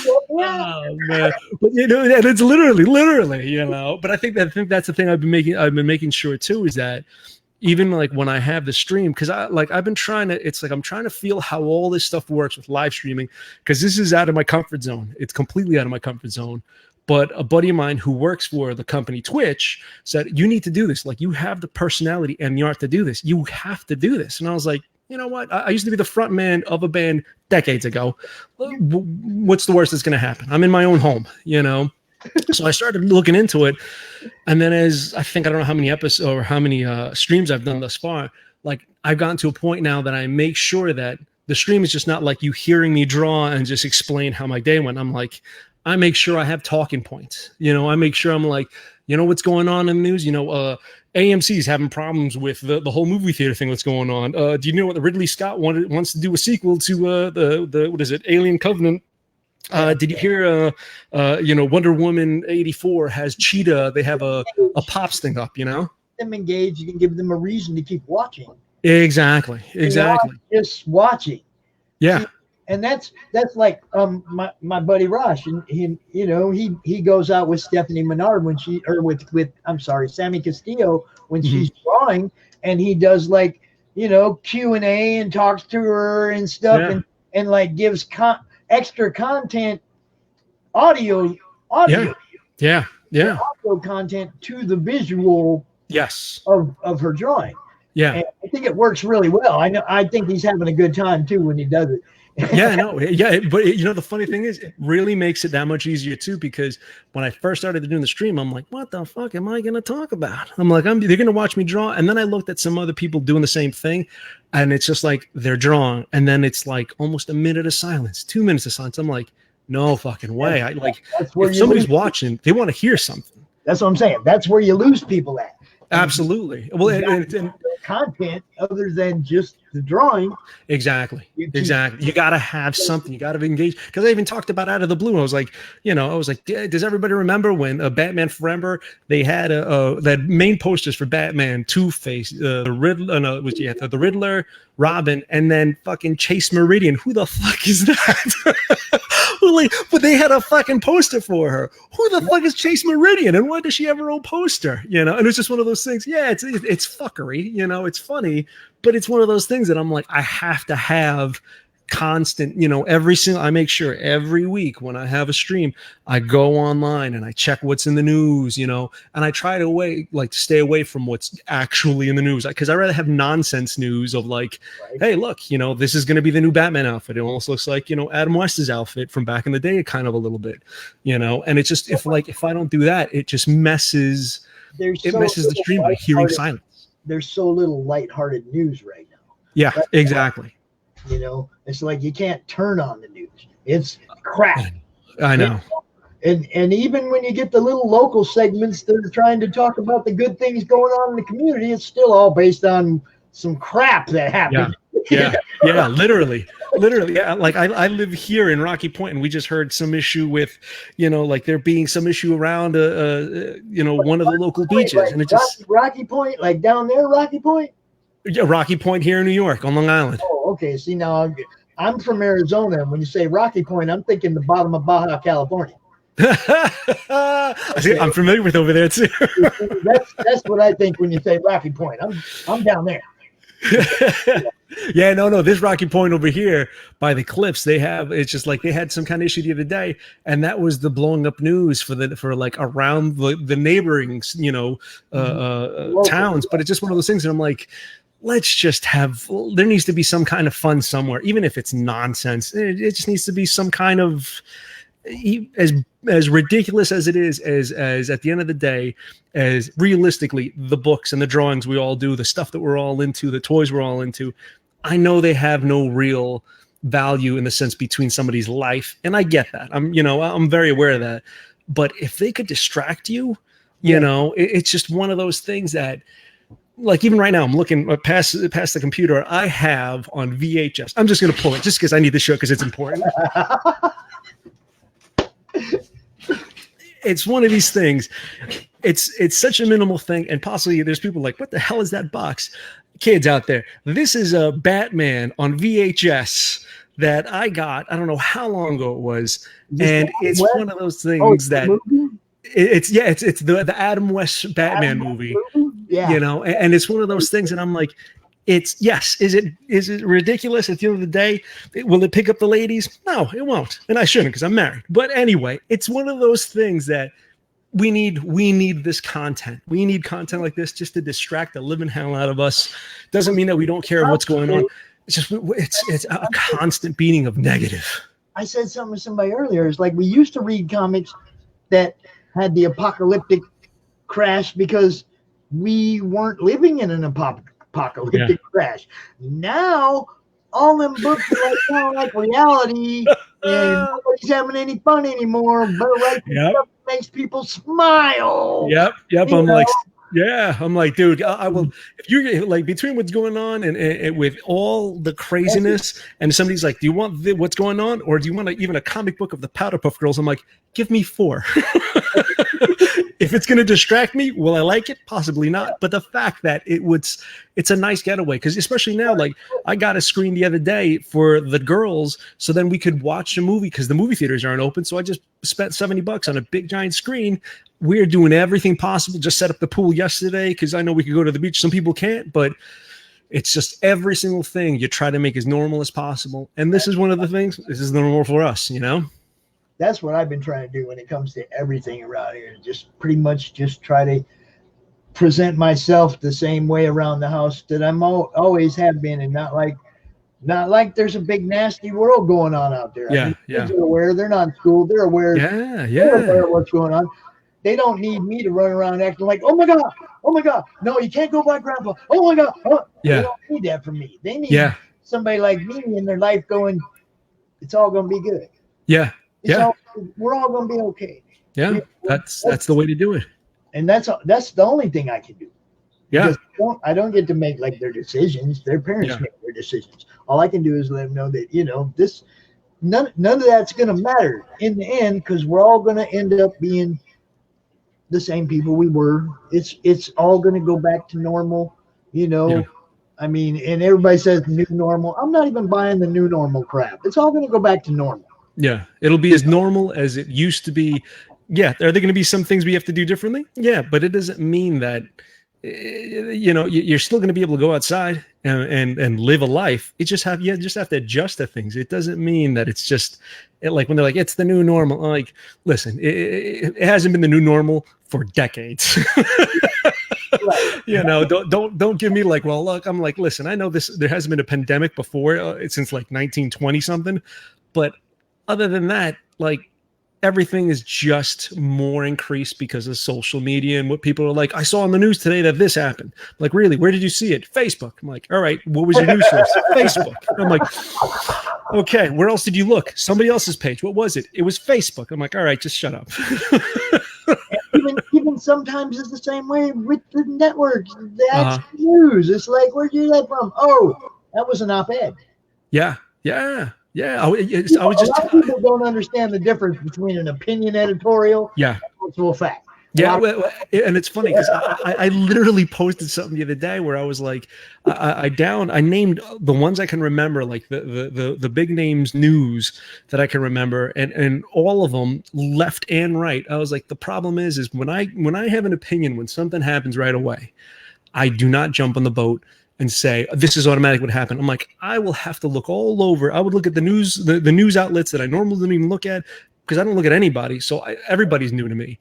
And I look at everything and then I'll give an opinion. And I wrote something on Facebook like that. And a lot of people, you know, they're kind of like, well, you know, giving that like, you know, well, what do you mean? I'm like, listen, if you want to have an opinion, make it knowledgeable, be informed. But if not, just fuck off.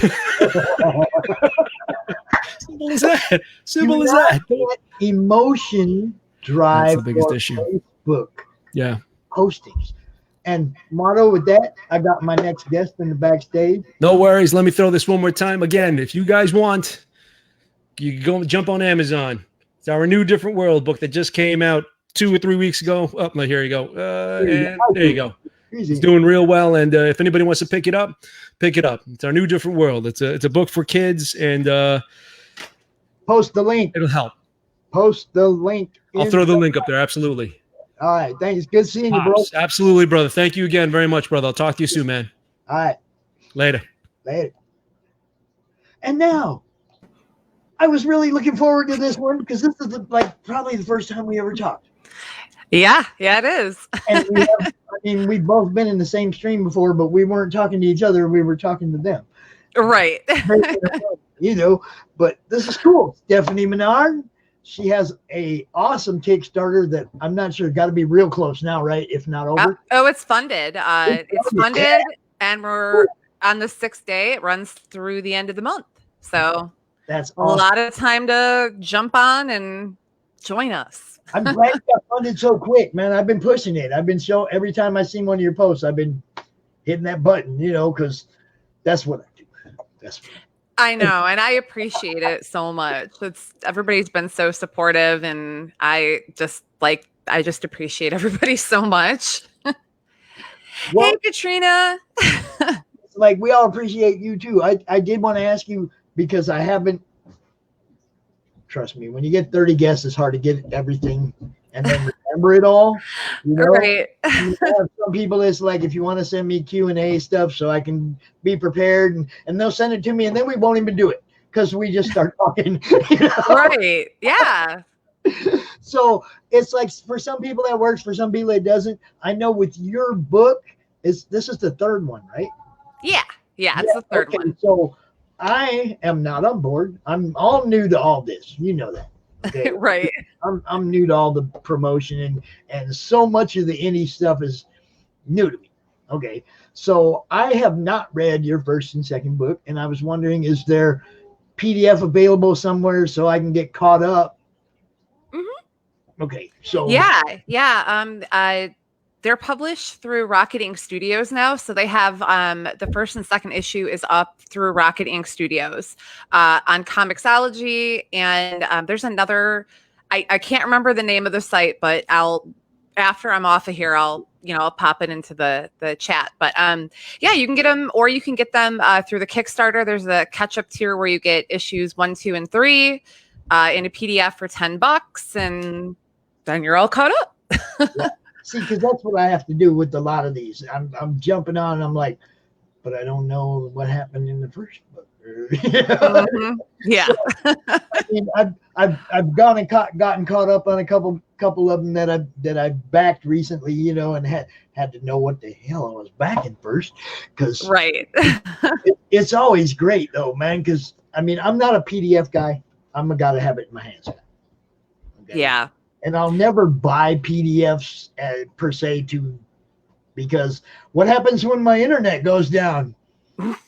You're telling me. I just had that happen today. Yeah, I live out in the boonies, the internet goes down all the time, or power goes out all the time. And then if I relied on PDFs, I'm without. Right. I have books.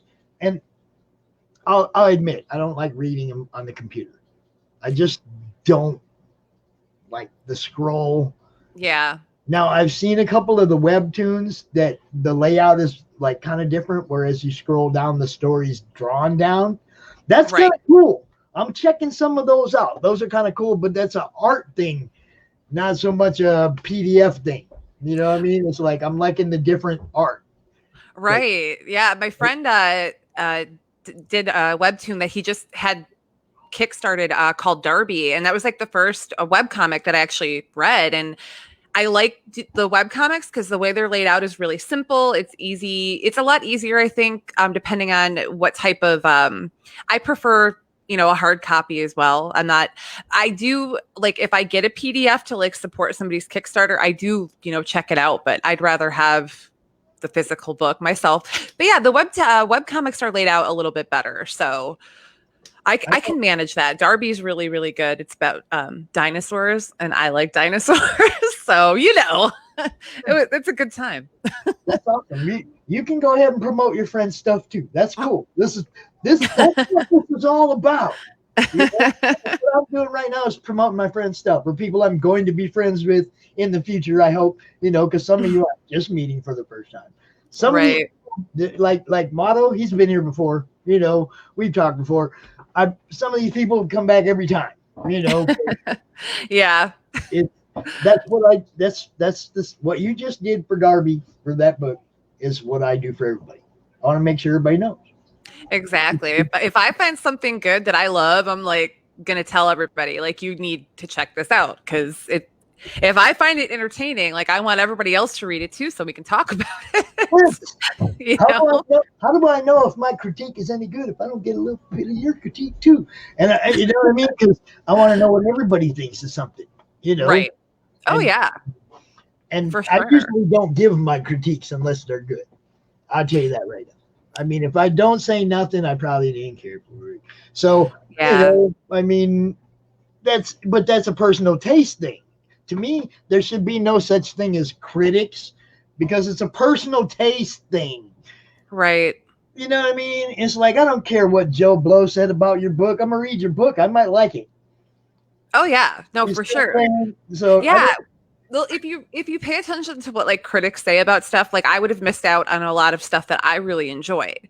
So, like, we'll say Space Force that just came out on Netflix. A lot of people didn't like it. It got really bad reviews, and that's cool. Like, if you don't like it, that's fine. I really liked it. I watched it anyway, and I formed my own opinion. It was entertaining to me, and like, cool if you don't like it. I like it. You don't have to watch it. I'm 2 episodes in, and I've giggled, and I went, "Come on, man!" And I've giggled, and I went, "Come on, man!" You know. So they're hitting both sides, right? So that's all. You know, as long as they're not like one-sided and totally biased, it's going to be good.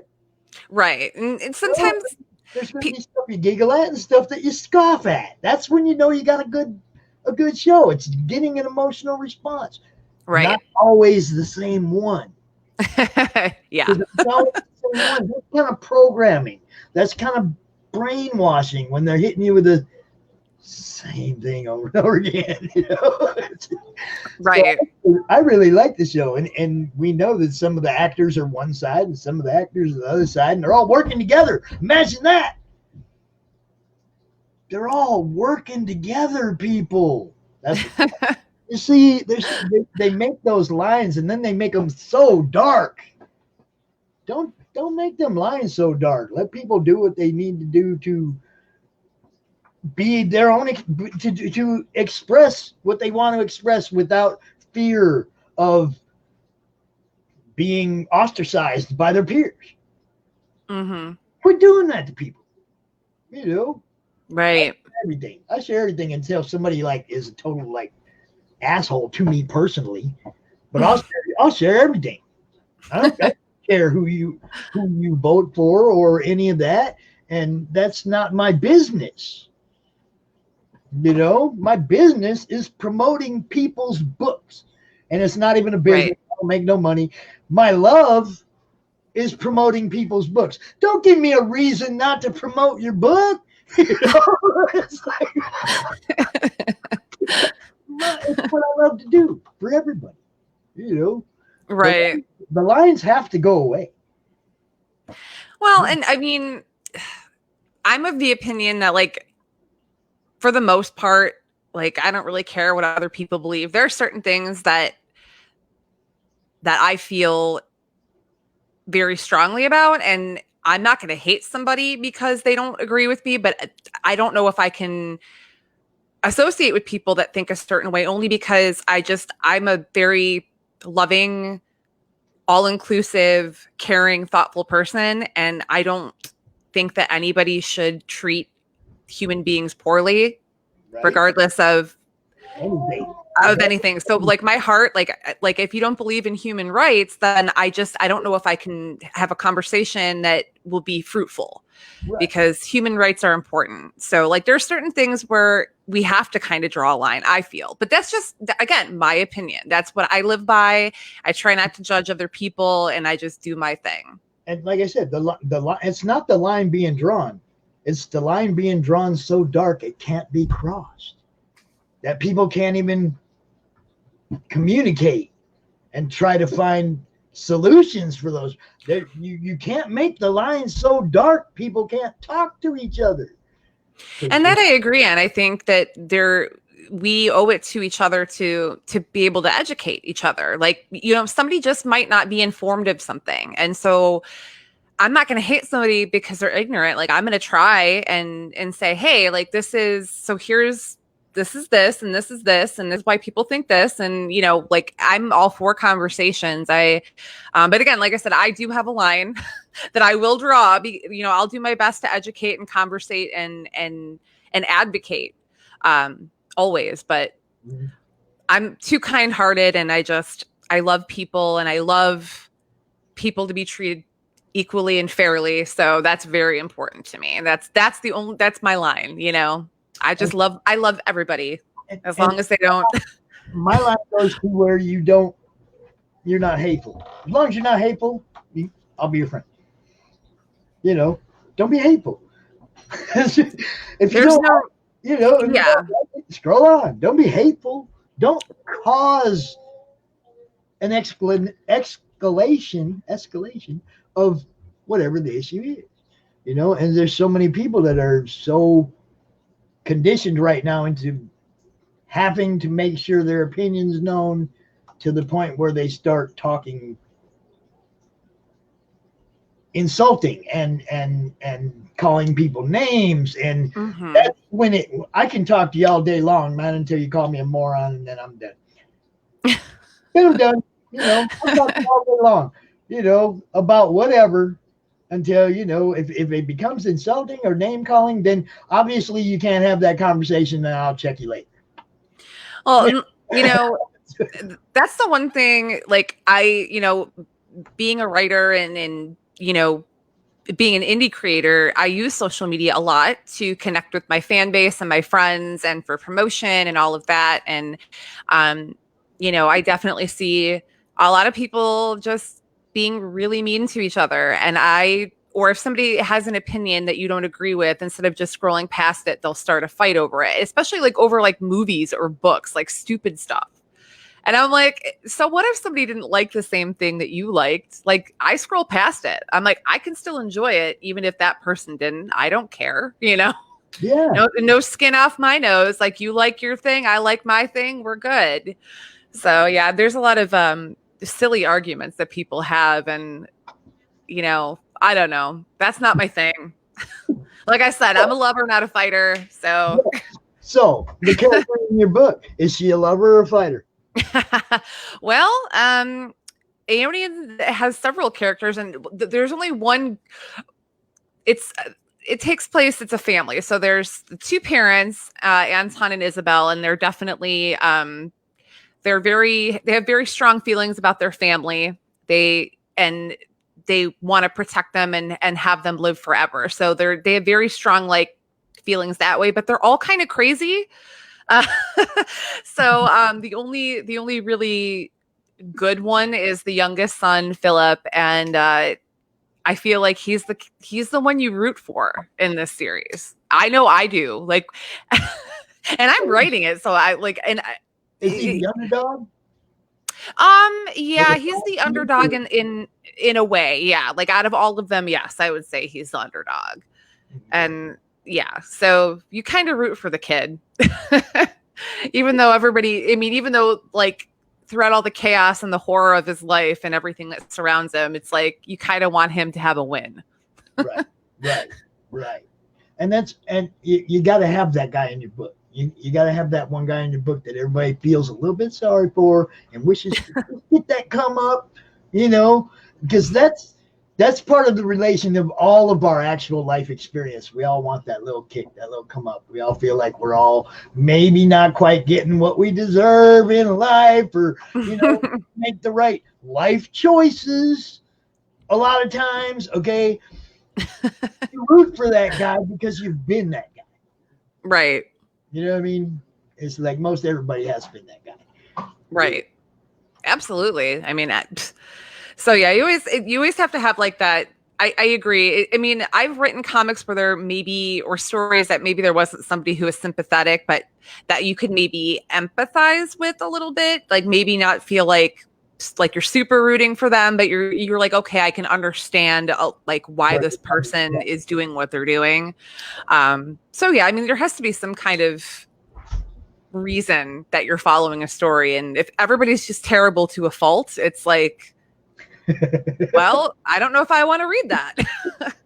I mean, there may be a genre for that, but we'll have to figure it out. Well, there is. It's Always Sunny in Philadelphia, the TV show. Everybody's terrible, but I love that show. But see, then again, Charlie is kind of the sympathetic. Like you can sympathize with Charlie. So at least they have Charlie. So they got someone. And that show is so funny too. I love that show. It is. It's so weird. And I'm like, why do I keep watching it? Because it's funny. I don't care that they're all terrible. It's funny. And humor. I mean, come on. Smiling, laughing, humor. That's the things that keep us connected. It's not all the crap that keeps us connected. It's the good stuff that keeps us connected. You know? Yeah. Oh yeah. I mean, you can be connected by negative things that affect your life, but what keeps people connected is our ability to feel joy, to have good conversations, to laugh together, you know, to love together, to be able to bring all of that, like that, those human things into one place and just really, you know, connect on a full level, which laughter and joy and all of that are super important. in my book. It was kind of funny because I talked to Ernest McClendon the other night for like 3 hours, and I'd never talked to him before. And he's a black man, I'm a white man. You know, we just connected on our agreement of how screwed up things are. Not that we necessarily agree with each other's side, or not even side, but agree with all of everything each other had to say. But we agreed that we both have the same thing in mind for our future, and that's a better future. Right. So he's seen all my posts on my personal page, and he was like, I'm gonna go find out who this guy really is, and came and talked to me. Now we're friends because he came and talked to me. He didn't just look at my post and go, oh, he's an asshole. You know what I mean? He wanted to find out not the text. He wanted to hear the tone, the inflection. He wanted to see the facial expression. He wanted to know who I was as I said these things. Now we're friends. All I can say is now we're friends. You know, you got to talk to people. You actually have to connect on a real level. You know, if you really want to meet people, and know that there's good people out there, freaking talk to people. You know? That's honestly the best way to, I mean, because people are different when they're online, and, or even if they aren't completely different, we filter our lives. Like, we only put certain things of our lives and our opinions and thoughts on social media. I'm pretty open with, I don't really talk too much about my personal life unless it's my dogs or like having a good time with my friends. I post about my dogs like way too much because they're so cute, and I don't care. You don't have to look at my dogs, but I'm going to try and make you. He always says hi. See, yeah, I'm like, everybody needs dog, like cute animal photos in their life. There you go. Rock's over in the other room talking. But yeah, I feel like on social media, there's like different, some people don't hold anything back, and some people yeah, and then some people, you know, are just like, I don't feel like living my life on Facebook defines my life. So yeah, you see photos of my dogs and like things that I'm going to do, or I'll post like, you know, about what I'm working on, but like that's a small part of who I am. You know, it's social media. It's not meant to encompass all of who I am as a human being. It's going to take a while for people to figure out after, you know, again, through a conversation. I lived in a big city all my life. In the last 7 years, I lived in small town, and I don't have friends. I have no life. I have my grandkids. I have my comic books. I have my group, and you're all seeing it because that's all I got. And that's okay. Right. And I'm happy. Right. That's why I try to let people know. I don't have everything. I can't back every book I want. I don't have everything I want. I have my grandkids. I have my son. You know, they let me be part of their life, and there's nothing that trumps that. Nothing. Well, yeah. I mean, that's the people that are like in your heart like that are close to you, that love you and are your family. I mean, that's so important. It's very important. You know, I don't have kids. I have dogs, but I mean, like, me and my mom are best friends. Like, I love my mom to death. She's one of those people that if I didn't have her in my life, I don't even want to think about it because I'll get teary-eyed. I'm that person. I cry very easily. Anybody who knows me knows that I cry very, very easily. And I write horror. So like, I don't know what see, and this is another thing, because I do write horror. People assume that I'm like very different than I actually am. So it's funny when people first meet me and talk to me and they're like, you're so nice. How do you write this stuff? Okay. So expand on that. Give me a couple other things. Tell us about a few of the other things you've been involved in so we can, like, you know, do a little research. Oh yeah, for sure. My first comic was Psychopath, and that was a 3-issue miniseries that's been collected, and that's out through Rocket Ink Studios. And then I did a one-shot. Is that your main publisher, Rocket Ink? Yeah, they do. They're publishing almost everything that I've put out. I have a prose story in Cafe Macabre through Source Point Press. I have a comic in an anthology, Space Cops through Behemoth. I have a one-shot horror comic, The Last Heist, and then I've got Aeonian, and I've got a few more anthology things that I'm working on this year as well. So there's always more stuff coming. Always. That's the best thing that I can wish for you, is that you always got stuff to do. As long as people will read it, I mean, well, honestly, I'll keep writing it anyway, even if nobody reads it. But it's cool if people do read it. Like, I appreciate that. Yeah. you got somebody that helped promote you forever. Okay, right there. So. And I really do appreciate that. It's nice when we can all help each other, and especially, because I love the indie community so much, and I've made a lot of great friends just by writing comics and going to conventions. And I was actually a reviewer before I started writing comics, and I was podcasting and interviewing some of these people that I'm now friends with. So it's kind of funny, like how it was it hard. Was it hard if you read a book you didn't really care for? Was it hard doing a review on it? Well, honestly, I'm like you, that if I don't like something, I don't think that speaking negatively about somebody else's work is good, because somebody else could read that and they could really like it. Exactly. So I will not write a negative review. Yeah. That's unless it's a movie, and then I mean, it's hard for people. It's hard to explain that to somebody when they ask you, what do you think of my book? And it's it's hard to explain to people that I don't want to review your book. I'm going to tell you the things I liked about it. Right. I don't want to review it. I don't want to be the guy who stuck the nail in your coffin, or encouraged just one person to not look at your book. That's not what I'm about. I'm about promoting everybody's stuff. So I have to draw that line when they ask me to. They send me PDF, and then they're like, "What do you think?" And I'm like, "Okay, this is just gonna be between me and you. This ain't never gonna be public. I don't do it like that." Right.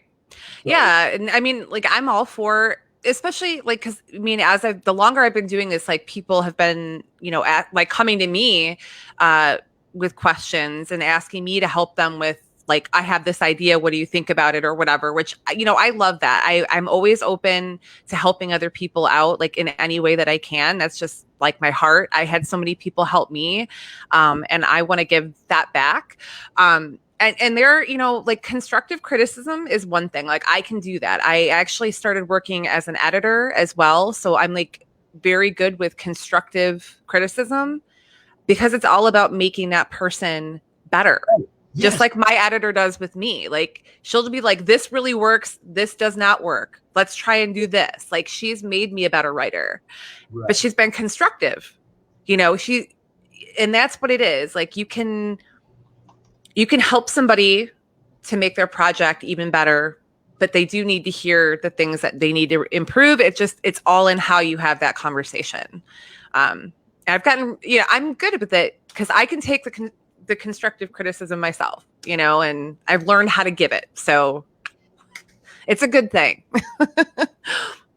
I hear you. It's like you just said, I will tell you a way to try to help you make it better, but I'll never tell you it's no good. Right. Because the next guy might think I'm a nut. You never know. I mean, you read it might think I'm a nut and love it, So right. You just can't. I can't do anything that would damage your chances of your book being successful unless you went out live online and told everybody I'm an asshole. Then I might not. Then the gloves come off, man. I mean, you pretty much have to just basically attack me to get me to not promote your book. I want everybody to be successful. That is my group mission. That's what Comic Related Madness is all about, is everybody being successful. So you feel free always to share your stuff where I can see it. Because if I can see it, everybody I know is going to see it. And I'll keep doing it, because honestly, that's between writing, I mean, I do have like a part-time job too, but writing is my job. So that's what I do. That and take care of my 3 dogs. I mean, and that takes up a lot of my day. They're very needy, but so yeah, you'll be seeing a lot more of my posts like, hey, I'm working on this because I'm always working on something. And the more you guys post your stuff in the group, the less I have to, and people won't be getting so sick of seeing me post all the time. I know there are people who have turned me off, like don't, like that unfollowed me. Mm-hmm. I really, it's a disservice to all you guys, because although I do post on my page and they don't want to see some of that, what I post in the group, you all want to see. Don't turn me off. I mean, tell me to shut up, but don't turn me off. I mean, I do my best to keep the personal stuff out of the group, and I do my best to keep all the division out of the group. So you're always safe to post anything you want. I just saw that comment come up on the screen. I don't know. It was from Anonymous or whatever, but the indie world really is great. And most creators that I have met have been more than willing to be helpful, to answer questions, to just have each other's backs, and just, whether it's constructive criticism, help with finding a printer, anything from like really little things to like larger things. It really is a great sense of community, and I am so honored to be a part of it. It's like they're like my family. I love these guys. Yes. Nothing but love. Nothing but love, baby. That's Phil Leon, by the way. That's who had that post up. Oh, okay. Cool. But yeah, exactly. That's how I feel. Is everybody, I want y'all to succeed. Everybody. So as long as you're putting it where I can see it, I'm gonna put it where everybody I know can see it. I'm gonna go out and talk about it when people like Varian and Randy bring me out on their show. I'm the what was the word I came up with? I can't say it. I'm just a promoter, okay? And I'm not trying to get rich off nobody. I'm just a promoter. I love comics. I loved comics before I got involved in any of this. Mm-hmm. This gives it more purpose. It's like now I'm helping those people who have helped me my whole life by giving me stuff to read. Yeah. That let me escape whatever crap I was going through at the time. Okay. This is my paying them back by helping out everybody. Some of them still out there and some of the new people coming up, but this is like my payback to them, is promoting it and making sure everybody sees it. And some little kid like me turns out, some little kid goes through and finds a book that they like and a hero that they like, and it sparks that love of comics and that love of or whatever, like for me, I was a mythology nerd first. Mm-hmm. I knew who Thor and Achilles and everybody was long before I seen a comic book. I had a second grade teacher that used to read like a children's version of the Trojan War. Like the last 10 minutes of class every day, she'd read a few pages. And I was lost in mythology. Okay. Right. Greek mythology, Norse mythology. I had to read it all then. I had to know everything. I was a mythology nerd. I was too cool for comic books. Till I saw Thor on the cover of a comic book. It's over. And then I realized that it wasn't, I wasn't too intellectual for comics. I just hadn't realized they crossed into what I liked yet. Once I knew it was all over, Yeah, there's not, just one type of comic. And I think that a lot of people get confused because superhero comics are the most popular. Yes. They have been the most popular, and that's cool. And I read X-Men when I was younger. Like, I love X-Men, but superhero comics really aren't my thing. So I got into comics reading X-Men, and then I kind of like fell away from it. And then I started reading like finding these horror comics, and I'm like, ooh, and, you know, that's what I like to read. So that got me back into comics, and now I'm writing them, and I'm making comics that I like to read. So, because there's other people out there that are like me, that like, you know, that live that horror life, and they like that kind of stuff. So I'm putting it out there for them so that they can see that there's more stuff than just superheroes. And I'm not knocking anybody who reads or writes superhero stuff, because I've read some really good superhero stuff. It's just not typically what I go for. Cool. And it's, you know, I'm not a real big horror fan either. I have one of the admins in my group just got totally switched over from superheroes. Everything's now horror. Everything is now is now horror. And yeah. It's like, okay, so I dug through, looked, see, okay, I think I got a little stack about this big to send him, because not all that into horror, you know. I mean, to each their own, you know. We all find the things that we like, and I think that I honestly believe somebody is writing a comic right now that's for somebody, for each person. Right, there is somebody's out there that will fill that void you're looking for. Yeah, somebody is writing a comic that will speak to you somewhere, somehow, somewhere in the world. You'll find it, and you know, I always try to get my non-comic reading friends to check some things out, and I always drop like the stuff that I'm reading that I'm finding really good. Like I just got the big hardcover of Nailbiter, which is one of my favorite horror comics by Image, and so good. Like, and I'm also I just got The Loved Ones, which is an indie comic that is another horror comic, but it's like I haven't read it yet, so I don't really know how it's going to go, but I'm excited to read it. So I post when I get new stuff so that people can see what I'm reading and check it out. And again, just trying to promote the things that I know people might be interested in. Cool. Stephanie, it was great having you out. Awesome. I'm glad my internet came back on. Me too, man, because I'd have had to talk to Hash for a half hour. Oh man. Well, I'm glad I saved you. No, just kidding. I'm kidding. Okay. Better. I mean, it was very fascinating. Yes, you were right with a lot of the with the indie artists and everyone helping each other out when everyone feels the need. Of course, right now, as of today, most people find out that Wizard World canceled their show that's happening in 2 weeks. Then they changed the date to January. So my phone, since 8 o'clock this morning till about right now, has been blowing up to saying, "What's next? What's next? What's next?" Right. So that's the new scare for all of us artists. Yeah, it's been a tough year.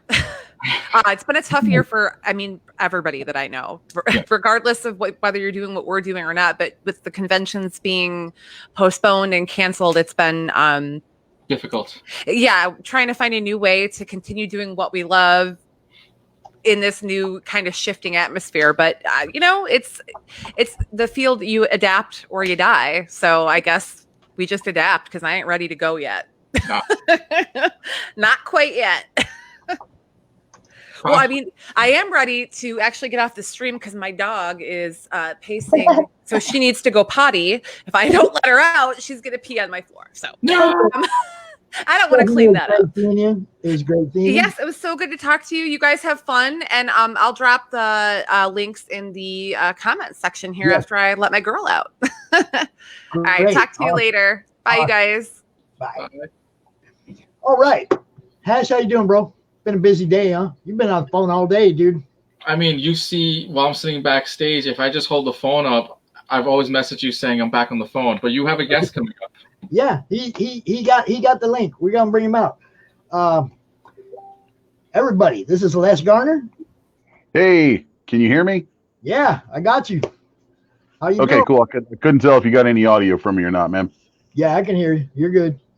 Cool. Yeah, I'm sitting outside on my porch with my tablet doing this. So if it gets choppy and I need to break, then I can go into the studio and which I may migrate in there anyway at some point. Yeah. Well, this is good. As long as you're comfortable, that's all that matters. You know. Awesome, dude.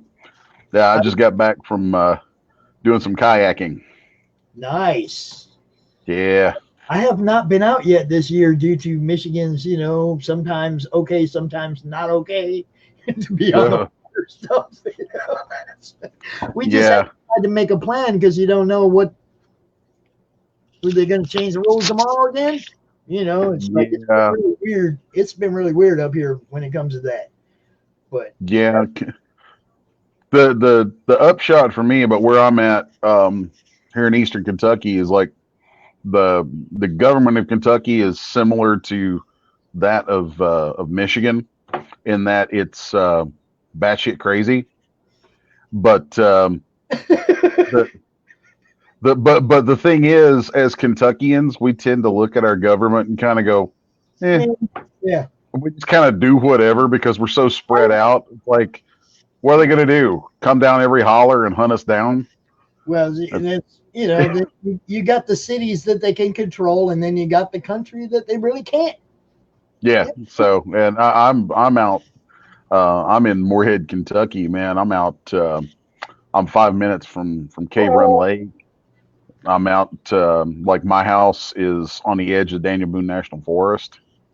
So yeah, and it's beautiful out here, and you know, it's like it's funny because I promised myself I wouldn't get into this kind of stuff, and I'm not going to go too deep into it because I have, let's call them nuanced views. But yeah, I was just out at Cave Run Lake today. It's the second largest man-made lake in North America, and it's got tons of shoreline, and people are out. People are out there having a great time, and like it was packed. The shoreline where I put in my kayak was packed. But here's the thing that struck me, and this is like all I really want to say about anything going on out in the world right now is city's on fire, everybody's upset, everybody's pissed off, and there's good reasons to be angry about lots of stuff, but all the racial stuff going on, and I put in my little kayak, paddle out, look to my left at the shoreline, and there's probably 150, 250 people over there. And, you know, this is Kentucky, so I know what the outside world thinks when you say Kentucky. They think yeehaw, but a ding, ding, ding, ding, ding, ding, ding. You know, nothing, you know, crazy rednecks and all that kind of stuff. So I look over, and there's like 4 Hispanic families with a boombox blaring their music. And then right next to them is about 3 or 4 black families with their music playing, and interspersed around them are locals, you know, local, you know, white hillbilly looking families. And here's the thing. They all had children with them, and all those kids, are getting along. black, white, brown, and rainbow colored, are down in the water playing. Yeah, their parents all hanging out, talking, joking, having a good time. And I look over because you know, it's like I'm on the computer all the time, so I see all this garbage, and then I go out in my backyard and I'm like, I'm so proud of you, Kentucky. You know, and that's what I'm saying. It's like what our community, our town. No, we got black people, we got white people, we got Mexicans. Nobody's burning nothing down. Everybody's trying to get along and get through it. Well, and you know, that's all we can do. All this stuff coming up right now is really bizarre for me because just this year, I found, I don't know if I should even say this or not. I mean, for various reasons, because people take it in weird ways. Like earlier this year, you know, I found out that I met my my younger half sister for the first time. Well, her father's black, and she and I talked and did a little research and all this stuff, and come to find out, I'm a quarter black. Yeah. So, and I'm like, and it just makes me, and my girlfriend's Filipino, you know, and I'm just like, I have this. I'm like, the reality of this stuff is, it's like, you know, I don't know, it's like there's something about it that's just very. There seems to me something very pathological about the lines and the definitions and the rigidity of it all, when at the end of the day we're just individual human beings, you know. Yes. And You know, when I found out that I was a quarter black, I didn't look in the mirror and go, "Oh my God, I'm a black man now," and I didn't look in the mirror and go, "Oh my God, I'm not a white man anymore," or "I'm not a what," because to me it didn't matter. I was like, "Oh, that's neat," you know, that's neat. I was like, "It's neat. It's cool." I know there's some in my. I know there's some in my background just because of where my ancestors come from. I don't care. And see, if everybody worries so much about it, it's like, trust me, my ancestors and me, we ain't the same people. Okay? No. We ain't living the same life. We don't have the same demands on our psyche. We don't have. They didn't have what we have as far as punishing social media peer pressure strictures. They didn't deal with any of that. Okay, we didn't have, or I mean, we're dealing with this pandemic. We have the capability medically to deal with this. They didn't. Yeah. They died horribly when stuff like this happened. Yeah. We've progressed as a people, medically, scientifically. The panic involved in it was so badly media driven, and I'm not saying it wasn't happening, but they made it sound like we're all gonna die. Yeah, They did. That the beginning of this was really, really bad, and the goalposts have moved on how to deal with it, and 50 different governors and all that, and it's crazy. But we as individuals, just like what you said about the people at the beach, we as individuals overcome it because it's what's happening in your local sphere. That's what's really happening. And it was nice because like I'm watching all these people hanging out together, and it's just cool. And it's like yeah, these people. It's like I bet you any number of these people, regardless of race or background, they probably work together. Their kids play together, obviously, because they're doing it right now. And it just something about it. It breaks my heart for the cities because I think when you combine the communication speed of social media and people packed in so tight in the cities, and then the way that feeds into media, politics, and social interaction, and all that kind of stuff, it takes there's a cooling factor to the time it used to take people to communicate. Right. There's a cooling factor, and now there's no cooling factor because everything's instantaneous, and the passions travel at the speed of the voice. And the other thing is everything just goes up so fast. We got so much of this that's typed out though, and there's no tone, there's no inflection. You can't catch sarcasm. You see, there's so much that's misunderstood in the typed word. And that causes so much of the rift. It's like when I talked to Ernest the other day and he could see me and see my facial expression and hear the inflection in my voice and the tone in my voice over certain things I was talking about. We're friends. He understands where I was coming from, not type. You know what I mean? It's like it makes a huge difference when you're communicating with somebody. They can see the look in your eyes and hear the tone of your voice, because I'm not as hateful as some of my words come out. I'm not hateful at all. Sometimes I get mad. I know that there's things that irritate me and things that I say. I've learned as I've gotten older. I pause a lot when I speak. That's something you'll find out is I pause a lot when I speak because what you're saying. I make a very concerted effort to not let a single word come out of my mouth that is not exactly what I mean, exactly how I mean it. And if I'm speaking to someone who I think might not get the context or might not get something that, the way that I might say it to say my brother or my girlfriend or something, then I'll take it into consideration and think about it so that, there's nuance to that. And I think a lot of that is lost because people are so impulsively typing 140 characters and sailing it out into the world. And it's like, man, I swear, if I were to create a social media app, if I were to create my own Twitter clone, it would everything that you send would have a cooldown moment on it. Every tweet. Seriously, when you hit send, the next thing it would do is give you a little screen. Are you that sure? shows you what you're saying. Just lets you read it and sit on it for a second. Are you so sure? It wouldn't be so instantaneous. I'm not gonna lie. There's been times I posted something and deleted it within seconds, hoping nobody because I've been angry. I mean, I've been angry. My neighborhood that I was born in is gone. I can't take the grandkids down the road and go, I went there, I used to hang out there. It's gone. So I was pretty angry. Okay, when Lake Street burned, I was mad. Wow. You know, I was mad. And not certain group my younger sister's in New York City right now, and I'm really worried about her. I mean, I think that she's over in Long Island.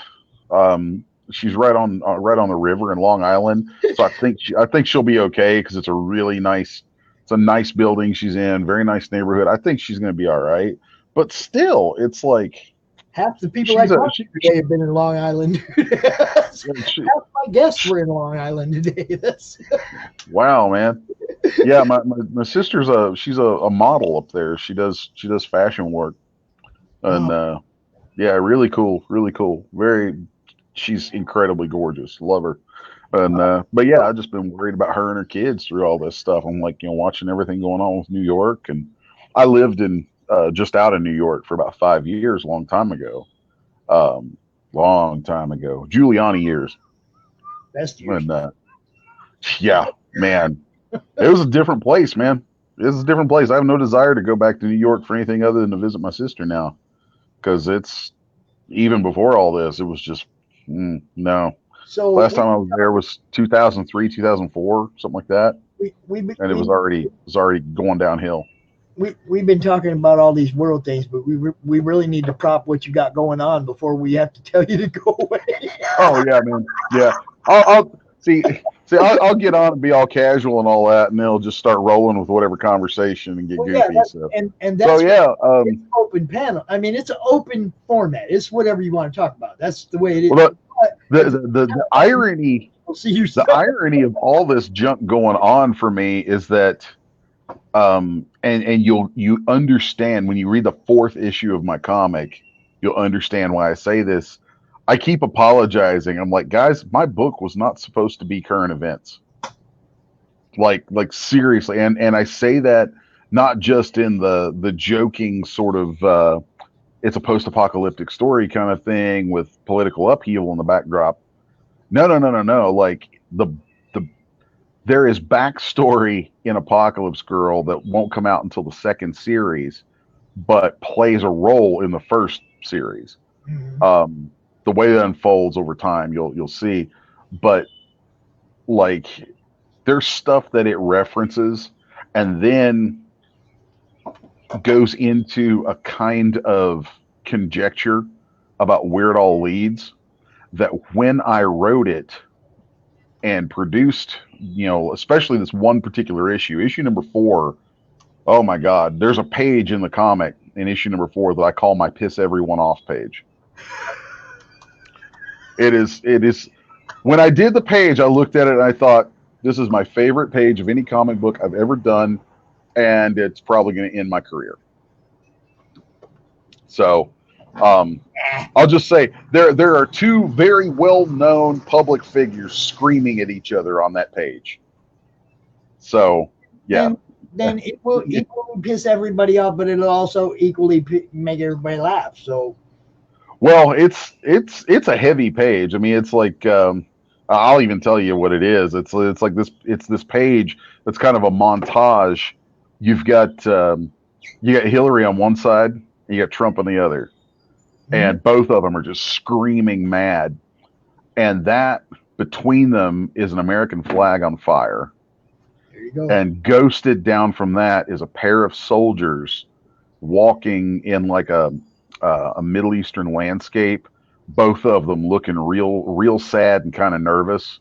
And below that, on either side of an upheld fist, are 2 completely different, very different looking sets of rioters.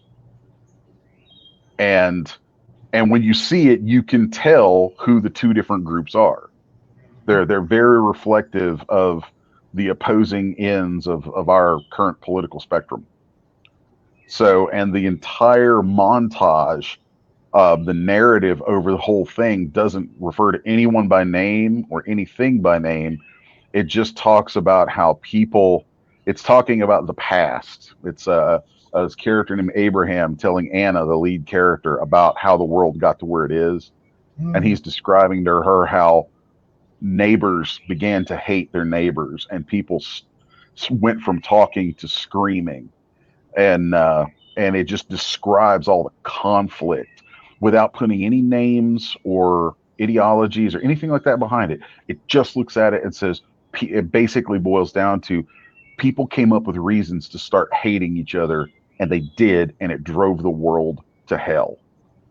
So, and then from there it goes into stuff in the following pages about how opportunists in various positions used that conflict to their benefit, which just made everything worse.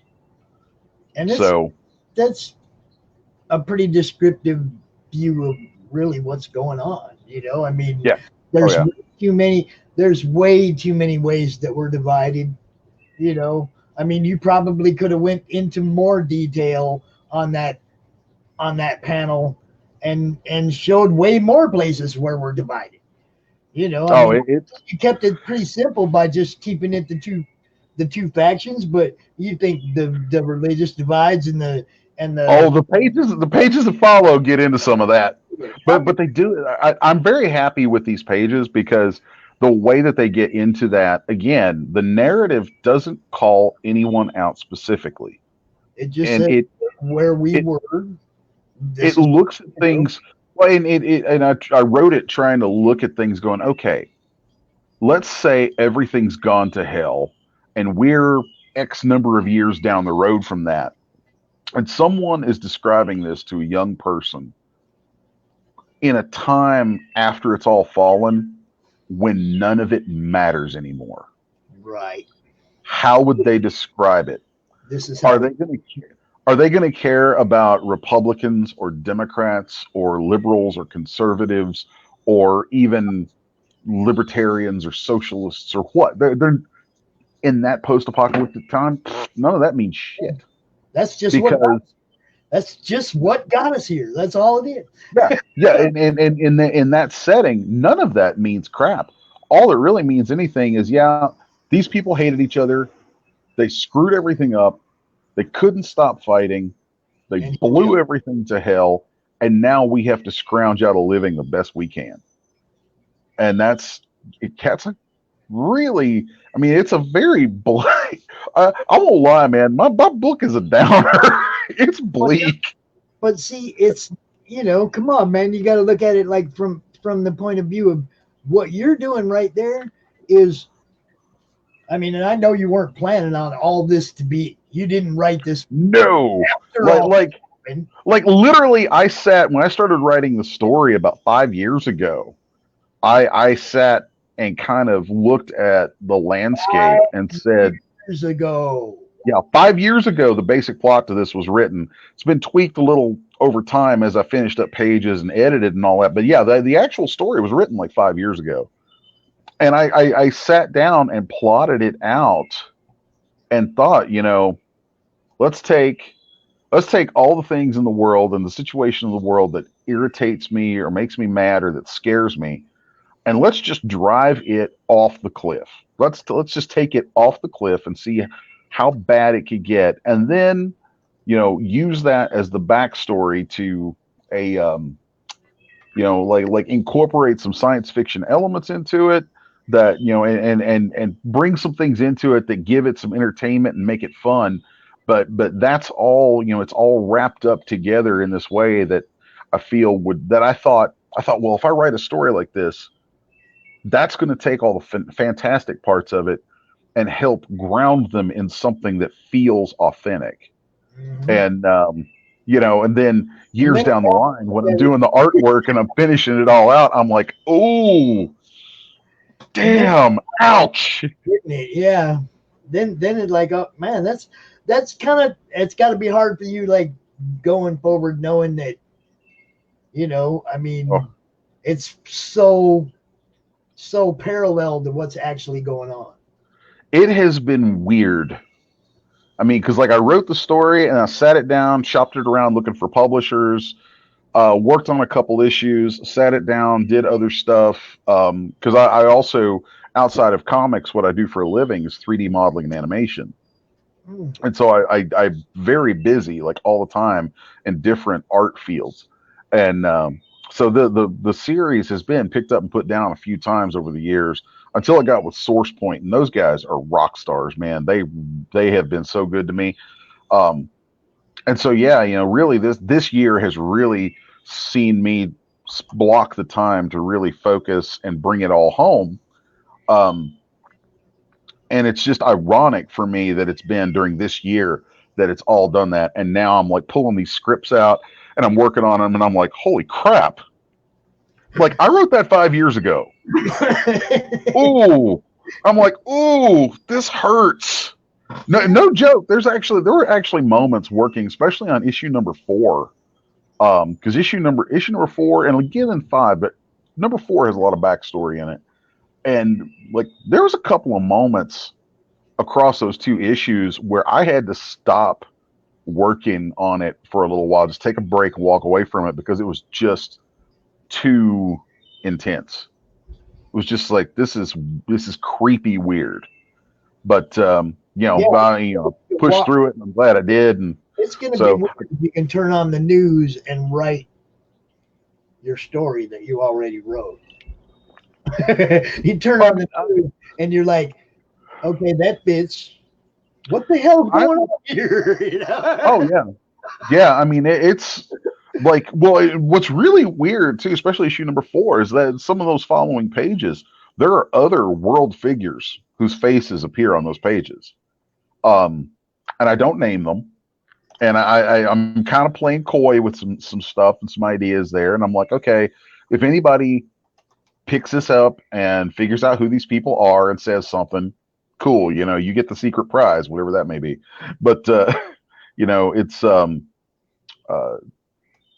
it just kills me how like I put that together and I put these faces in there and these people as just kind of Easter eggs for folks who might dig in a little bit on it, and I'll be damned if it's like, oh, there's that guy. Oh, there's that. Oh, and there's that one. Crap. It's like, that was not intentional. It's like, I'm like, people, I'm supposed to be wrong. We were supposed to veer. We're supposed to have turned somewhere, not gone straight off this cliff. Yeah. So yeah, it's weird. It's a weird feeling. It's a weird feeling. But all that aside, it's so funny how that has become the part of the book that's been on my mind the most, just because of the world right now. But actually, the like that is in the first story, this first 6-issue story. That is exposition. That is backstory. That's flavor. It's not the story. Right. It's a component, but it's not the story. Really, the story is a coming of age story of the main character, Anna, who in the first 10 pages of issue number 1, she loses her father. And there's a whole, her story and his story tie into the events of the world. There's some ex-military stuff in it. There's a number of, like, actually the page that I said is my page to piss everybody off. It's not really to piss everybody off. It's actually, it and a whole pile of pages are a love letter from me to a lot of folks I've known. I wasn't in the military, but I have a lot of military friends, and I'm very love my military folks, and really spend a lot of time with them, training in martial arts and stuff with them, and like those guys and gals go through stuff that us civilians just can't. We can't get it. We can't parse it out. So there's a big component of that embedded in characters and backstory, and but yeah, so you've got Papa and Anna. Papa dies, and then Anna is left to figure out the world. And the only tools she has to do that are basically what she was raised learning from him. So most of the book is narrated. Like most of the narration that comes up in the book is her thinking, what would Papa want me to do? And it's really, really cool that way. I think I'm very proud of it. I like the way it's the way you sound like you got it set up. I'm a little bit scary about the actual parallels to what's going on right now. Oh, I think you'll dig it. There's also one of the things that I did intentionally is like, because like Anna's story is actually a very simple story, but it's a simple story that through it you get deep dives into other characters in just about every book. So like that's why each of the books, each issue focuses on a different character on the cover instead of always being about her. So you get like actually my favorite character in the whole series isn't Anna. It's a character nicknamed, her name's Miriam, but they call her Mama Shotgun. And her backstory is told in issue 5. Actually, no, her backstory is the centerpiece of issue 6, right leading into the climax, and I love it. So I don't want to cut you off because I really want to hear more about this. I want to talk to you later, bro. I want to talk to you later about this. All right. Oh yeah, man. Right. Yeah. If you got the you ever want to have me on again, man, we'll do something. All right, cool. I'll get with you, bro. Cool, man. And I think Ross just posted the link to the Silverline double feature. Is that where your book's at? Right there. Source. No. That's not me. We're not on Kickstarter. Nope. Wrong. You want to go to SourcePointPress.com. Pop the link in the comments for us, would you? Yeah. If you go to SourcePoint Press, SourcePointPress.com, you can search for it on there. Okay. But I'll pop a link in here in just a minute. Yeah, most definitely pop your link in there so we can find you, bro. And I'll get I'll get with you later. It's good seeing you. All right, man. Catch you later. Peace. And our next guest, Mr. John Martin. Now see. Hey, what's up, everybody? This guy, I've been trying to get this guy to come out 2 cons now. I think I've thrown you the invite each time. I'm glad you're finally jumping out here with us, man. I've been busy as shit. Huh? Said I've been busy. I know you're busy. Both times I tried to get you out, you were like, man, I already got stuff I'm doing. I'm busy. But I still got stuff I'm doing. I'm getting ready for a Kickstarter next month, and I got another Marvel project with Upper Deck I got to knock out. So cool. It's good to see you, man. All right. Well, I guess go through. For those who don't know who I am, I'm John Martin. Nickname I carry from high school, Vampire, because I have this fascination with them. But I'm an artist. I'm an inker for Silverline Comics. That's Roland Mann, Tommy Fashanti, Barbara Kilgay, all the old Malibu folks. I'm with them. I inked a book for them recently called Friar Rush. I've done some, which Friar Rush is coming out next month. The Kickstarter should come out next month. I've done projects for Dynamite, 25th Anniversary Chaos. I think that's on Kickstarter right now. Yep, it is. I did, there's another set that's going to be coming out by them. I did Fallout, which came out a little bit back. I did 200 freaking sketch cards for them for Fallout. Wow. 200 cards? 200 cards, and I knocked it out in record time.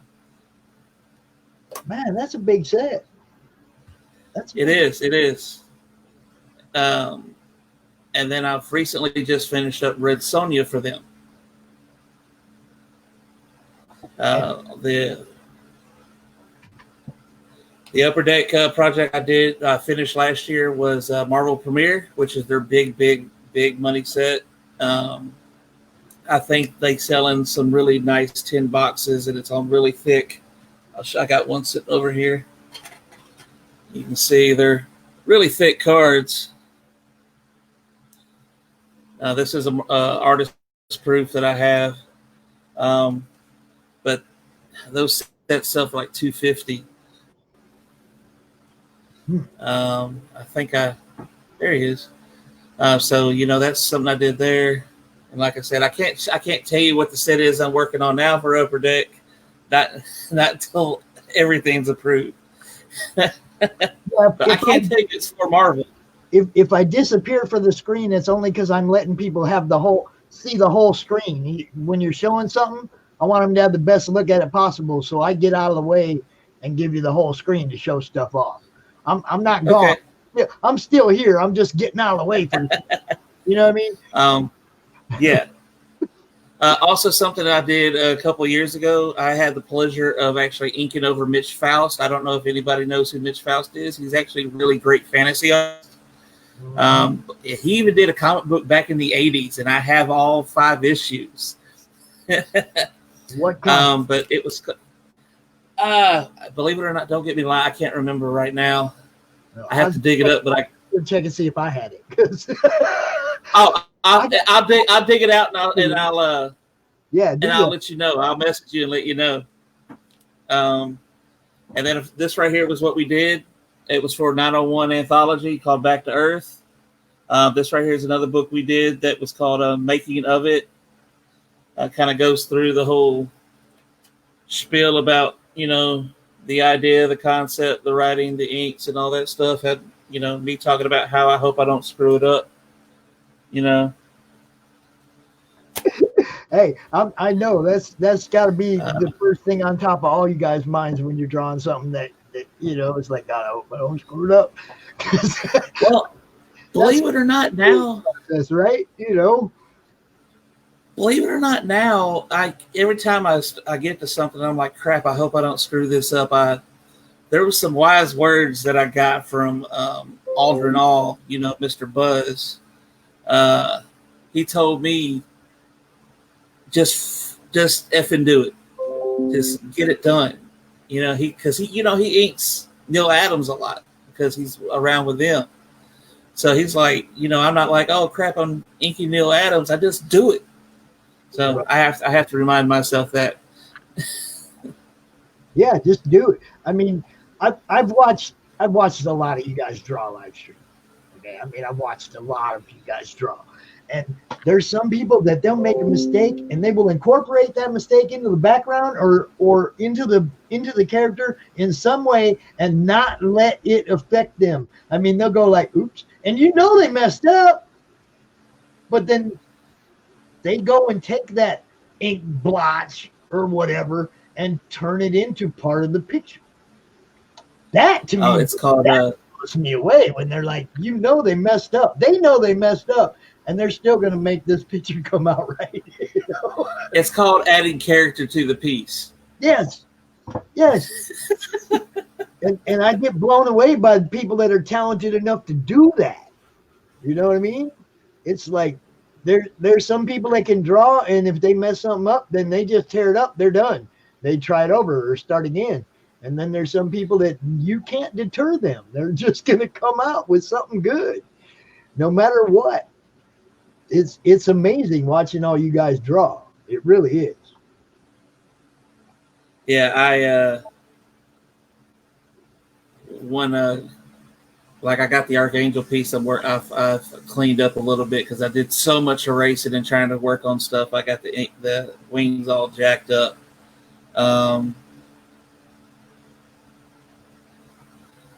And trying to share this, so it's being a pain. There we go. Share. There we go. I shared it to my personal group. But I've been working on a Thor commission, and I was trying to do this whole menacing look down thing, and I was fighting with the leg position for like 6 hours. See, and I just can't imagine being like I've done five drawings in my life, and it was just in the last couple of years since I started really getting to know some of you guys, and I wanted to find out, I wanted to find out what it's like. So I did a couple drawings, and so a couple of them are pretty good, but I was like drawing each line, and each line had to be perfect, and I'm erasing and I'm drawing each line. And now that I've watched you guys draw the way, like you sketch shapes for the arms and stuff, and then you come back and clean it up afterwards. I didn't know about none of that. I'm trying to make each line perfectly dark the way it's supposed to be, or light the way it's supposed to be, or, you know what I mean? I had no idea of the procedures and the shortcuts or any of that. So I'm really proud of pictures. Oh, just wait till you start having to sling ink on them with a brush. Oh, I'm scared. I won't put ink on them. I'm scared. I swear, I will not. I do not. I was very much like I have to have every perfect line when I first trying to start learning how to truly ink. And now because I've practiced at it for a while, I try to just let my instincts kind of take, okay, here's my light source, here's where I got to roll, and I just kind of go at it. Mm-hmm. Try to get that nice line variation throughout. I wanted to do it just because I wanted to know how hard it was. I mean, I wanted to draw a picture. I drew an Electra, and it was pretty good. And like I said, I wanted to try it. I wanted to find out how hard it was, what you guys go through. I'd never want to do sequential. Oh my God. I would never. Storytelling's a whole nother beast. Yeah. I mean, I got so much respect for them guys. They can draw the same character over and over and over again in different poses from different angles, back, front, side. I'm so blown away by people that can just do that over and over again. Wow. I mean, a few years ago, I was like, all right, I'm going to try to practice on doing sequentials. And then I realized I was lacking in so many other things. I didn't need to try to do that yet.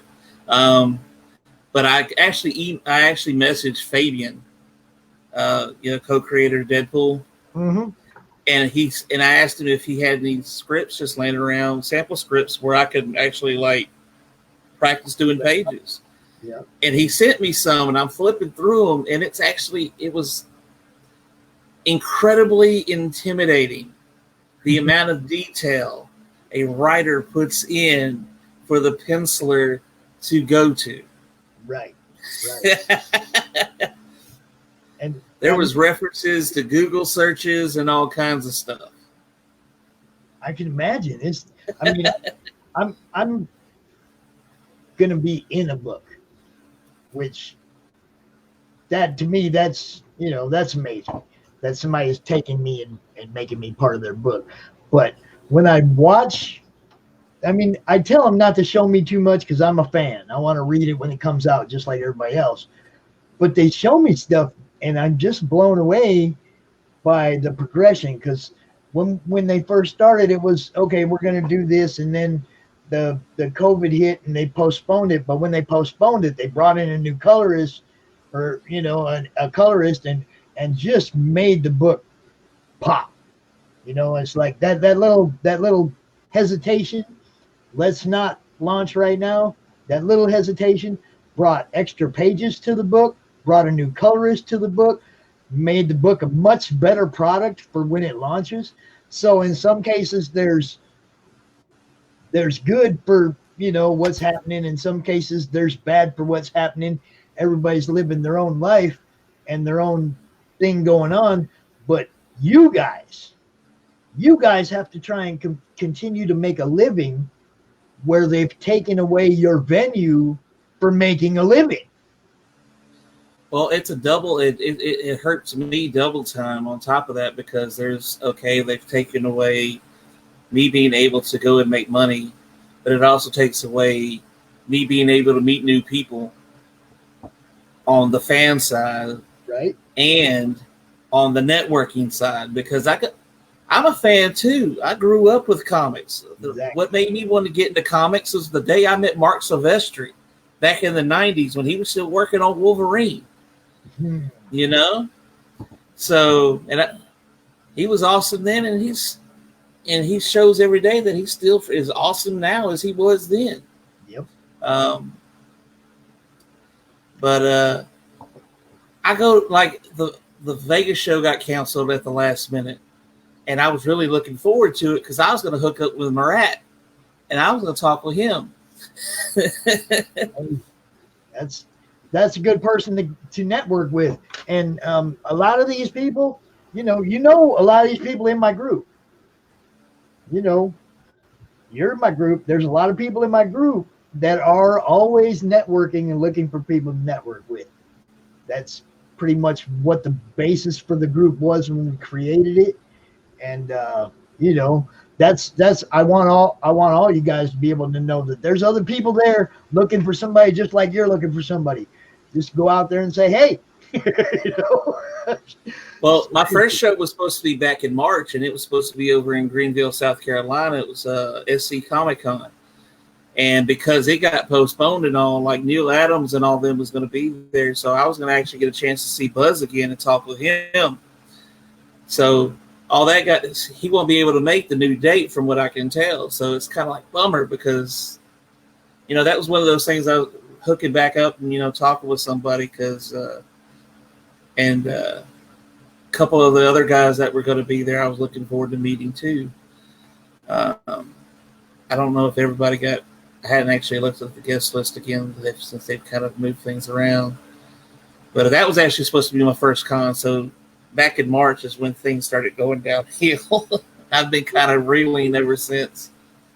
Everybody's been reeling. That's I mean, you know, I did my first con the first weekend of April. Mm-hmm. So, you know, when everybody in March went, oh my God, what are we going to do? The first thing I did was go, how can I help my friends? You know, so I started doing these cons. And, you know, it's like, I remember inviting you to the first one. I was like, you want to come out, man? We're going to do this. And you're like, man, you already had a obligation for something for that weekend.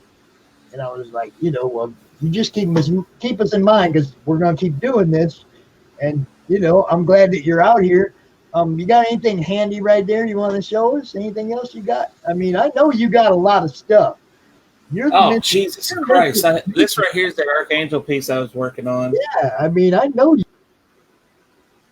You can see I actually have the buildings all in, and you can't see all the trees, but the trees go about to the wings. It's going to start getting inked today. See, I got a whole stack of things over here. Go ahead, show us some of it. You know, pieces I still got, you know, that somebody may be interested about. You know, this right here is an old piece.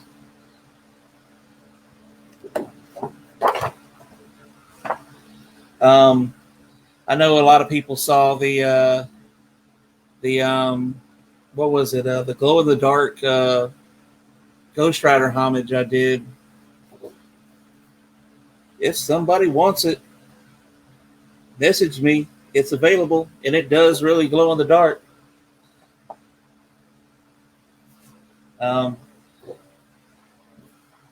Any fans of this right here is an 11x14 icon from Milestone.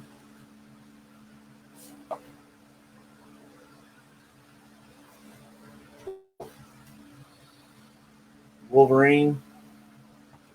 Pencils in splash color. Nice. See, I needed to get you into that stack. People got to know what you got, man. That's how we. Oh yeah, here's Mandalorian Cub. Yeah, Mandalorian Cub as I call it, Mandalorian and the Child. I'm actually surprised that's still happening. That one was awesome. That one turned out great. I want you to know that. That's awesome. You remember Flash Gordon? Oh yeah.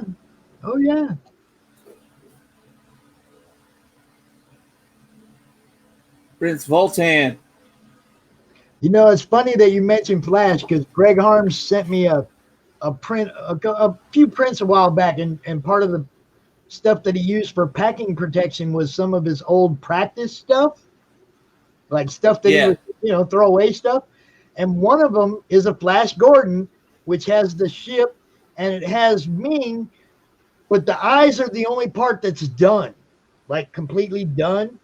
So I took a picture of just Ming's eyes off of that because it's great art. And even though he was throwing it away, I kept it. Oh yeah. You know what I mean? I can't tell you how much stuff I got sitting off to the side somewhere that's probably somebody else's treasure. Are we like kid friendly here? Yeah, we're good. We're good. I got no grandkids watching. Okay. You remember the Changeling, right? Yes. Antonio D. That piece I did of the Changeling.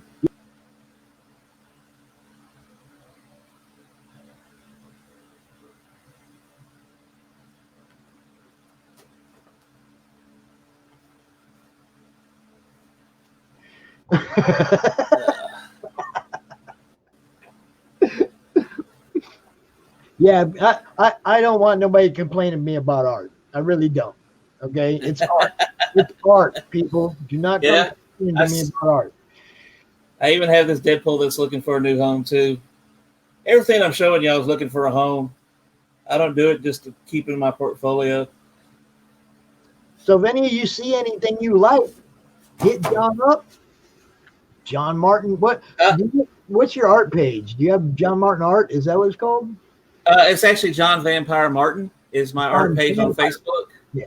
And then it's John Vampire Art, I believe, on Instagram. Don't get me trying to figure out my Twitter. I can't remember at the moment. Katrina, that's funny. I like that. She says she's speaking to the That's what we love. Don't look. Don't look. Here you go. What do we got? Oh. The little Bear Skull Ghost Rider kind of done like a realistic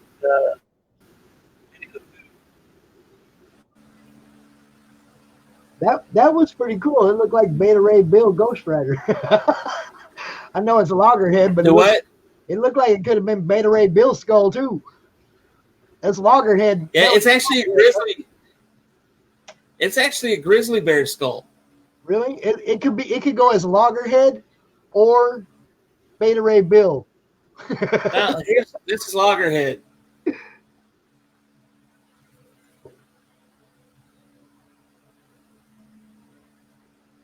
For those of you who don't know, loggerhead is Brian Silverback's Scout Comics character. That's cool. Yeah. Did you and do that? They have that. Did you do and that? They got that contest. Yeah, you did it for the contest? It's in the contest. Yeah. Except I added rain digitally, so. I know a few people that submitted something for that contest. It's pretty cool. I like when people are like including everybody else in what they got going on. You know, it's like I thought that was just totally cool of him to do that, to just say, all you artists, man, come on, draw my guy. You know? Well, actually, Brian had some input. Me and Brian were working out the head in that angle.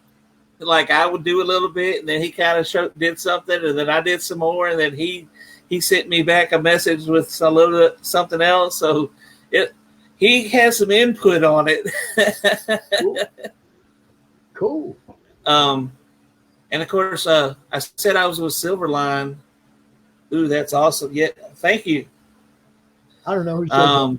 Look, it was Phil. That was Phil. Yeah, Phil.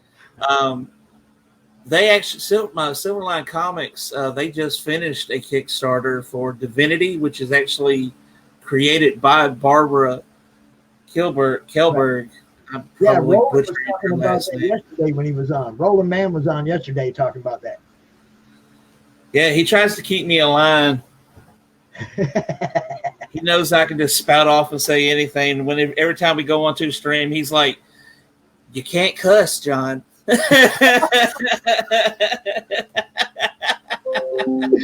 Well, got to keep it under control. I always try to throw up that TVMA whenever it gets a little, you know, a little adult around here. We throw up the TVMA, you know, but it's all good. I mean, most everybody knows. Look, I'm Pops, man. I slip sometimes.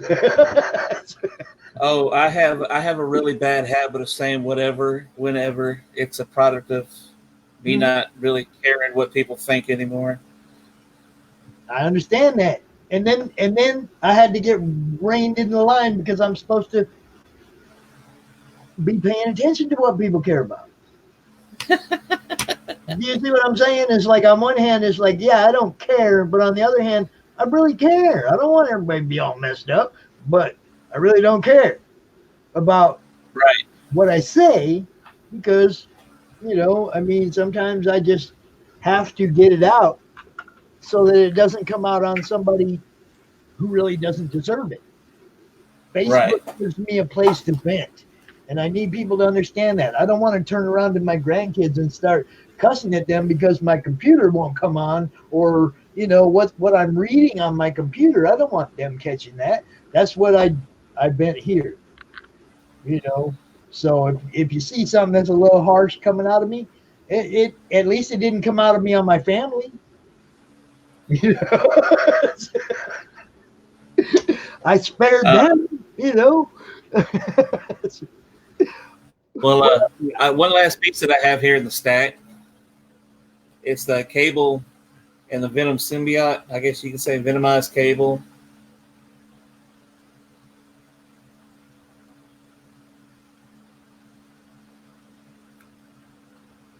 Nice. I want to see that one when it's inked. I definitely do what? I want to see that one after you got the ink on it for sure. Because that one right there, I'm gonna blue line it and I'm gonna ink it. Yeah, that one's gonna pop when you get some dark lines on it for sure. I may even see if I can't, after I do that, if I can find somebody to color it. Oh, I know people to color it. Just ask in the group. You'll get 30 people go, I'll color it.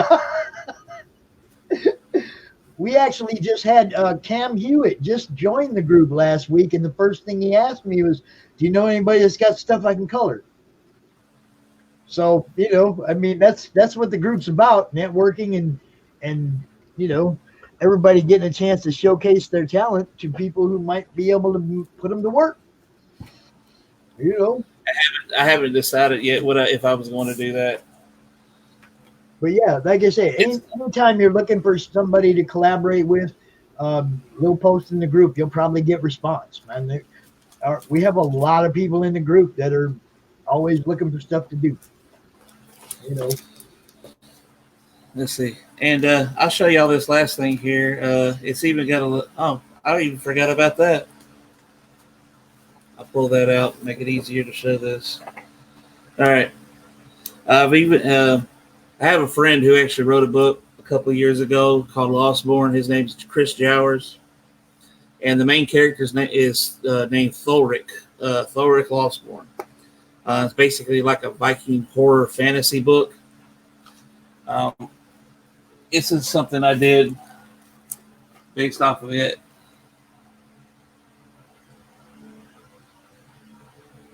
I drew the main character. There's pencils and there's the inks. Yeah, man, your inks make it pop.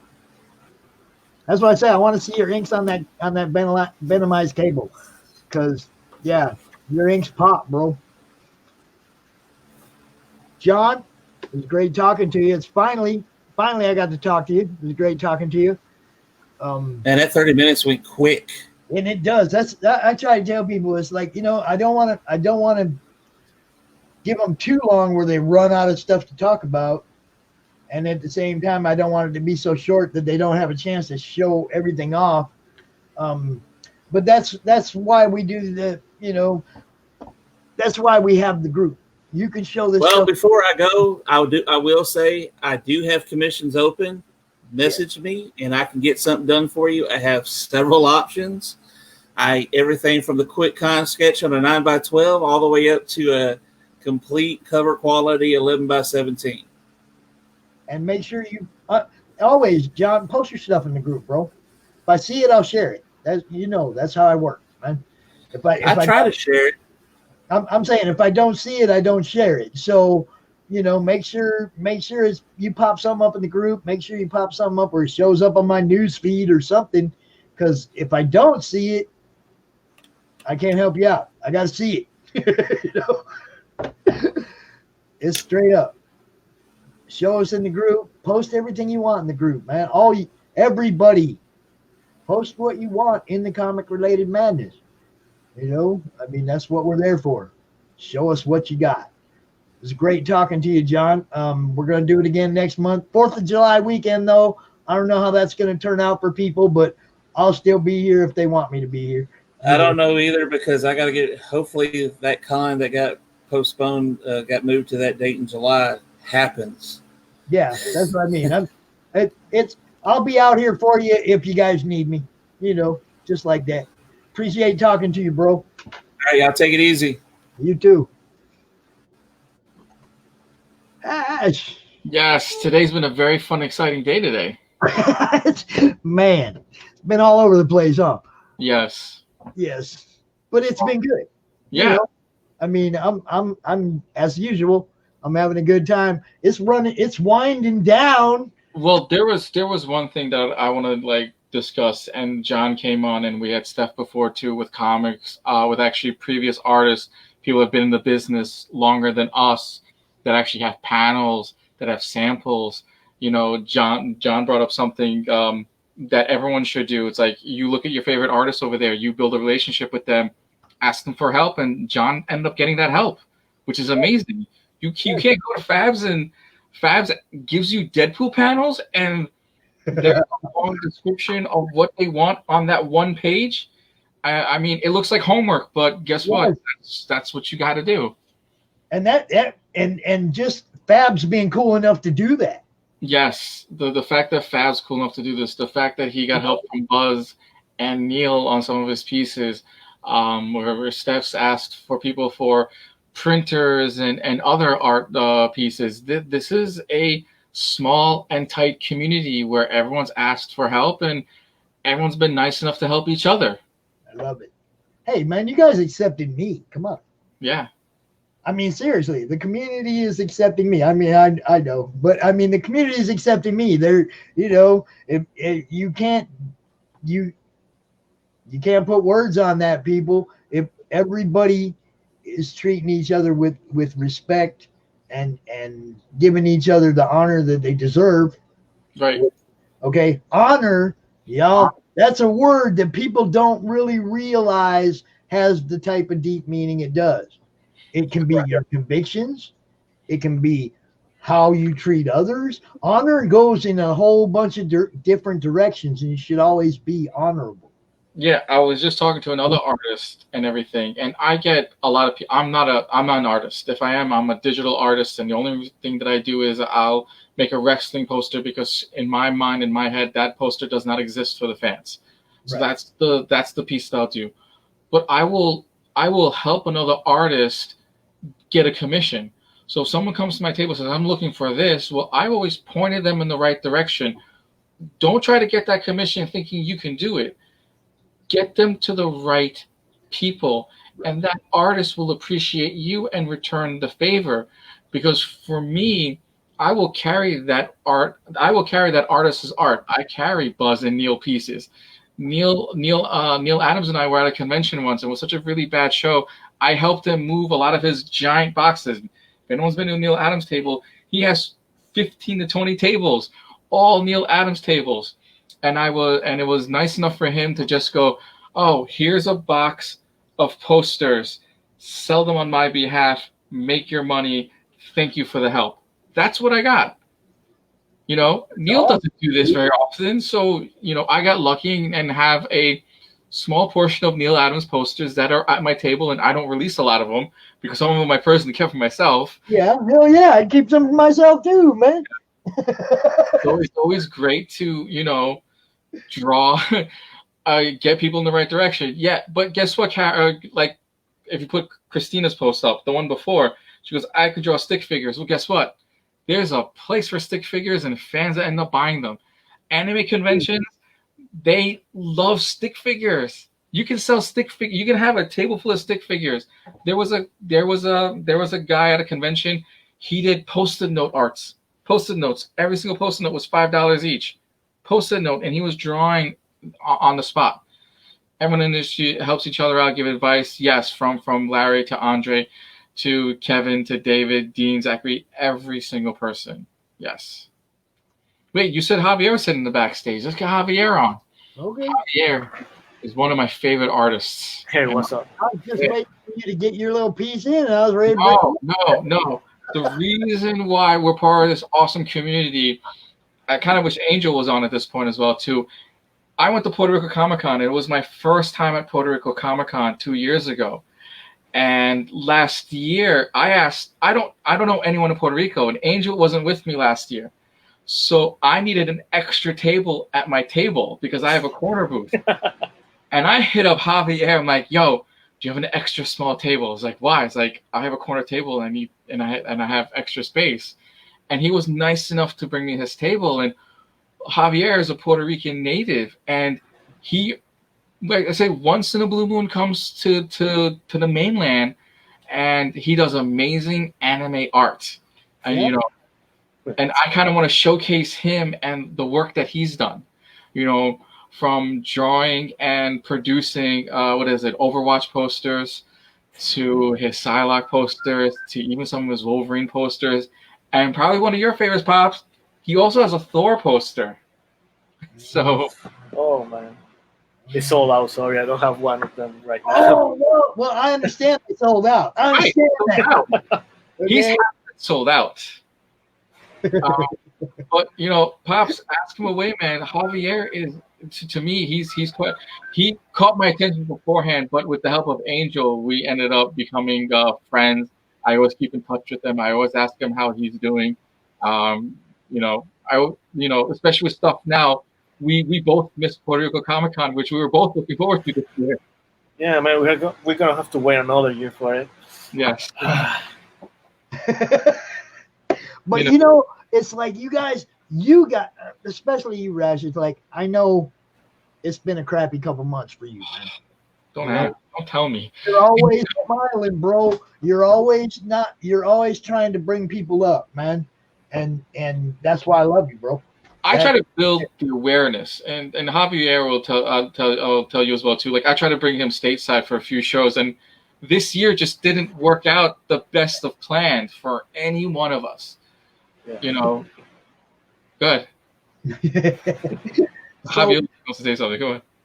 No. I mean that all this thing with the pandemic and all this thing that's happening right now, yeah, it's being hard to actually be able to go to the events and show your stuff. Well, Javier has some awesome pieces. Like, what pieces do you have on the side to show up? Because Pops is a brand new audience, and this is like a whole new window and opportunity for artists like you, especially on his channel. As of today, we ended up getting 30 to 40 new artists that now want to be part of this online convention because we didn't have anything. Well, this keeps going crazy. Did you say you're setting up the schedule for next month, Rash? Is that what you said? Maybe the 40 people that jumped on and want to be part of Comic Related Madness all have the mutual friends of me, Keith Williams, and some of the other guests that have been guests here. You know, and that's what you want. This unity and this community of everyone being at other shows. The same way how John has mentioned, he's gotten help from this person, this person, this person. Well, who else is also friends with this person? Well, this person over here. So every single person, you know, as we say, 6 degrees of separation or 5 degrees of separation of Kevin Bacon, we're all less than 5 feet away from someone who's worked for Marvel and DC. The amazing thing is, I go down the members list in the group, and you know, it shows mutual friends, and it's like, for me, almost all of them are double-digit mutual friends. Yeah. Every single person in the group has a whole bunch of the same friends I do. Yeah. You know, now we're talking over 1,000 people. Okay, and they have a whole bunch of friends that don't know that I don't know yet too. It's hard when you get mutual friends like Javier. When I met Javier, he had the same thing. He actually has the same mutual friends that you have, that I have, and they're artists. These right. follows, and these are the ones that he gets inspired by. You know, I'm sorry, I'm taking away from Javier time. Javier, take it away, please. Hold up. No, it's take, man. You don't have to go. Hold up. Hash, you know Javier. Yes. You know what to ask him to get the most out of him. I'm gonna get out the way and go grab something to eat. I've been sitting here all day. Yes. You know what to ask him to get the most out of him. You go ahead and take this segment, bro. All right, yeah, I'll take it away. All right, Javier. Since I have your undivided attention, this is something I've always wanted to do with you. Tell everyone, tell me especially, how long have you been an artist? Oh man, well, if I speak professionally, around 10 years almost. Okay. But artists I've been almost all my life since middle school. Ever since you were a kid drawing in a notebook, that's when you started. You know. Yeah, pretty much. Even my parents, they helped me with that. They always took me to art classes on the weekends. Oh, that's awesome. Yeah, they're always being big supporters of this. So, as a kid growing up, who was always that one character, your favorite character that you always drew? Well, it was my first comic. It was Spider-Man. Okay. Back then I didn't know that much English, so I didn't read the comic. But I always look at the art and I really like it. I'm starting to imitate it. Most books, you just look at the pictures and you want to draw the pictures. Yeah, correctly. Especially McFarlane, his Spider-Man comics. Mm-hmm. Those were really good. So Todd McFarlane is by far your inspiration for everything Spider-Man that started it all. It sounds like. Yeah. And then what grew from Spider-Man? So you have the love of McFarlane's Spider-Man, and we're talking about what, between 93 to 96 of that Spider-Man era. And then what else grabbed your attention? Of course there was X-Men. Uh-huh. I believe. What else after that? Oh man.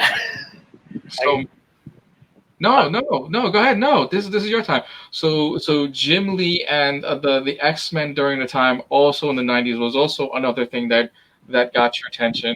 So with the love of Jim Lee going also to DC, did DC get any love in the same time too? Well, actually, yeah, a lot of Superman, Batman, of course. Oh, because I love Batman. And so, what art pieces? I always see that you're always drawing. I blanked out on what art piece you were last looking at or working on. But I always see you doing digital art. Always see you doing drawings. What was the last piece that you drew? Oh, well, the last piece I did was, well, right now I'm working on a Xenoblade piece. It's a commission, but still on a stage. I still haven't finished it. Okay. Before that, what was the last thing I did? I don't know. I've been drawing a lot all this time and I don't remember what I did. But right. At least the pieces that I got right here, because the new stuff I haven't been able to print out. But you have a few on you, so yeah, let's check it out. It's a Spawn. Yes, this one was made for the 30th anniversary. Okay. I really like this piece. This one was commissioned for. I forgot the name of the series. I know the anime, but I'm blanking on the name of the anime. Yeah, I'm ready for that. I'm sorry. No, I actually like to do stuff that I'm not really familiar to. It's like a challenge. So if I don't know the name, I'm sorry. But that's okay. So this one, of course. Oh wow. besides that, I've also been working some stuff for myself, like background concept art. I got a couple of those around here. Well, previously, Phil has just said, dude, that is really cool. Great spawn. Thank you. As you can tell, guys, this is actually his first time getting interviewed. So please, if you have any positive things to say about him and his art and want to ask him any questions, please feel free to comment below, because this is the love that we need. I mean, granted, Javier is from Puerto Rico. He has maybe seen one or two shows outside and on the homeland area, we'll say, on the territory side, we'll say. But if you go to Puerto Rico Comic Con, just the same smile you're getting out of him right now, the same smile you get when you go to his table. And that's what I love about Javier. He's always stayed a positive attitude when it comes to his own art, you know.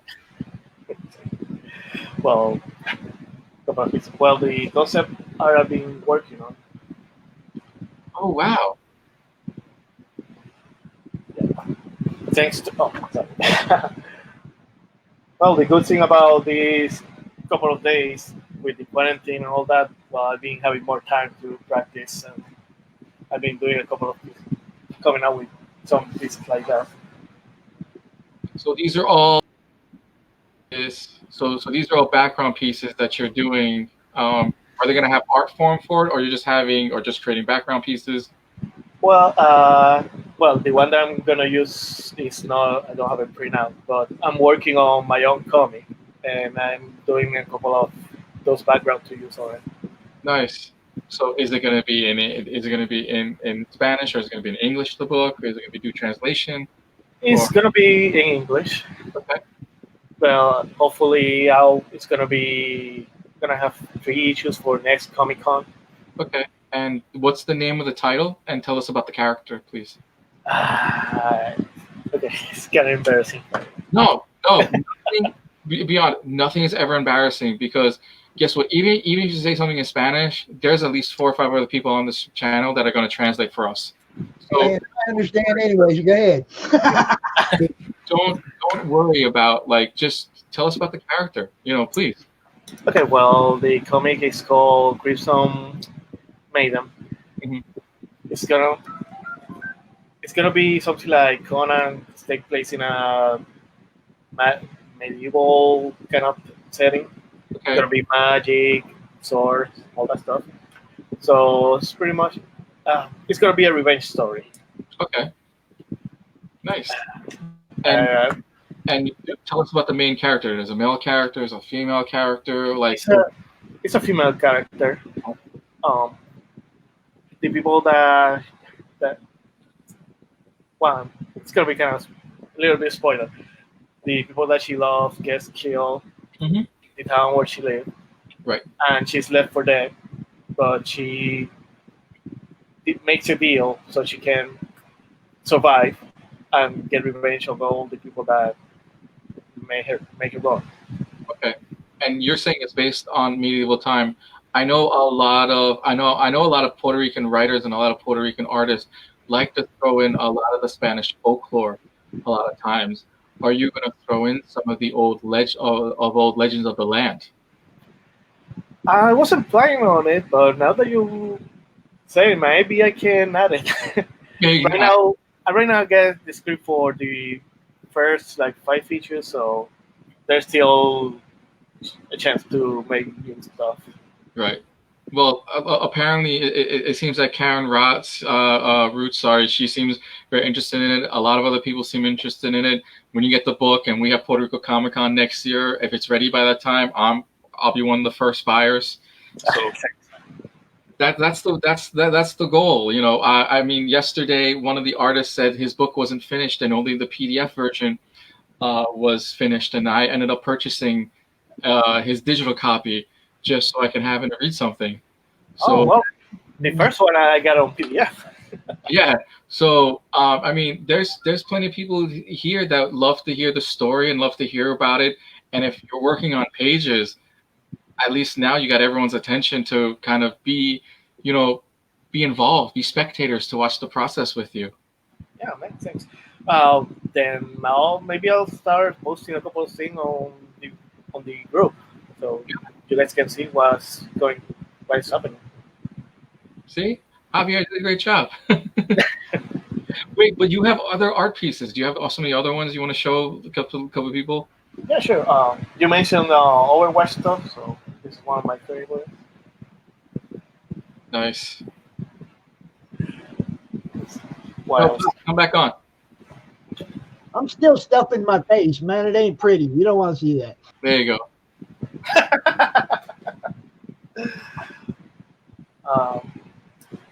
Oh, I got this one. This one was kind of also practicing concept art. How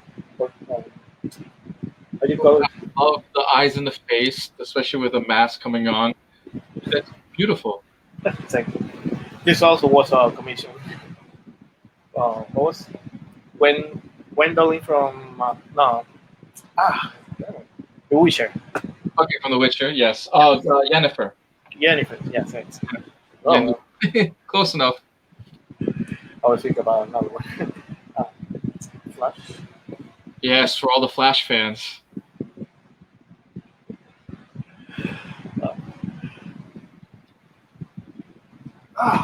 Man, I really got a lot of stuff here that I need to get rid of.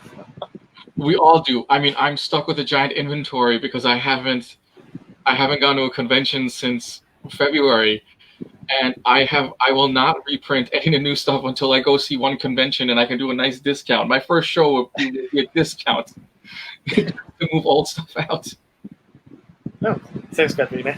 But yeah, for next Comic Con, I'm just gonna have a big box with every old stuff there. Maybe $5 each or something like that. Yes. You have more. Yes, I got a lot more.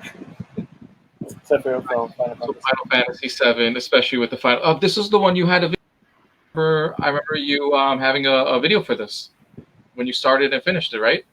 Well, I did a stream if I'm not mistaken. Yes. Actually, I haven't done videos in a long time. I've done some streams, but yeah, actually, speed drawing videos I haven't done in a while. But you guys can check the ones that I got on my YouTube page. Well, he if Pops can add or show the links, Javier did post all the links that you can find him and catch him if you're interested in any of his pieces, which is a lot. But guess what? All you gotta do, you know what? I'm just gonna save face. Just go on every social media site and go to Javier Cruz Art, and you'll get to all of it. Yes. Javier Cruz Art, and you'll get to all of his channel. You get to all of his channels, including his YouTube, his Society 6, his Twitch, you know, and he also has masks too, because Society 6 carries masks, and Javier has masks on some of his pieces as well too, probably, right? Well, on Society 6, I try to just do original stuff because I don't want to deal with the copyright stuff, just in case. It's fan art, and people love fan art, so it's quite alright. Well, I'm not sure if the site actually takes this stuff or they block it. So just in case, I just try to add the original stuff. He's got art, so if anyone is interested in some of his art pieces, just go to society6.com/ or the other way. Javier Cruz Art. So you have no idea how many people have posted their art in my group and went, "If this is okay, hell yes, it's okay." Yes. Okay. Thanks, Bob. If you ever played Mortal Kombat, that was the the guy that popped every start.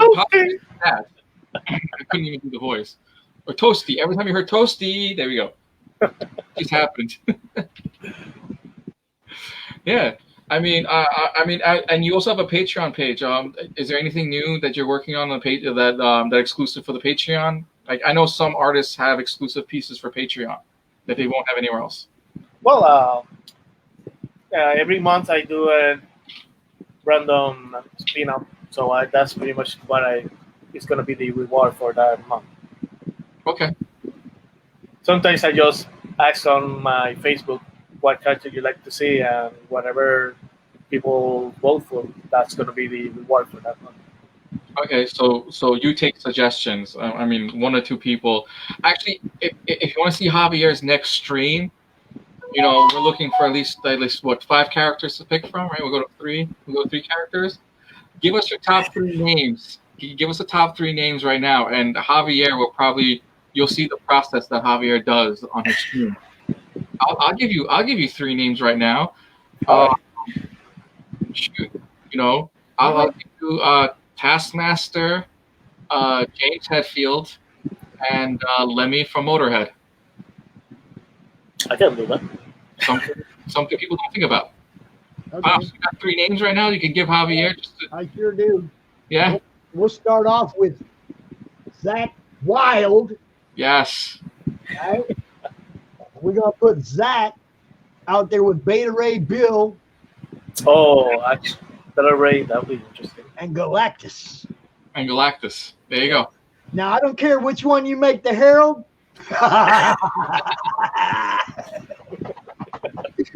But you know what I'm saying? Yes. I can already see the story in that picture. So, That'll be cool. So there you go, Javier. Like, here's a good start. And if anyone else chimes in on 3 characters, whether it be a male or female or whatever character that they can think of, why not? Let's have that fun as well too. This is an open forum. Javier said he hasn't done a stream in a while. Let's get him back on that stream. There you go. You already got started.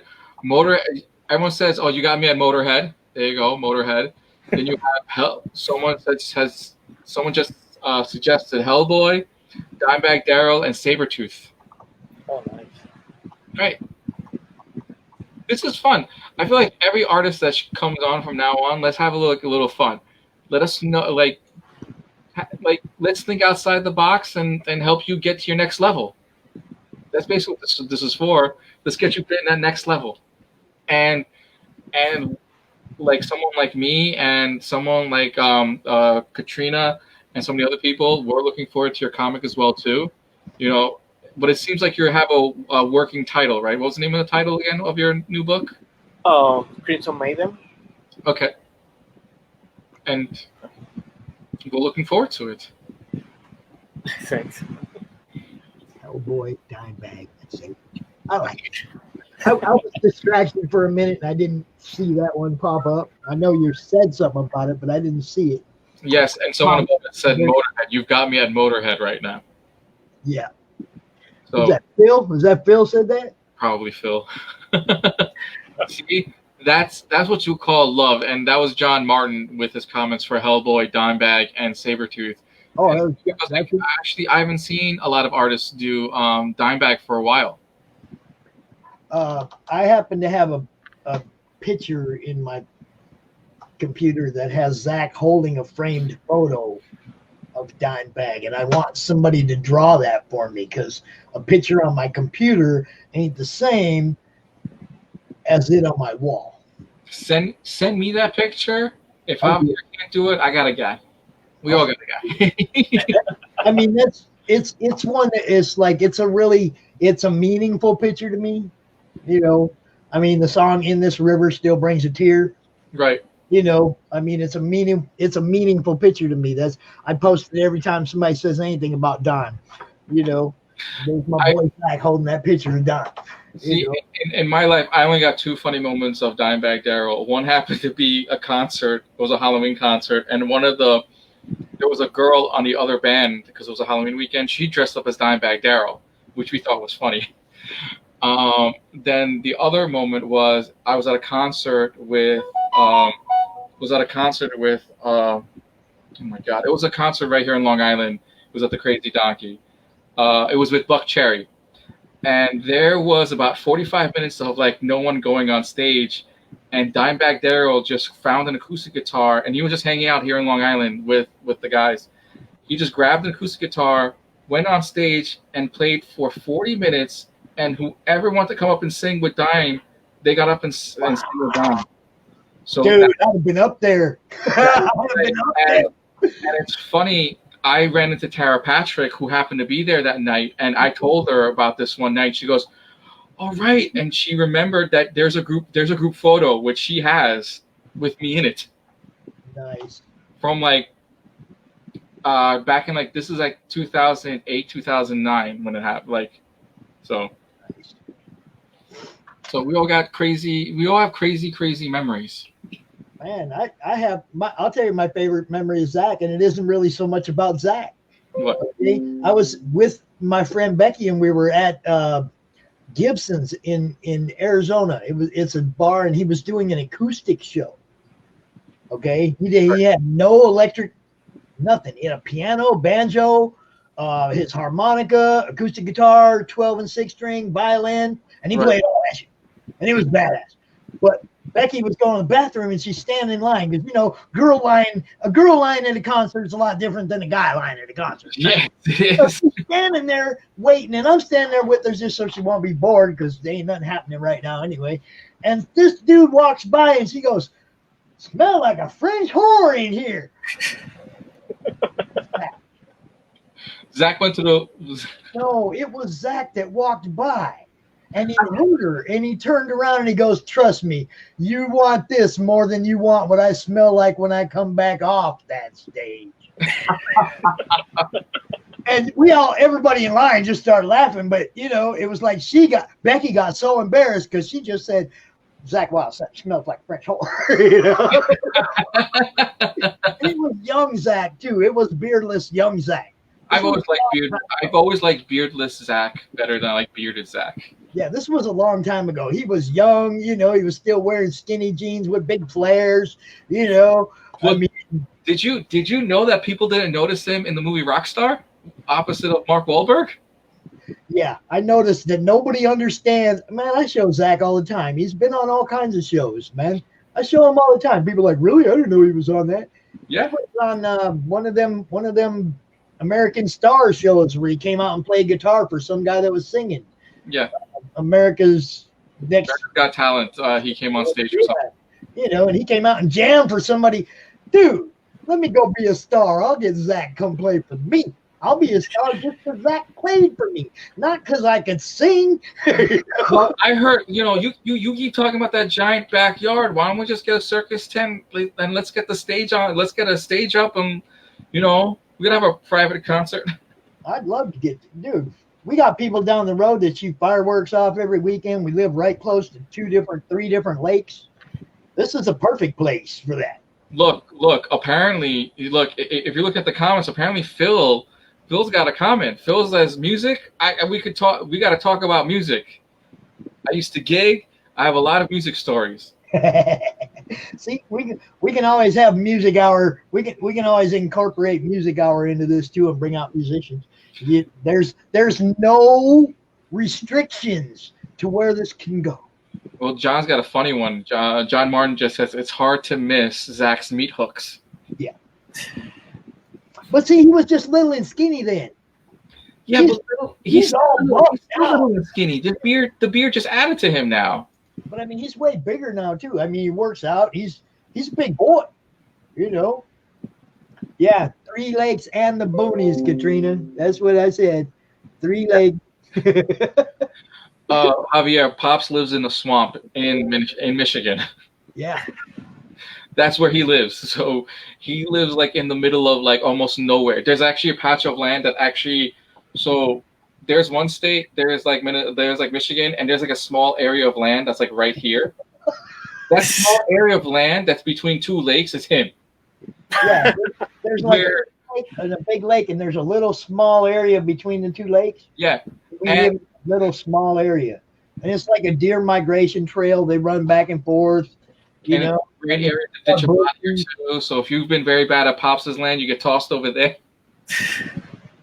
Yeah, Katrina says she lives in the middle of nowhere, Michigan too. Yeah, Pops lives in the middle of nowhere. And it really is. I mean, town's only 15 miles away, but it's not a very big town. Mm-hmm. I mean, it's really not. It's a small town. And I've never lived in a place that wasn't a big. I lived in Minneapolis. I lived in Phoenix. I lived in LA. I lived in Dallas. Everywhere I've lived has been big city in the city. I know. I'm waiting for the feed to hit up. John's comments the best right now.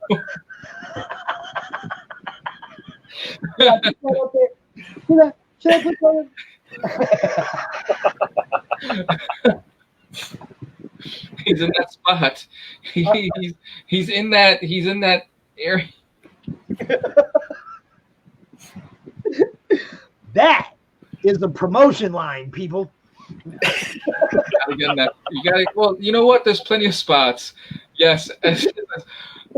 Marcy jumps in. Oh my God, it's actually at the wrong point. We're talking about where Pops lives, and it just got to that level. So we're going to apologize for that moment. So Marcy cannot act like she's shocked or anything. She draws boobs. Oh yeah, you can't say shit. If you draw boobies for a living, so you know. It's hard to find him. He has sent me some really nice art, but it's art I can't show.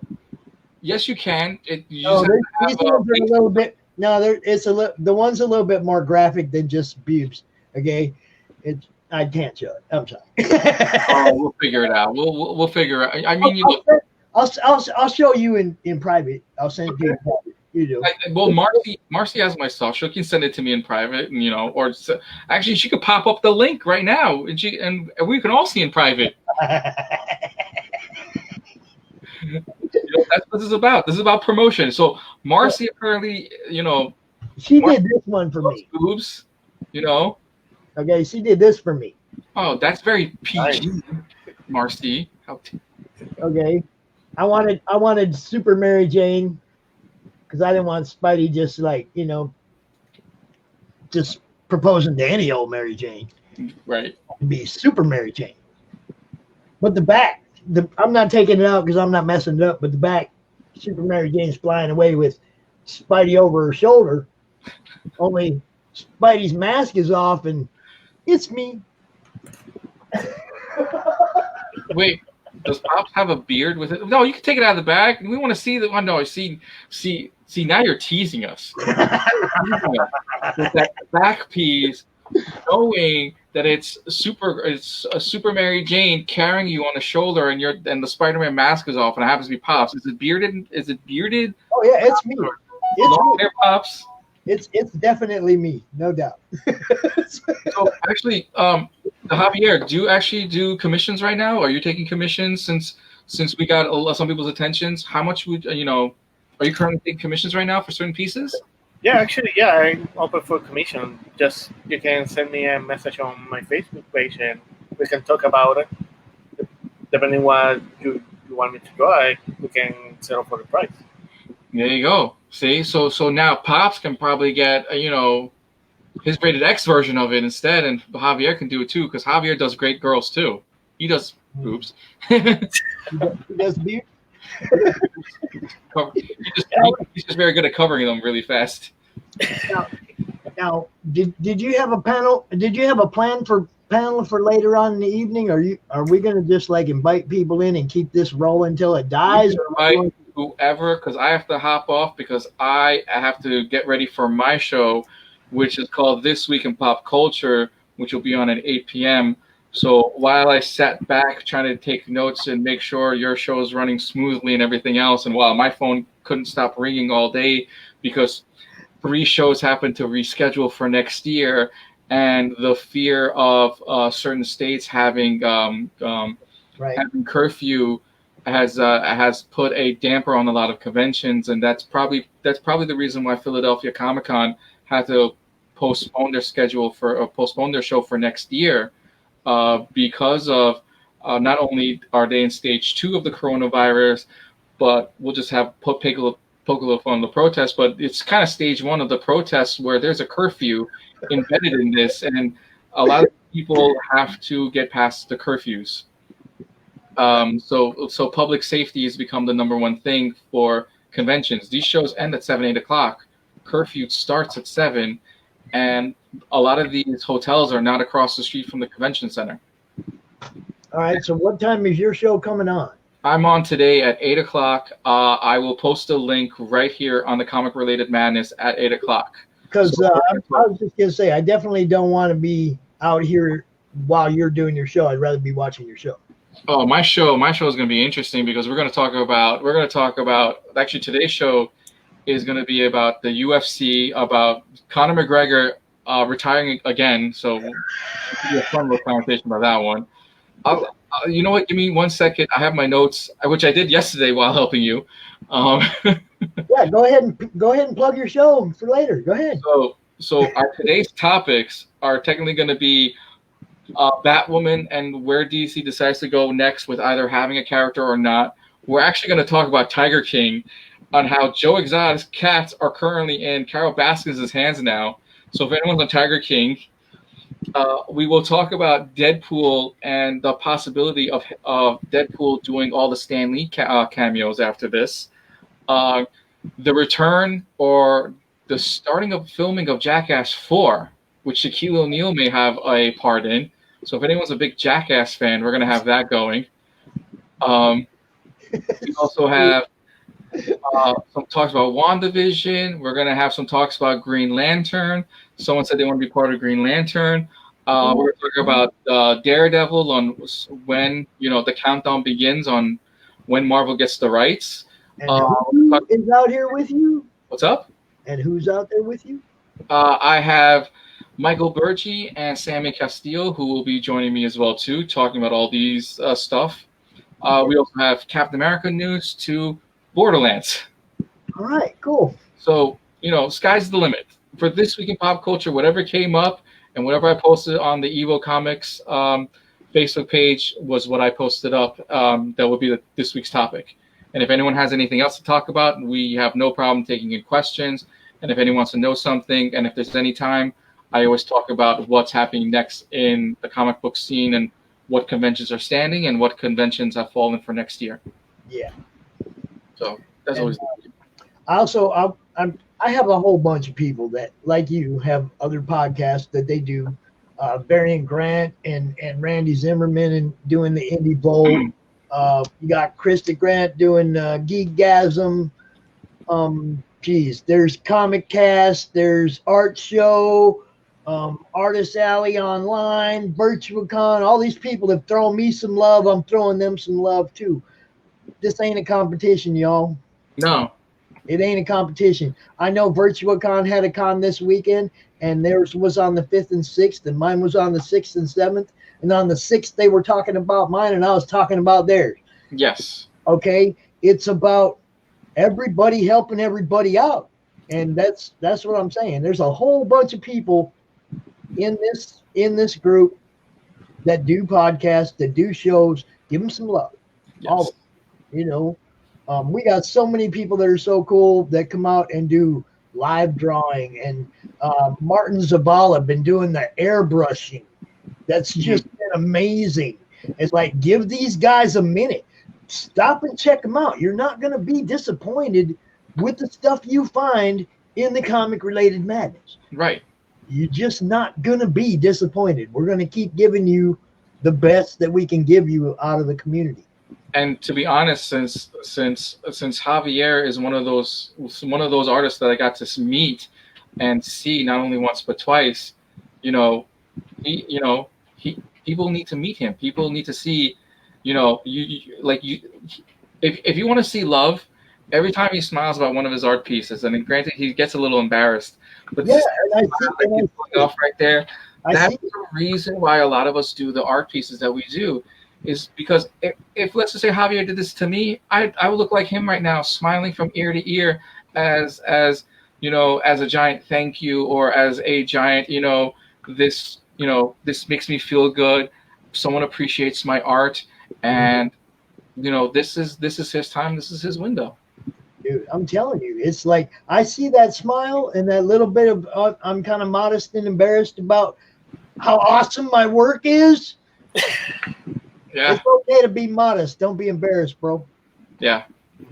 That's what we love. And I told you from the time I met you which pieces I loved and which pieces are amazing.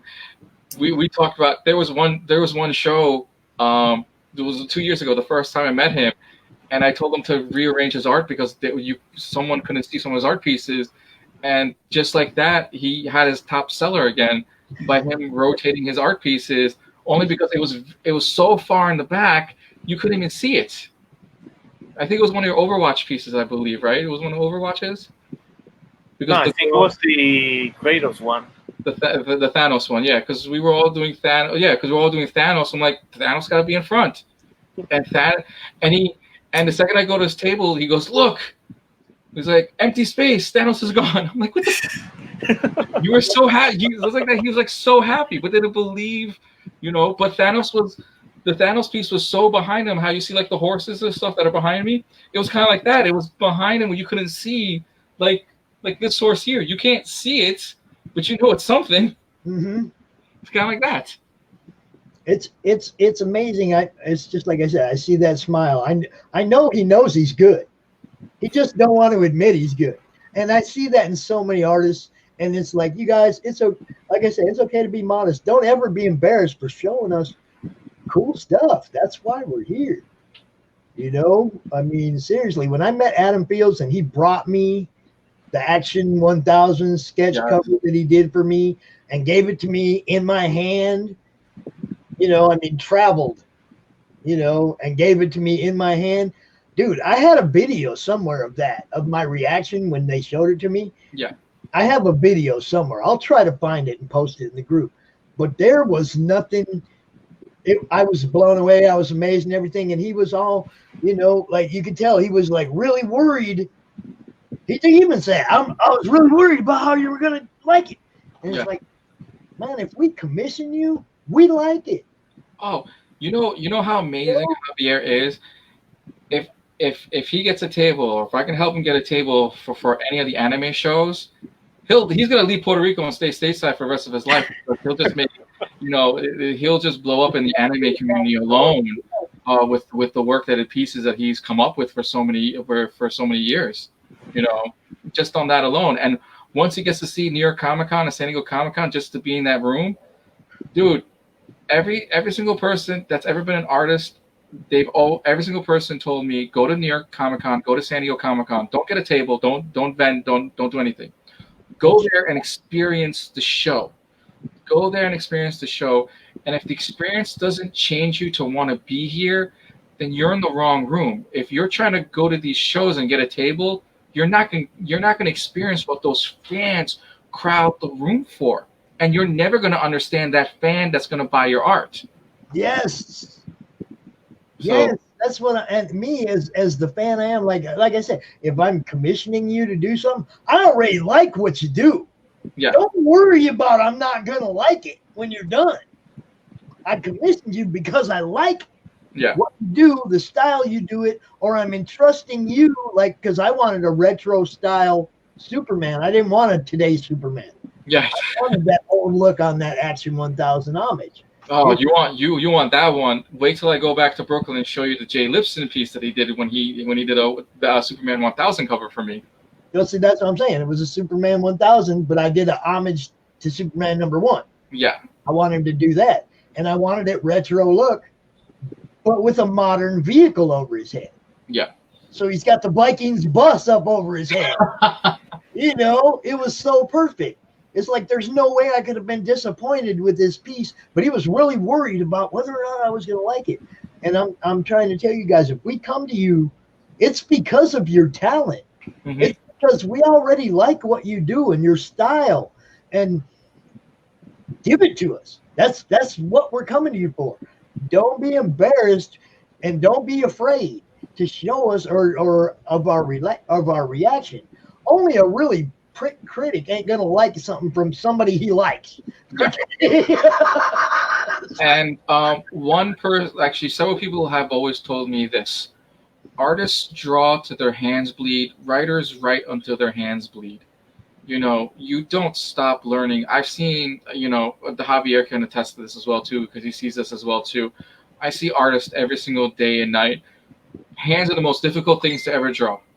And I still see everyone's version of their hands, of how like they're holding something, saying hi, hello, and you just keep drawing and drawing and drawing until literally, even if it's digitally, and that mouse piece, if your hand ain't numb by the end of it, you're not doing it right. Can I show it? Show what? Show the first hands I ever drew? Yes, you can show the first hands you ever drew. That's amazing, election. Hey, that's the first drawing I ever did. I did this Christmas time 2 years ago. You know how many artists have that same style, and if we made prints of it, how many people would buy that print off you? But see, you know what it is? I want to show you what it is, where I got the picture to draw it from. Pops. By the way, we can have a whole entire show just on Pops' collection and the inspiration of everything that's behind him. That's the picture. Oh wow! Oh, that's off the Hot Wheels car. Yeah. I don't know whose art it is. I couldn't draw after because it doesn't say. It doesn't give them credit. How come they don't have to give them credit? Hold on, that's a different argument. They don't give the no. They don't do the same thing with all the Hasbro stuff too. So I got one of the artists that does all the Hasbro arts. But if I draw it, somebody's gonna get mad because I didn't give it credit. How do I give it credit? You know what? Just by posting it, just by taking a photo of both of them together, I saying, did. someone can help me find the original artist for this. Let's go crazy. Remember, we're the community. I'd love to find out who actually drew it because I'd like to find out. I'd like to get their opinion of it. Really, Right. You And know. most likely Hot Wheels has a list of all the artists that they've worked with. Hasbro recently has put up a list of the people of all the artists that they've worked with their current Marvel Legends and Star Wars line. That was the picture that I drew where I wanted to try and figure out. I wanted to feel an artist paint. Yeah. I wanted to know what you guys go through. I'd never drawn anything at all since like I was a little kid. Yeah. I'm not an artist. But I was like I was telling John, I was following every single line. Every line had to be perfect. I didn't know about shapes and light and and erasing the bad stuff out, and I didn't know nothing about procedure or how you guys get to where you get. I drew every line. It was hard. Yeah. It's really hard. And I totally appreciate what you guys go through that know what you're doing. Well, I want to talk about one thing, and that's because Phil had commented. He wrote, as an artist, I can say quite a few of us are very self-conscious about our work. It's very hard to get over it. And this is what I've said to a few artists, and I've said to them, if you feel like if you sort of finish an art piece or you're halfway done with your art piece and you don't know what's the last piece or last direction, it's okay to get help from your fellow artist and just go, by the way, what do you think? And the best answer is the most honest answer someone can get. And it's hard to get honest opinions if someone can says, oh, I mean, no one's ever going to tell you a piece sucks. But the person can go and say, well, add this, do this, and add that. And it's up to you at the very end to see if you really want to add that or not. So it's always good to get one or two last opinions before you finish it if you feel like you're, if you feel like it's not complete. And trust me, a lot of times the stuff that some of you guys put out, like Phil, Katrina, like some of you guys, which like every single person that's been a part of the show, Jay Lipson, Keith, including Javier, you guys have all done the pieces that you want to do. The same reason why we copy a Coke can, we copy your version of the Coke can, if you draw it. And in our eyes, it's complete. And in our eyes, we're buying it from you. In our eyes, that's the art piece that we want from you. So don't ever feel like an art piece is not good enough. Right. The only way you know it's not good enough is when that person, that fan is not buying it. If you weren't good enough, they wouldn't have been calling you and wanting your band in their bar or your art on their wall in the first place. Katrina says Brian Miller has done some of the Star Wars Hot Wheels. So I did actually try to figure out who did that. Of course, I didn't have the type of knowledge and connections that I have now. Yeah. I did that 2 years ago, and I didn't, I wasn't concerned about after or any of that. I was trying to get a feel for what my artist friends go through. Now, I did have somebody teach me at the time about the wet paper towel, shading, on the armbands and stuff, get a little pencil lead on the paper towel. And, I had people teaching me as I was doing this, but I had Jim O'Reilly take that picture. Nice. And break it down and show me how quickly he could draw it by doing the shapes, like the shape of the arm, and he threw this together so fast, man. And I was like, You know, I spent hours, dude. He had like basically the whole layout in minutes, and now he just had to touch it up here and there, and you know, it was like, come on, man. I was watching, Javier could probably attest to this as well too. I was watching Chris Campana one day draw live at the show. Like he was trying to finish the piece, and he had one of the characters' arms kind of like this, and he took his phone out, and he had it on the mirror view, and he's turning his arm, he's twisting it because he's trying to get that muscle, and he's drawing his own arm in the art piece live at his table. At the table, Chris Campana. He's taking his arm, going like this, and he's flexing to get that distinct pose, and he's sitting there with that other hand drawing his own arm into that piece. Yeah, Jim he told me about a app that does everything. Yeah. You can completely move the person. You can strip away the skin so it's just muscle. I mean, everything you could do in anatomy. Yeah, there's the anatomy app that works with Photoshop, I believe. Yeah, I mean, it was awesome. He's showing me this, and it was like, man, like I said, I'm nothing close to even the part of an artist. Okay, I was trying to experience what my friends experienced, so that because I hear them complain, they're mad about this or how this is turning out or whatever, or how much time they put in. And I'm going to try drawing something because I want to experience what they. Pops, if you want a true experience of what an artist goes through, if he's not drawing at the table, like watch them from 10 feet away. Watch an artist, and Javier can attest to this because he's had a few people come to his table as he's sitting there drawing at his table and stuff. When Adam Fields brought me that piece, yeah, he got commissioned to do a piece at the little meet and greet right there. Yeah. And he did a Gambit. And me and my son's a Gambit fan, so he's watching. But we're trying not to like be right up on dude watching, but we're trying to watch. So we're like over here, and we're like trying to act like it's all cool. Well, go ahead, draw. Nobody's watching. Nobody's watching, but we were trying to watch because it was awesome. That was the first time I'd ever seen anybody drawing live like that. Now, exactly what you're talking about. John said, what is it? 2 tables of references over 4 decades? Like, what is the TBS? 2 tables of references over 4 devices. Yeah, I mean that's insane. That's insane of having that much stuff. And Pete's right. Like they're like everyone's always drawing at the table. Just find a minute, find a moment, just go watch them draw. Be inspired. Be inspired by other artists. Shoot, there are times Javier inspires me for several pieces. But I always hit you up. I always hit you up though. When you do something, I always message you. I always message you just to find out how what you're up to. Yeah, that could be 2 terabytes. That's still a lot.